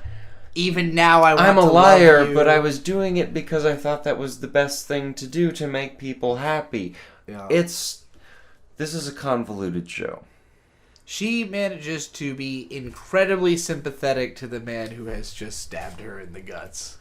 I remember when we watched the scene and she was doing all this. You were like, if someone just stabbed me in the guts, I'd be... And rather, it was, if someone just stabbed me in the guts and I knew them, I would just be fucking screaming like, are you fucking kidding me, you motherfucker? You just fucking did that? What the fuck is wrong with you? Yeah, it's it's a ridiculous scene. She dies. It's pretty. It's heart-wrenching. Yeah. There's lots of good images. I like that this. Is a bad screenshot. This is a great face of death. No, because it's... That's just how it be. It's just like that. Really? Well, all my screen caps are a little lossy because I have not high-quality screen caps. But, yeah, it's I like this face. She's a cute corpse. It is very reminiscent of another, so I like it. And afterwards, there's all these people on the internet saying things like, well, it's to be expected if she went and had, an affair and all this stuff, and the daughter's just fucking pissed and, like, screaming. And also, Aquamarine, the son, held the daughter back from seeing any of their mom being dead bullshit. This scene did get to me a little bit, because it is real. There are really people Internet who say hate shit like is this. a problem. Yeah, I was like, man, she's right. It's fucked up what these people do, and the justifications that they give because they don't want to face the reality of how fucked up what's happening. I may bully people in Overwatch 2 custom lobbies, but I would never support bullying in any real context. So, what is the actual plot of Oshi no Ko now that we have reached the end of the 80-minute first episode? I'm going to be honest. You don't I don't know. So, here's what happens. The mom is stabbed by the stalker. The stalker immediately kills himself afterwards. But... I'm going to rephrase my statement. I do know. But if I was someone who didn't know, who didn't look all of this stuff up, just based on this 80 minutes... You still wouldn't be sure what I would have no idea what the fuck was going on at all. It took really the next few episodes coming out before it was completely clear what this show is. But yeah, the point of it is that someone gave Stalker Guy the information. He shouldn't have known... And it's probably their dad. He shouldn't have known her real name. He shouldn't have known her house. Maybe it's their dad. Maybe it's somebody else. We're going to find him and kill him. And that's the point. It is a murder revenge plot at the heart of it. That is the real point of this story. You need to make an AMV of Ready to Die, but with this show. I don't need to do that. Somebody does. Well, I wasn't talking to you. Okay, I see. So, episode 2, Oshi no Ko. This show... Fuck. How many episodes of this do we There have? are 4. And I will say, there is a lot less to say about the next 3 episodes. Sorry, I know I said fuck like that. It's literally, the first one was 90 minutes. Yeah. And it was also, it's not just that it was extra long, but it was extra dense, too. Like, these next 3 episodes, way less happens. There's still a fuckload of dialogue, but it's so much of it is dedicated just to explaining how, like, industry shit works that it really slows to kind of a crawl, especially by, like, episode 3. So, yeah, like, in the same way that the first episode got me kind of excited, mostly because so many twists and turns happened. It was so dense. It covered such a large amount of time. The second episode sucks. The next 3 are not amazing. I mean, episode 4 is all right, but like, it's. Well, the second episode just kind of nothing happens. The third and fourth episode stuff does happen. They're starting to, or rather, Aquamarine is starting to establish himself. Well, we're gonna go through all of it. So, the sister really wants to be an idol. She applies to an idol group and gets rejected. And the reason is... Sorry, did you want No, you go. The reason she's rejected is that her brother is secretly fucking with everything behind the scenes. He's sending her fake emails, giving her fake phone calls. I didn't catch that. That's really funny. He is just cock-blocking her from being an idol, which is the only thing she Because he wants doesn't want to do. her to meet the same fate his mom did. Yeah. So, and... I didn't screen cap this, but at the end of the first episode, he asks the director guy if he can go live with him. So basically, the daughter has been raised by... Will you raise me? He says, "Will you raise me?" The daughter's been mostly raised by the wife of the producer, and he has mostly been raised by this director. But the director also just kind of lives at home with his mom and hasn't really accomplished much of significance himself. And the director's also trying to get him to, like, no, act. Please act. Yes, he Please really act. wants this kid to Please act. And he also thinks that he probably should just let his sister be an idol, but, he's just like, nah, fuck you, I'm absolutely not letting her do that. But she keeps pursuing it anyway, so at some point she finds out about an underground idol agency that she wants to join. And so he shows up to the interview, which is not good. No, he interviews... Basically, so... He interviews one of the girls that is signed with... Yes, he lures one of them to his agency, which, Strawberry Productions is the group that his mom had been working for. It's technically not active right now. His now mom is the lead of. Yes. The corporate structures in this world are very strange. They are odd, but yeah, it's not really clear if Strawberry Pro is doing anything. They're talking about doing something, but anyways, they use their clout to investigate this girl from a rival agency. She spills the beans. Everything there sucks. They're desperately grabbing for more people. They of course are like, well, she's a snake for saying all this, so we're not hiring her either. It's mostly just to be, again, cynical, showing us how the idol industry is fucked up in certain ways. They decide, fuck it, if she's not going to give up on being an idol, we will just contract her ourselves and be her manager. If you pull anything, we will sue you. We are dead serious. They signed her up as an idol with Strawberry I'll sue you. And yes, I'm gonna sue you. Sue. Yes, that's what I'm gonna do. Do you know what I'm doing? No, I have no idea. It's a Weird Al Yankovic heavy metal song about suing people. So he decides, he's like, I don't really want to be in front of the camera. All I care about is getting into the industry enough that I can find out who the guy is that had connections to murdering my mom. He doesn't care about anything else. I'll just be a director, AD, or whatever. It doesn't matter. But basically, because of the fact that the sister wants to be an idol, they enroll... or they are applying at the end of this episode to be in a special school for celebrity kids. And so sister applies for the school, and the brother could apply for literally a way better school, but he wants to watch out for his sister, so he applies for the same school. Yep. Sister applies for the arts programs, and brother does not, even though brother is literally the one who's going to have the better arts career. Kana is all excited because they're at her school. Wow, she goes there. It's the girl, remember her when you grew up? No, she was in that movie with you? Yes, I remember her. Yeah, so apparently it's been a while since she's really been relevant in the industry. The director, crucifies her. But now she's the female lead in a show. It's true. She has got a new show. But yeah, her career has not really been the same as it was when she was a kid. We'll learn a lot about that. Also... Oh, I guess we're in episode 3 now. Oh, man. It's fucking... Can I ask a quick question? Yeah. Is this the last anime that we have to cover multiple episodes Yes. of? Fuck, thank God. Sorry. So, he is...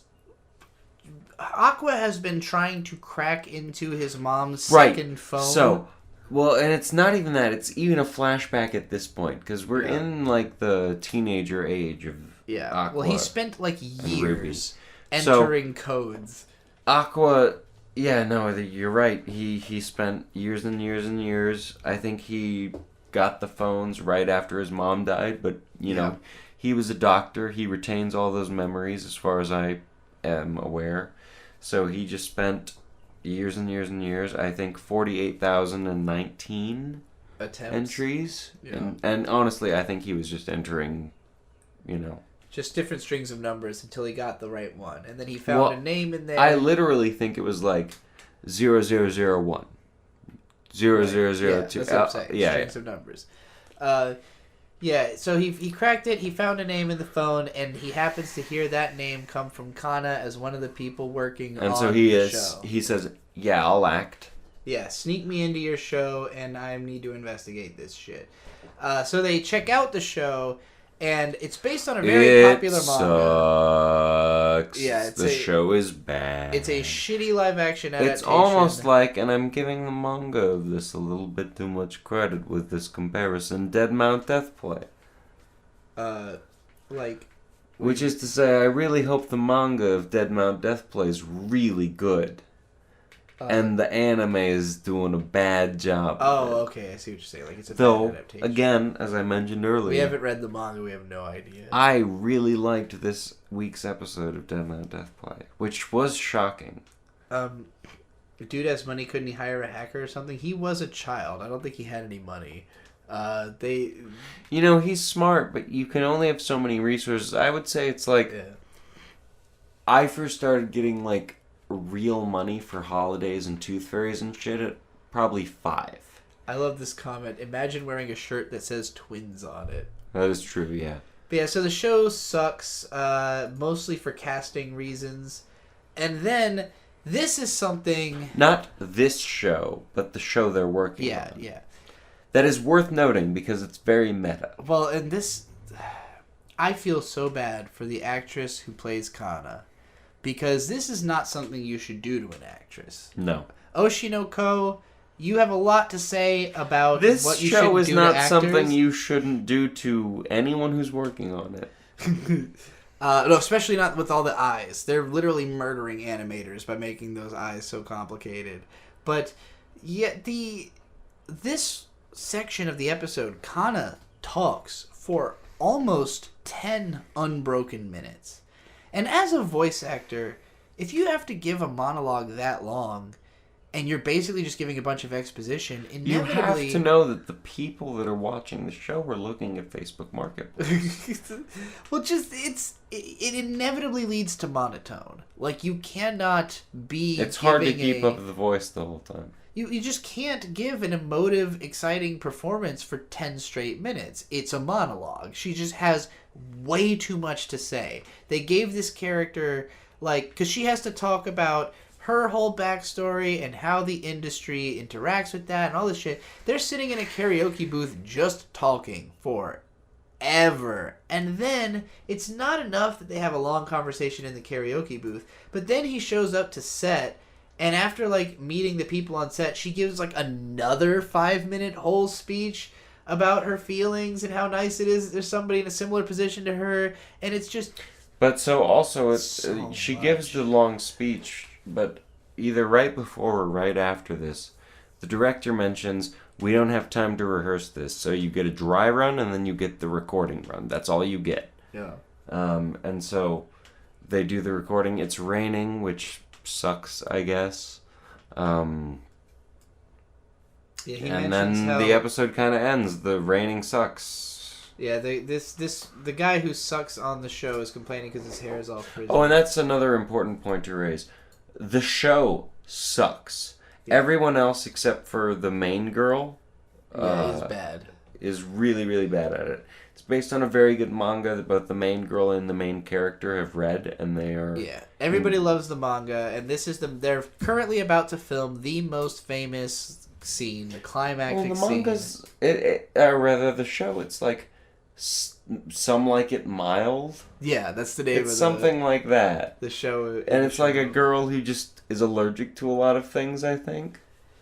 The plot sounds incredibly stupid whenever they describe it. It's like, who would watch this? How about Oshi no?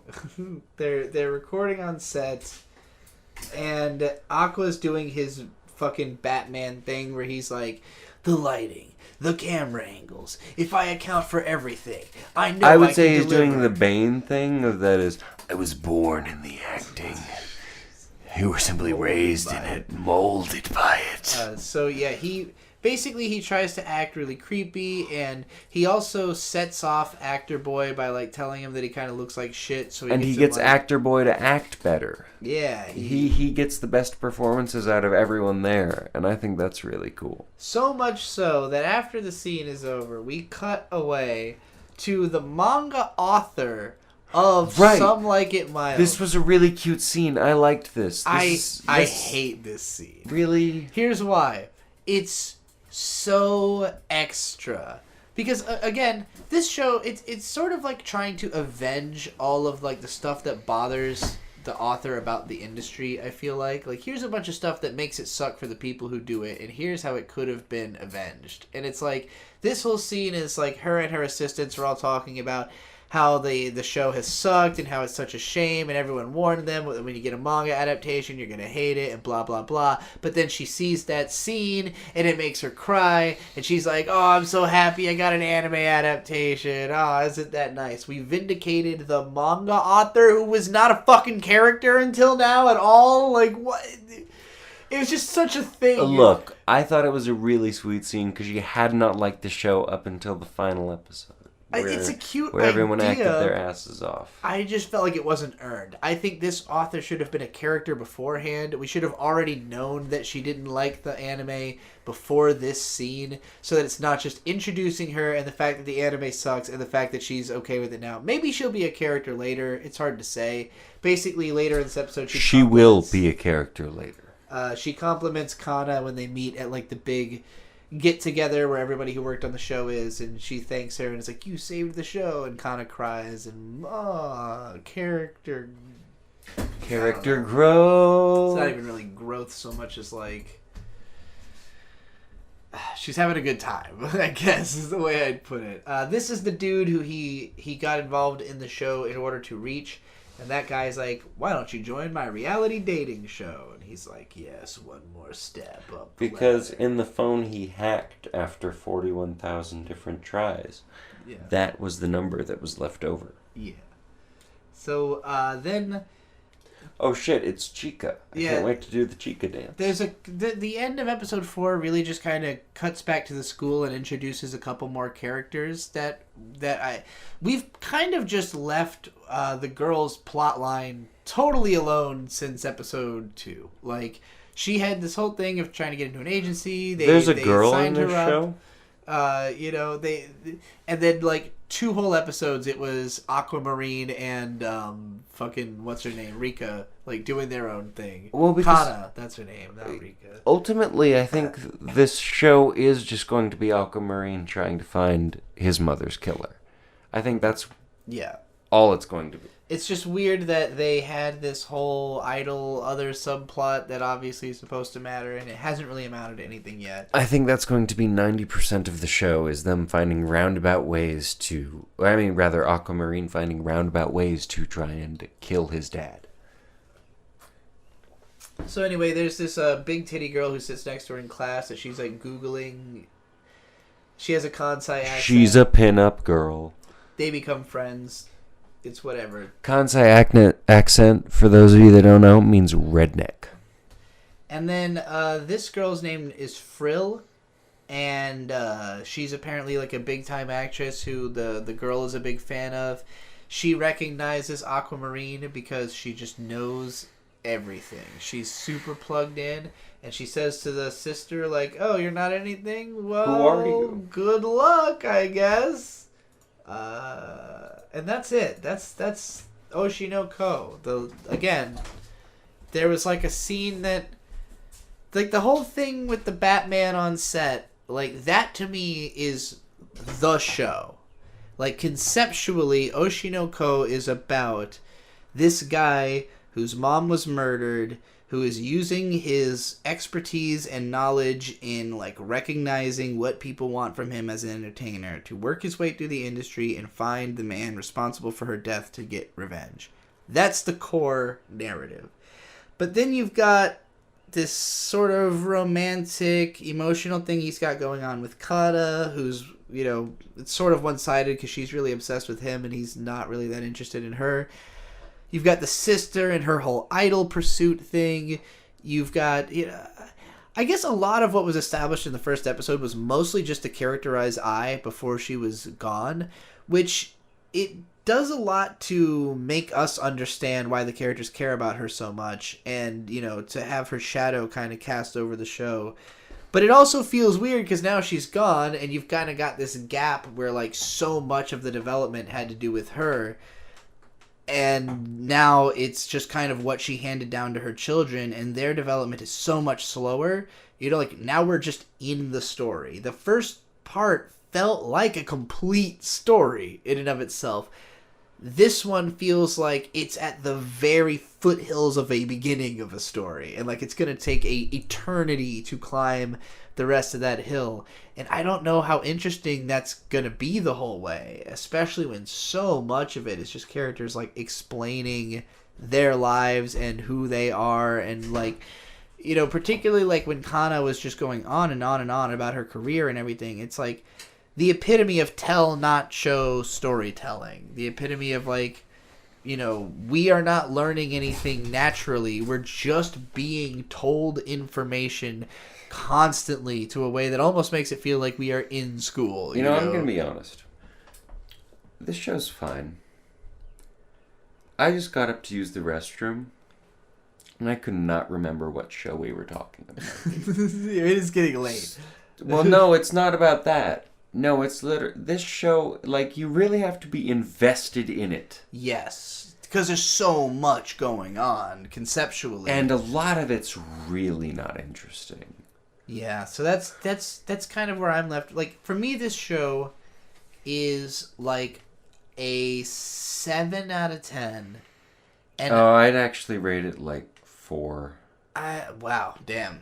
I mean, I understand. I think it could get that low low for for me. It had a really strong start. The first episode, I would say, is like an 8 out of 10. But then the next couple episodes were like really low. I didn't enjoy them. I appreciated the first episode even more when I went back through it and just realized how dense it is, and how like everything I remembered from the show, except for like how that, you know, episode 4, like how he resolved that situation. Everything else that's memorable about the show happened in the first episode. Nothing in episode 2 or 3 was particularly memorable or interesting or grabbing or makes me think this would be a good show. If not for what happened in the first episode, it would not be interesting at all. 4 was, again, okay, but then it kind of peters out, and it's introducing these new characters I'm not interested in. It's not really hooking into a new story arc or anything. There's no real powers or power scaling or understanding of what's going to happen. Yeah, so it's... I would place this in the same place I do... What is it? Heavenly Delusion? Heavenly Delusion is in that I just don't know where it's going to go. It's that weird space where it could, if it somehow justifies all of its mysteries with great payoffs, then you'll be like, wow, that was an amazing show. But more likely what's going to happen is you'll get these weird, limp, kind of boring explanations that'll make you go... Oh, was that all it was? You know? So my optimistic predictions is at best it could be a 7. At worst it can go to a 3. Yeah, I would say, based on the first episode, I would have considered it like a strong 7 to a light 8. There was a lot of stuff that was really interesting and really unique, and also a lot of stuff that was baffling and weird and silly and just too much dialogue that bored me. And unfortunately, going through episodes 2, 3, and 4, a lot more of the stuff that was boring and uninteresting to me about the show is what I got more of, as opposed to the stuff that was weird and creative and, you know, and somewhat intriguing. I don't hate the idea of, like, actor Batman using his superior, you know, ability to understand what people want from him to move to the industry, but it's not that cool. And... I don't know. I don't see this having some kind of big payoff that's going to ever be as interesting as watching the mom die. Like, that's probably the pinnacle that's the biggest of the payoff. Story. Yeah, so it's hard to imagine anything ever being as interesting or cool as that first episode from this. I've made the argument before. I really think that premise is by far the most important thing to making an anime popular. If you can hook people with a strong first couple episodes, the rest of it almost doesn't matter. Sword Art Online is good for like 2 episodes, and then it's just kind of dog shit forever. There's some shows that do deliver on their premise. Attack on Titan's a show that I would not have expected to deliver on its premise that actually got more interesting. I'm really happy with where it's gone. But you know, that was one where in the initial stages, it's like, aren't any of these... It's coming. It just kept introducing questions, and you never knew if they were going to have interesting answers until you got to the answers. And some of them are. Make way! They did a pretty good job with that one. All right. That's enough about Oshi no Ko. It's okay. Wow. Are we at the point where we're going to be reviewing single episodes of anime now? Yep. We're now caught up on all the shows that we're covering. So from now on, we're just going to cover the newest episodes of whatever shows we're talking about. And so from this point forward, this is what the podcast is normally going to be like. We started the whole doing a podcast thing, seasonal with anime, a little late into the game. Yeah. So we had to do a little catch-up. Late season, if you will. But from here on outwards, it's going to be one episode of the animes we're covering. Yep. Everything we've covered in both of these 2 weeks. I mean, except for Chainsaw Man, because that doesn't have anything releasing. Yeah. But I think it's 10, right? We're doing 10 a week? Yep, there's current... Or actually, it might only be 9. Unless you count the box Pokemon. But yeah, so this is... Do we need to add something? Pokemon Horizons... Well, we'll find out. I mean, if people want us to cover another show, we will. But we are covering all the popular shit. If you ask me to cover another show, it had better be good. Yeah. So, Pokemon Horizons, Episode 5. This one is all about the bond between Hoggator and... Would you believe it? Frida and the guy from the Explorers have a big Pokemon battle again. Can you believe it? Can you even fathom? It's never even This been episode is explored not before. terribly different from the ones that came before it. It doesn't really tread a whole lot of new ground, but it does have some cute Pokemon moments. Hoggator. Yeah, we're getting to that. So the main thrust of it is just like, this kid's like, hey, I know Hoggator belongs to you guys, but I want to hang out with him. So they're like, all right, bond with him and like we'll think about it or whatever. So you want to be Hoggator's partner? I really wanted to focus more on just like cute little random details like this. We learned about the gorgeous ball. I think this is the luxury ball. You can't really see it, but if you look at the actual Pokeball bits that are exposed, I think it's just the luxury ball. Well, he's calling it the gorgeous ball in this screen cap. I know, but do you see what I mean? Yeah, it's the same thing. Yeah. It's probably the Japanese name for it. But yeah, this is just a Quaxley chilling with his legs up, slurping a shout out for my fellow Quaxley enjoyers. Let's be real, he is the best starter. I don't remember if Pokemon has ever like canonically confirmed that the Pokemon have like a house inside the Pokeball. But well, this one specifically does. Certainly the implication here. There's a cute scene where a Hoggator is trying to like catch a berry. It's not a Hoggator. How dare you call you? I said there's a cute scene where Hoggator is No, you said there's a cute scene where a Hoggator. I probably said like, like thinking. Oh, like are you Canadian now, eh? Hoggator drops a berry. You going down to get falls some into the maple ocean. syrup, eh? Jesus Christ. This episode has gone for 4 hours and 45 minutes. We have We'd be 5 more stretching it shows out. to catch. Eh? He drops a berry into the ocean. It's funny. Well, It's no. cute. So, what happens is... Oh, my Lord. Are you oh my lording me right now? Just go. Seriously?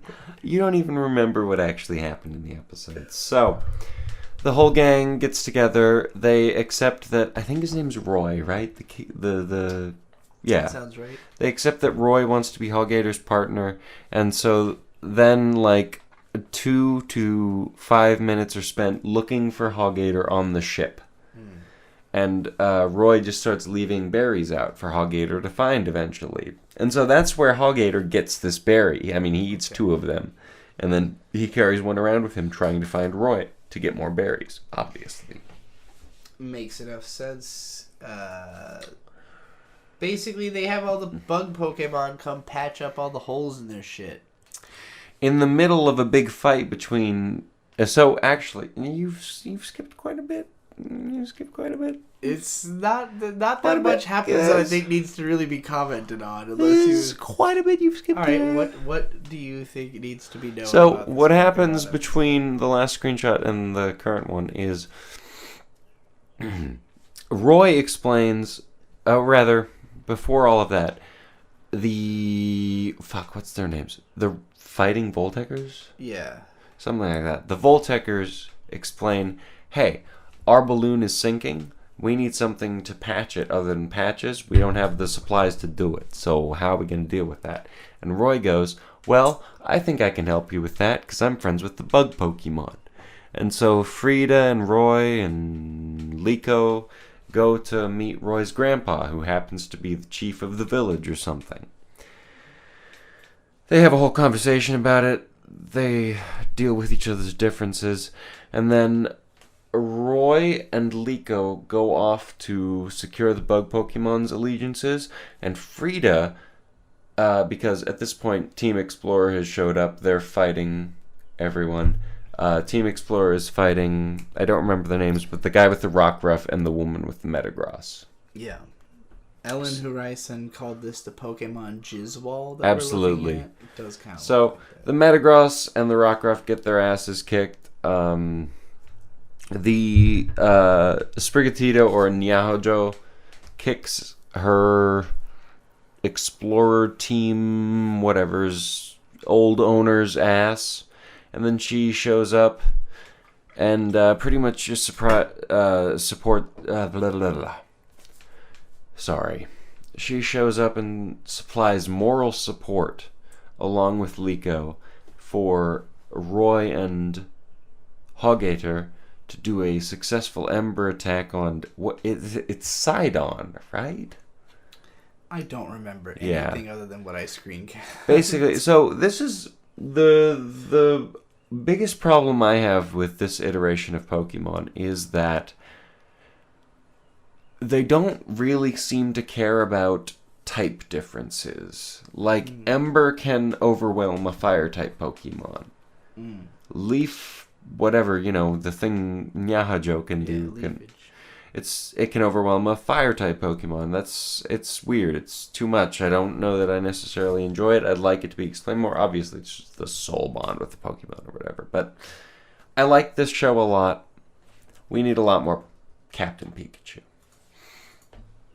So, the main thing I got out of this episode, again, it's pretty thin. Not a lot really. Can we do it now? That hasn't happened before. Not quite. There's a scene where Lizardon is fighting on the beach, and Hogator is inspired by Lizardon because Lizardon is fighting. I don't know what Corviknight's Japanese name is, but Hogator cannot use Ember. Does not have the. Well, he can. He just keeps throwing out little puffs of fire instead of a real Ember. And then, because, Roy has formed a bond with the Hogator and understands its singing potential, Roy goes, Ho! Ho! Hogator! Oh, wait, no. He's doing a whole chant. Hang on, I'm sorry. I did it wrong. Ho! Ho! Hogator! Don't give up! Hogator! Go for it! Ho! Ho! Yeah, he's chanting for him. It's pretty fucking adorable. Ho! Hogator. This scene is probably... Hogator. It's probably the only thing I'll remember from this episode.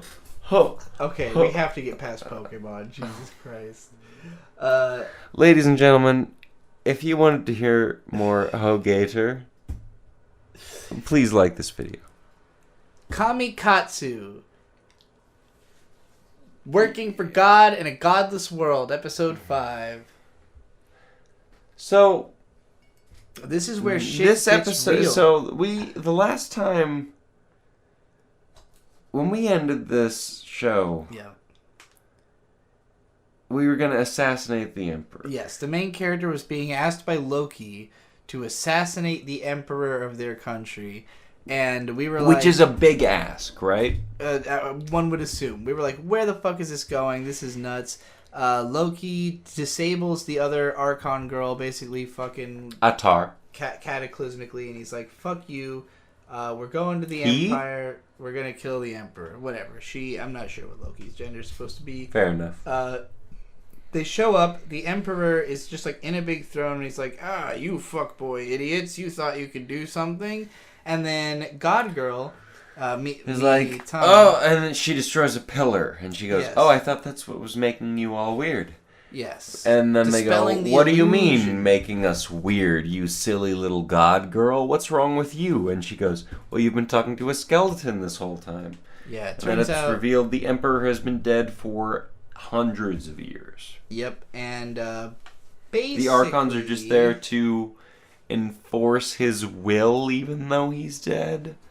So this show, and I will say it because I haven't before. Yeah. Doesn't make a lot of sense. Well, here's our explanation. But it's a lot of fun. I get it explains a lot. Like, this episode is all, big revelations.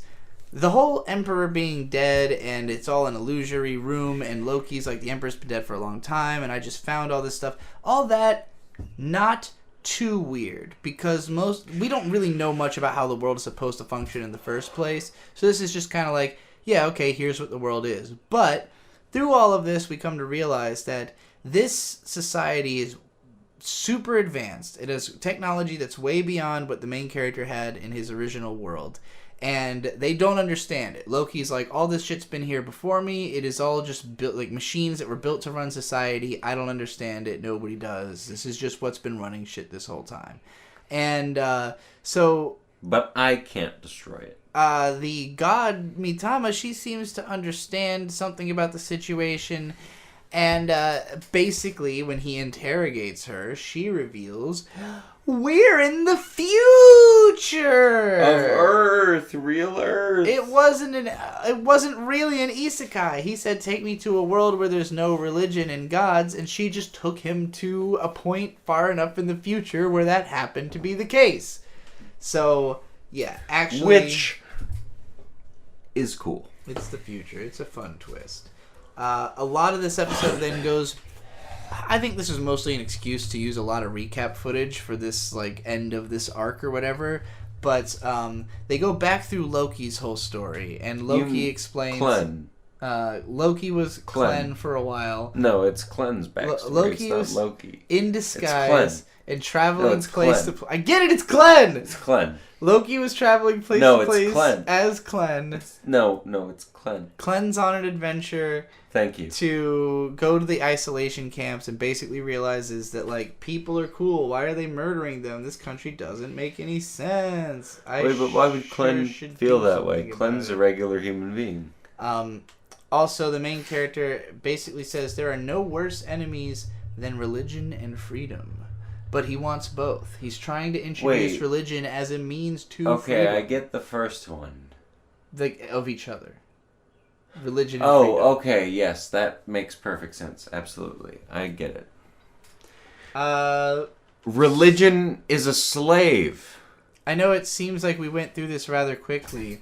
It takes a lot of dialogue to explain all of the stuff I just explained in a few sentences, but that's pretty much what happens. They're in the future, it's whatever. What effect will this have on the story? Nothing changes. Those are the exact words our character gives. He's like, I'm still promoting her as a god. We're still trying to reform this world. We've just destroyed the big computer that had been running everything. So assumably this means that the whole killing yourself thing is done.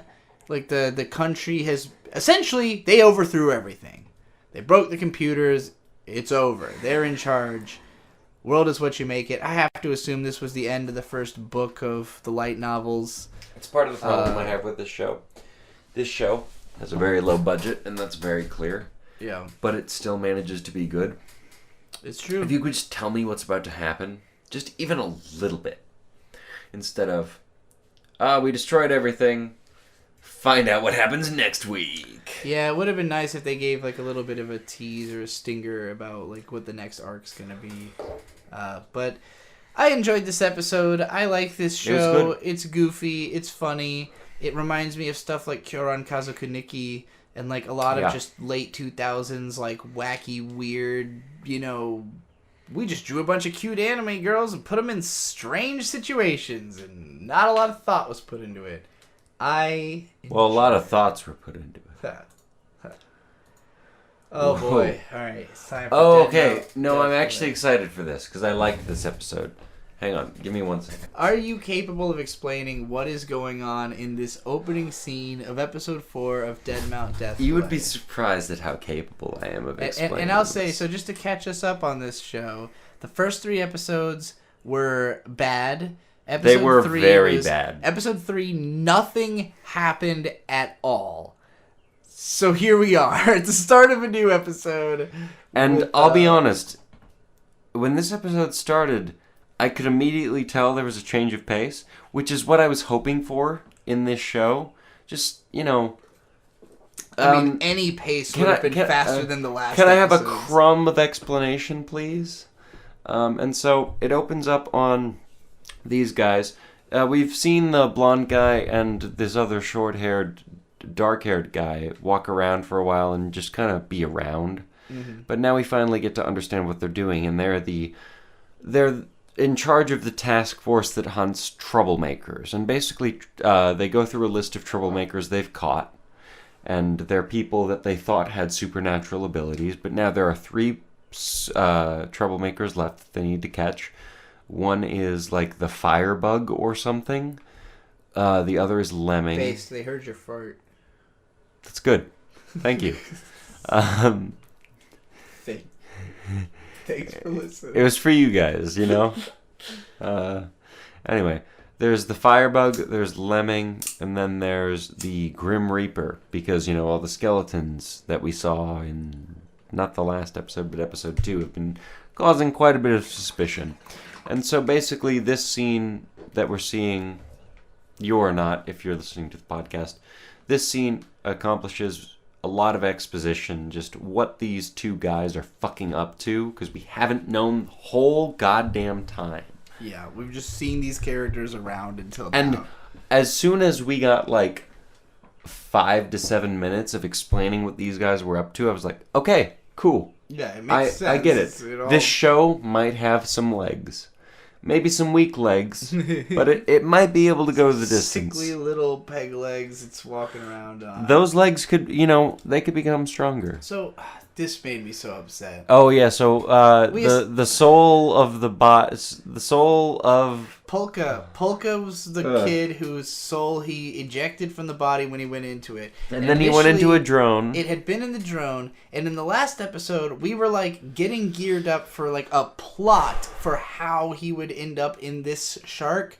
No, he just puts it into the shark so he can give the other guy's drone back. Yeah. That's it. We'll do this instead. There's now a shark plushie with a soul in it. It really feels to me like the author went wouldn't it be cool if there was a drone with a soul in it? And then he was like, what if it was a shark, though? And that's why this happened. There's just no thought, no... Polka shark doo-doo-doo-doo-doo. Polka shark doo-doo-doo-doo-doo. So then this guy... So this is part of the task force. It's one of the 2 guys we've seen this whole time. It's the short, brown-haired guy.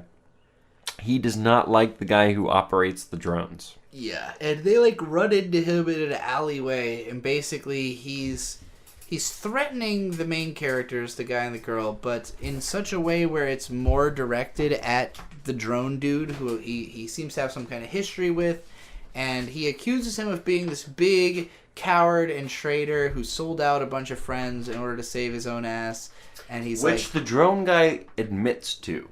Yeah, and so this dude's that's the kind of person he is. You shouldn't be fraternizing with a hooligan such as him who's going to ruin your life. And the main character's I choose who I'm friends with. Fuck you. This is a moment I chose to screen cap because it's one of the awkward aspects of visual presentation in this show. Well, it's when this guy initially realizes, shit, I should be worried about this child. Yeah, well, so he's saying... Would you mind telling me a bit about yourself? And the way that the visuals and everything are staged is to communicate that this is supposed to be a threatening way that he's asking this question. But the way that they've decided to present this is awkward and over the top. It's he's trying to do a smarmy, smiling, why don't you tell me a bit about yourself? But the background is this incredibly threatening aura type thing. This is one of those moments where it's I get what you're trying to do, but it's not work. This doesn't make me feel what I think you're trying to make me feel. He's not as... Look, he just didn't... This guy doesn't have any supernatural powers. He's not interesting. Mm-hmm. Until Lemming shows up, and he actually has supernatural powers of some fucking way in this weird world. I'm not interested in any antagonist.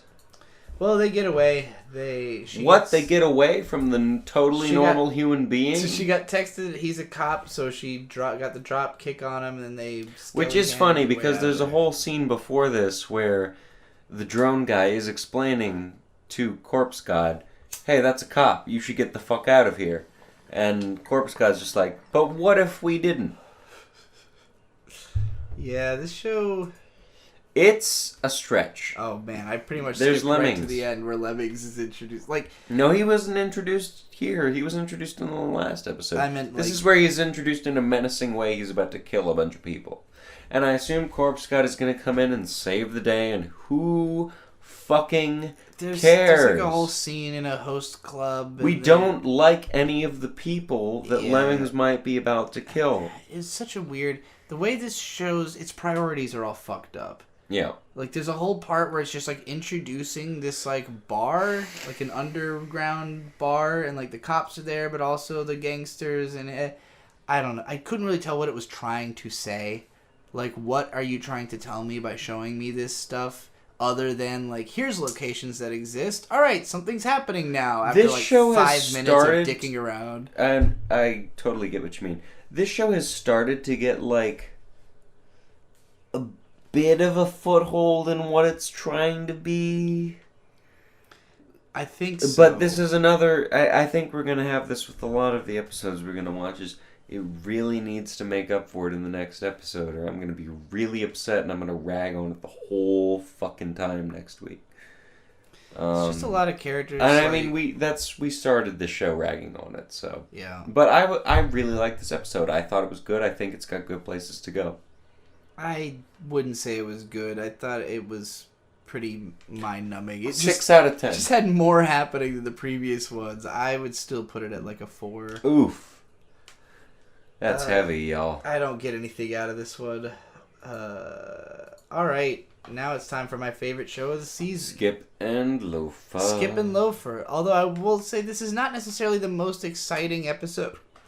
It is kind of setting up a lot of background stuff of like school events that are going to be transpiring, and mostly it's focused on Mika, which is the red-haired girl, and I believe her name is Misaki, the main girl.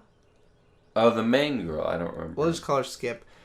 Skip and Mika and their relationship. So Mika has kind of been established as a bitch throughout the previous episodes. She's kind of... They've both kind of been established as bitches. Skip's different...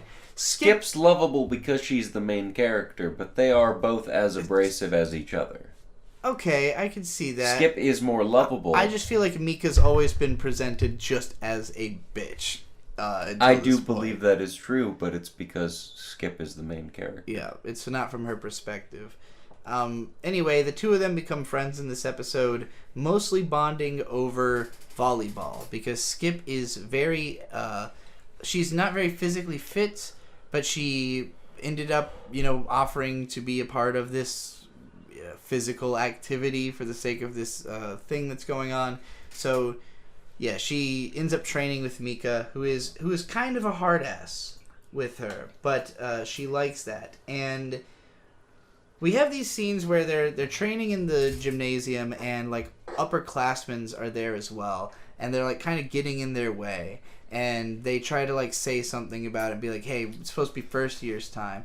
But as they're kind of getting like just kind of ignored and shunned by these older students, Mika flashes back to when she was younger, and she was actually overweight and getting bullied and kind of a darker person. What caused her to become the fashion diva she is today. Yeah, she's compensating for something, and she still has that little bit of fat down in her soul, if you will, to quote the manga in clothes called Fat.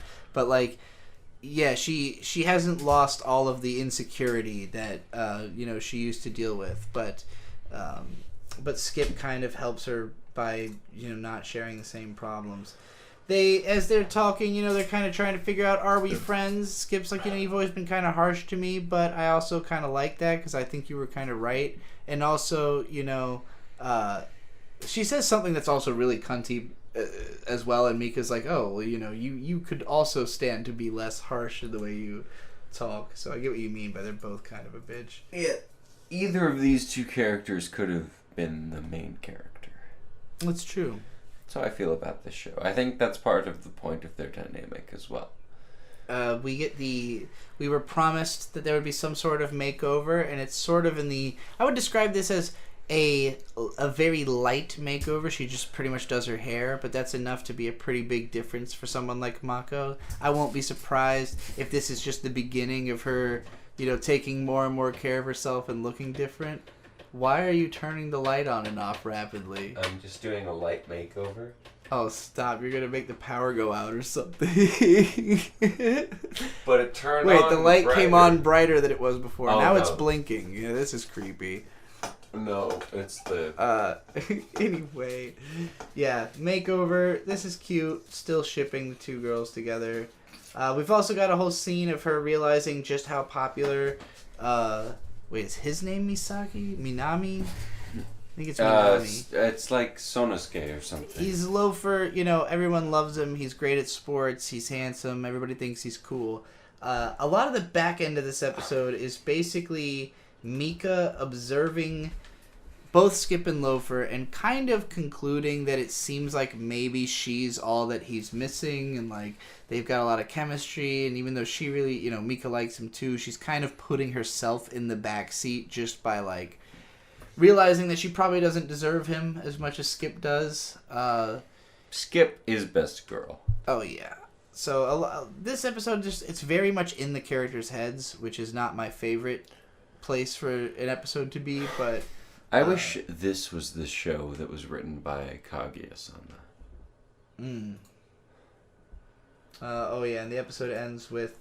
Because if they wrote a cute show, that would be awesome. It would be. I would argue Oshi no Ko is a cute show. It's just not the same type of... It's not. It's a violent... It's kind of a little terrifying. Yeah. I mean, it's cute on the face of it. Nothing we've seen so far is scary, but the main character is literally trying to murder someone. Yeah. Not to say that's not deserved. Or that it's actually going to happen. It will. Anyways, yeah, this episode, again, it was mostly relationship building. I didn't feel like it didn't necessarily change the characters so much as just deepen them and kind of give us a little bit more... school life of it all. Richness to their characters. But yeah, nothing I really feel like we need to get into too much depth describing happened in that episode. Now it's time to talk about Hell's Paradise. Oh, yeah. This is definitely the hypey anime of the season. This is what Mashle took over.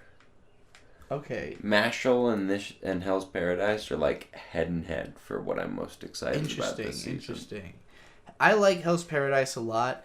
I don't really have any kind of expectation for it because I know it's just trying to like constantly fuck with you, and so this episode got me a lot more than the last one. The last one was kind of a nothing burger. Nothing really happened. It wasn't enjoyable. This was a lot more fun. And this one was, hey, stuff's happening. We're progressing. Yeah. Let's do it. Well, it had big shonen fights. So we learned the backstory of the giant man who's been eating people this whole show. Roku Rota. And apparently ever since he was a baby, he just could not stop eating. He couldn't stop eating. He couldn't stop playing. He started eating everyone that was around him. Yeah, he kills his parents. He eats his parents. He just kills and eats everybody. He is a monster. Which, I'll be honest, beef has to taste a lot better than human. Why don't you just go kill a cow or something? I mean, I don't eat bears head first also, remember. Well, yeah, but that's not the best part of the bear to eat. Are you fucking kidding me? So this is a shot where trees have just been felled because he just rips a tree out of the ground and throws it at Gabimaru. Which is, knocking all the trees over. Right before this, Gabimaru is saying, well, I need to gauge how strong he is. Yeah, how strong am I compared to him? The answer is not nearly as strong. Before he threw the tree, I was just thinking, you just saw him tear the guts out of an Asaemon, and then beat the shit out of both you and the other Asaemon. Yeah. How strong do you think he is? How do you not have a concept of it at all? Well, yeah, so the guy throws a tree at him, and meanwhile, the girl is still talking to Genji. I don't know why I remembered his name and not hers. I guess just because it's Genji. Sagiri. He's basically dying, and she's like, there's got to be something we can do, and he's like, no, I'm pretty much gone for. Also, but because you're a woman. Well, we'll get to that. Kunoichi here is on the sideline. Oh, we're not there yet. Actually, this happens later. They're intercut. I did the screen caps. They're in order. I have him saying the other line. I did the remembering. The Kunoichi girl is asked by Gabimaru. He's like, "Please come help me. Please come do something." And she's like, "We agreed to fight together." And she goes, "I'm holding up my side of the agreement." Yeah. To collect information. Right. And it's like, you fucking word I can't say. You bitch. Yeah, I can say that one. I was trying to say a C word. She just kind of ignores him. So this scene is it's a little strange. Basically, so, Genji had been saying that you can't do this because you're a woman. But then she just a second ago, you'd been blabbering like a man, but now I feel the affection of a woman. Yes, so, realizing... As I'm dying. As he realizes that she does have, a feminine side or feminine traits, even though she's normally acting masculine, it makes him realize that she's not trying to be a man or a woman. She's trying to take the middle path, in which she accepts all contradictions and goes forward... with both realities in her heart, on a schizophrenic level, I understand all of this, but on any kind of logic or meaning, it's a little bit lacking. All of it's just to say that she's a badass. She's not just a woman, but she's also not a woman. She is the middle path. What does this mean? I don't know. This man has a lot of thoughts about gender politics in his dying moments. Every single Asaemon has a lot of thoughts about gender politics, even not in their dying moments. It's true. So yeah, her finding the middle path basically means being like water, like Bruce Lee said, and whereas Gabimaru's all aflame, she's all... Whoa, they're opposites. She's all wet. What if they end up together?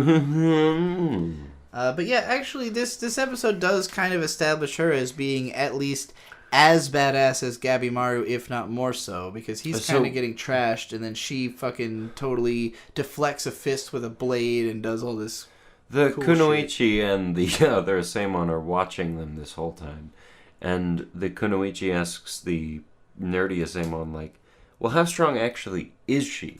And the other Asaemon goes, well, the ranking of Asaemons is basically based on who's going to lead the clan next. And so because she's a woman, she naturally loses a lot of rank. But she's actually super strong. Yeah. And so she starts deflecting Kurobota's blows and stuff. There's also an odd line there where that guy says something about helping Genji, and she says, we're not doing that. He's a goner. And besides, you're not that type of guy, are you? Yeah, that was weird. Was she calling him gay? I don't know what she was doing there. I couldn't tell was what that was about. That was an odd line. Anyways, the way that they end up beating the giant... They set the entire area surrounding them on fire because he's so tall. They can't cut through his limbs. They're trying to get him to kneel down so that she can do a proper decapitation. They can't make it happen. He goes into a blind fury because he gets so hungry and is beating Gabimaru's ass. And then finally he's like, let's just set everything on fire, and since this dumbass is just going to rampage and cry around, he'll breathe in so much carbon monoxide that it will bring him to his knees. And I've got to say... And we'll be able to chop his head off, and that's what happens. Did he really know what carbon monoxide was? I mean, he knows you can't breathe the stuff that comes out of fire. Sure. Yeah, they do use the terminology that's very modern. I don't know. So then we cut back to the brothers who have been making easy work of killing giants, but the older brother is drinking their blood. Well, that's what you do in the mountains. It's how you stay hydrated. Yeah, you just drink animal blood or whatever. This can't go well. This has to lead to some kind of bad consequence for this guy. or good consequence. Who knows? It certainly is going to have some kind of effect, I would say. And that's pretty much that episode. It's mostly Gabimaru and Sagiri? I forget. I think you're right. Fighting the big guy. It was fun. Big shonen battle. Cool moments here and there. I like that they beat him with fire and everything. Yeah, still a fun show. I would give it still like a strong 7. We only have one left. I know. This is empty. I'd like to sip on some drink. Yeah, go for it. I would give this show a 7. I was iffy about it last week, but it redeemed itself this week. 7 projected, 8 to a 5. Yeah, I really hope it becomes an 8 and not a 5. But it has... I hope it goes further than that. Obviously, every show has the potential to turn into a total clusterfuck and go to hell. We just hope it doesn't happen. There's some shows where it really seems like it will happen. This isn't one of them. I think this is going to stay pretty action-oriented, probably, and not really try to have, like, some crazy mind-bending... I mean, the plot is... it's full of twists and turns, but it's not trying to, like, psychologically fuck with you or anything the way that I think Oshi no Ko is trying to do. And I definitely enjoy this show more than that one. It's been pretty consistently entertaining. I don't know if it's... I still think probably Skip and Loafer is my favorite of the season, but I also think I remember more of this show. Like, more of the crazy shit that happened in this show sticks out in my mind than what's gone on in Skip and Loafer, and part of that is just this is like fucking violent mania, whereas that's just like a cute slice of life show. But they are probably the two shows that have had the most impact on me so far. Heavenly Delusion, again, like that could be the number 1 even, just all depends on where it goes. It's too in the dark for me to really have a safe bet. It's a lot better than fucking Shinsekai Yori, which it reminds me of in a lot of ways. I guess my favorite one we talked about today was probably Heavenly Delusion. I like Mashle, but I'm not nearly as excited about it as Bird seems to be. I'm hopeful for it. I just think it's going to take a while before it starts really being interesting. Unless it, like, cracks into an arc real soon or something. I know it's usually, like, with Shonen Jump, at some point the editor usually, like, mandates that they introduce a central villain and, like, get an arc going, because you can't just do episodic plots forever. Especially with an action, plot-driven series. Alright, it's time for us to wrap this all up and talk about the last show. It's the final anime. Which is, of course, Dr. Stone New World! Season 3 of Dr. Stone! As you probably remember, this whole season we've been building a boat. And it's time to finish building this fucking boat. And initially we think we have to build a small boat. Yes, well, Kasaki's like, the hull's becoming crooked and fucked up, and I can't keep it going. This boat's too big, I can't conceptualize it, it's breaking my brain. But then Ryusui's greed takes over. Yeah, Ryusei goes into a whole fucking mind tunnel about this. Like, we have to learn in order for us to understand just how incapable he is of giving up on this boat, we need to know anything. The whole history of how he is somebody who, whatever he wants, he is not going to stop until he gets it. And everyone else considers him kind of like an arrogant dick for this, and they think like, is he a problem? Is his greed really getting in the way? But they have he has Francois to back him. Yes, they all ask Francois, like, what do you think? Is he an asshole? And she's like, honestly, I think he's right. I think greed is good. I think it's easy to give yourself reasons for not wanting something that you truly want. And, actually putting in the effort to achieve what you want is, in the long run, going to be good. Like, I want 100 acres and a cabin. Is that too much to ask? It's not. And I'm fascinated with how much this show pushes this ideology of, like, because Ryusei, since he's been introduced, there have been like 3 or 4 oh my god, imagine property prices in Dr. Stone World. He'll invent they must be incredible. or non-existent for the most part. Yeah, and you could just pull up, like, Just hey, this do is all whatever, mine now. wherever, yeah. Francois has a bunch of times throughout the episodes where she like insists, where they insist Very that good. That greed is good and this is what makes Ryusui Well, it's so not cool. that greed is good necessarily. It is that Ryusui's greed is She good. specifically says the phrase "greed is justice" a number of times, and there's a certain infamous businessman named Gordon Gekko whose motto was, What did he do? "Greed is good." He, I can't really even describe it. Honestly. I actually don't know. I wasn't doing it as a bit. The Wolf of Wall Street is based on. No, that's Jordan Belfort, dear. Oh well, then it's the other guy, the guy from the other movie that's about Wall Street. It might just be called Wall Street. I don't know. All right, Beatrice doesn't know what she's talking about. The point is that there's a guy whose fucking catchphrase is "greed is good," and he's an infamous character in culture, and it's funny that they are repeating it so much in this anime, like it is just true. And contextually, they have good justifications for why they think Ryusui is ultimately the movie is a called good Wall guy. Street. Yeah, but it's. I think there are some people who would really hate this character and this message and everything that it has to say because they basically are. This show's opinion seems to be that capitalism and greed is necessary to compel, the forward march of progress at the rate that you want it. I don't necessarily disagree, I don't necessarily agree. So basically, after this whole Oh my god. fucking what? Gordon Gekko Yes. from the movie you're talking about is Hank Pym. Oh, that's funny. But yeah, so after going to that From whole... the Ant-Man movies. Yeah, we know. From the MCU. If you don't know, you don't need to know. Ryusei They're really good. decides You should that check them out. going to make a scale model Quantumania was awesome. of the boat in order to understand how they're going to make the boat. Do you say Ryusui decided that? Because that's wrong.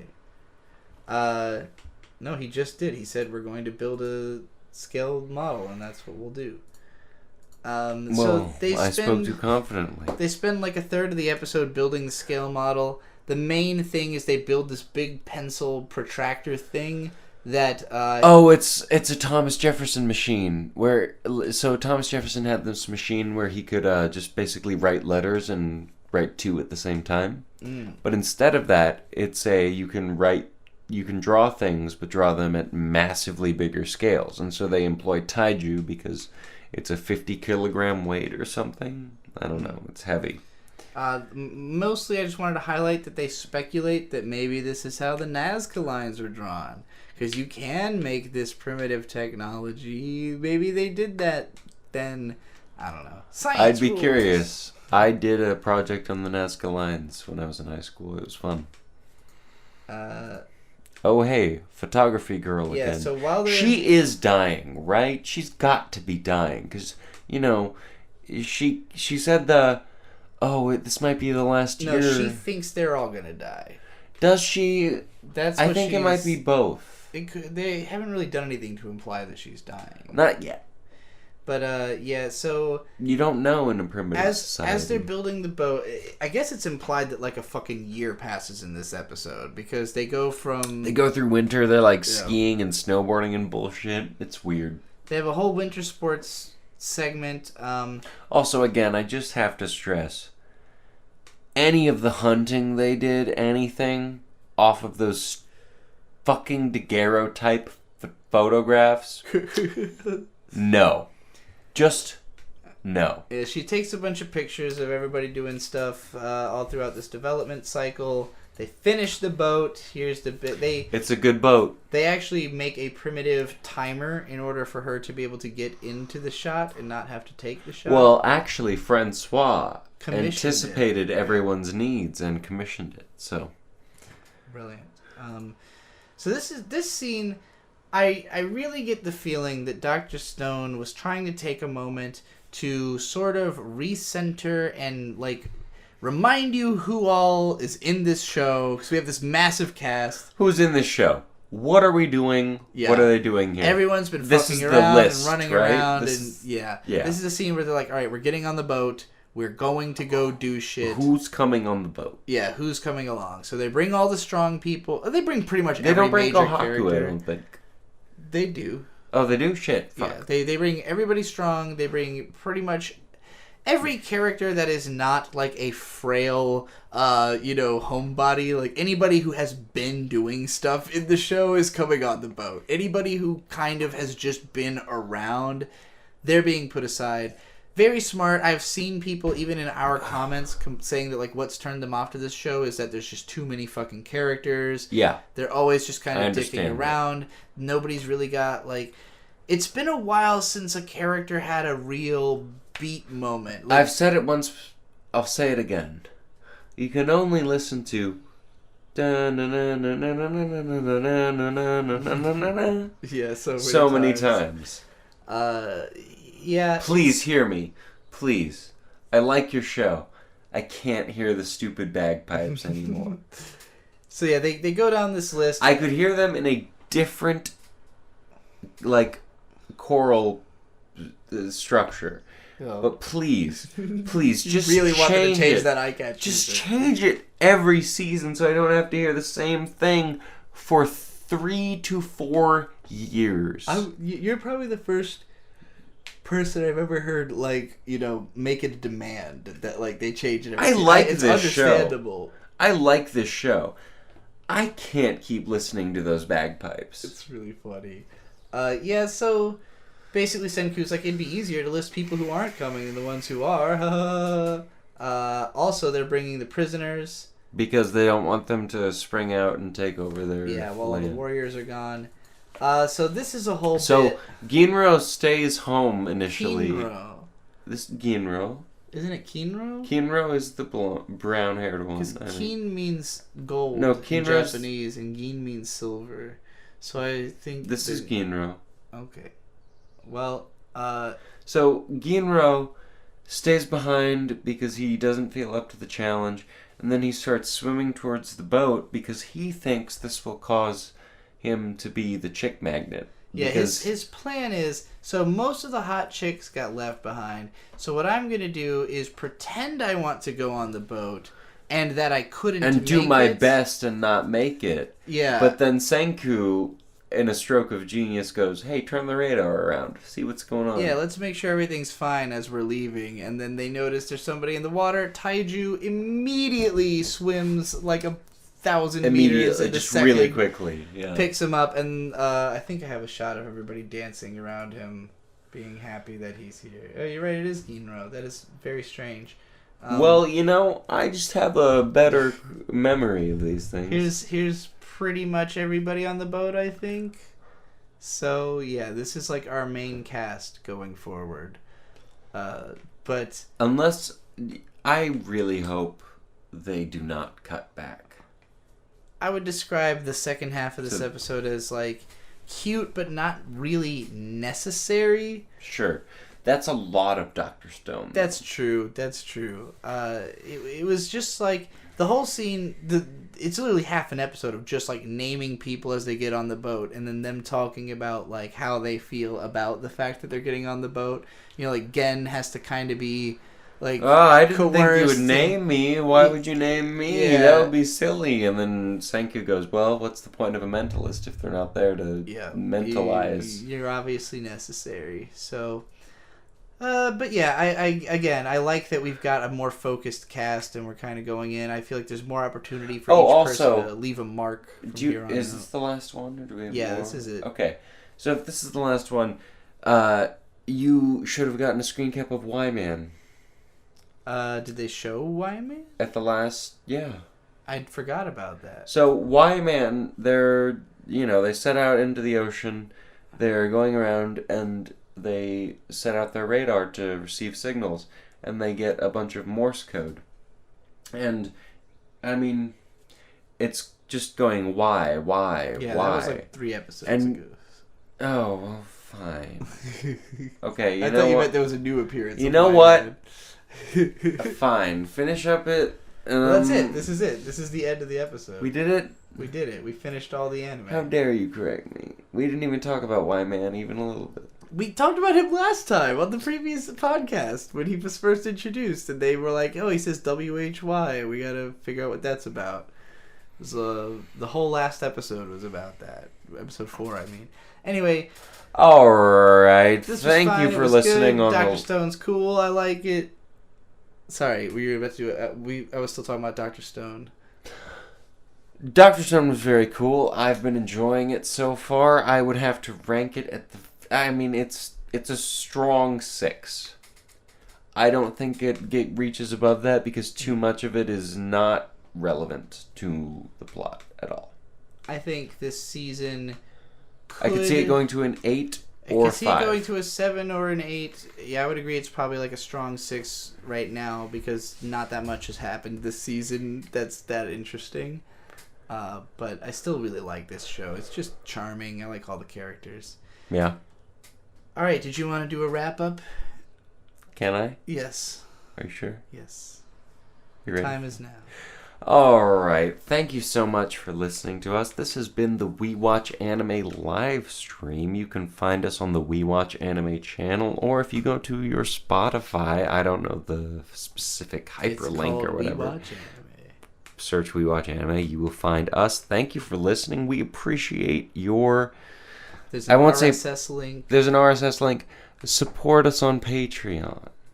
Yes, I'm going to reformat the Patreon soon to be about this show. Thanks to everybody who listened to the live stream also. And, Ellen Horasan, thank you. We'll see you next week, everybody. Woo!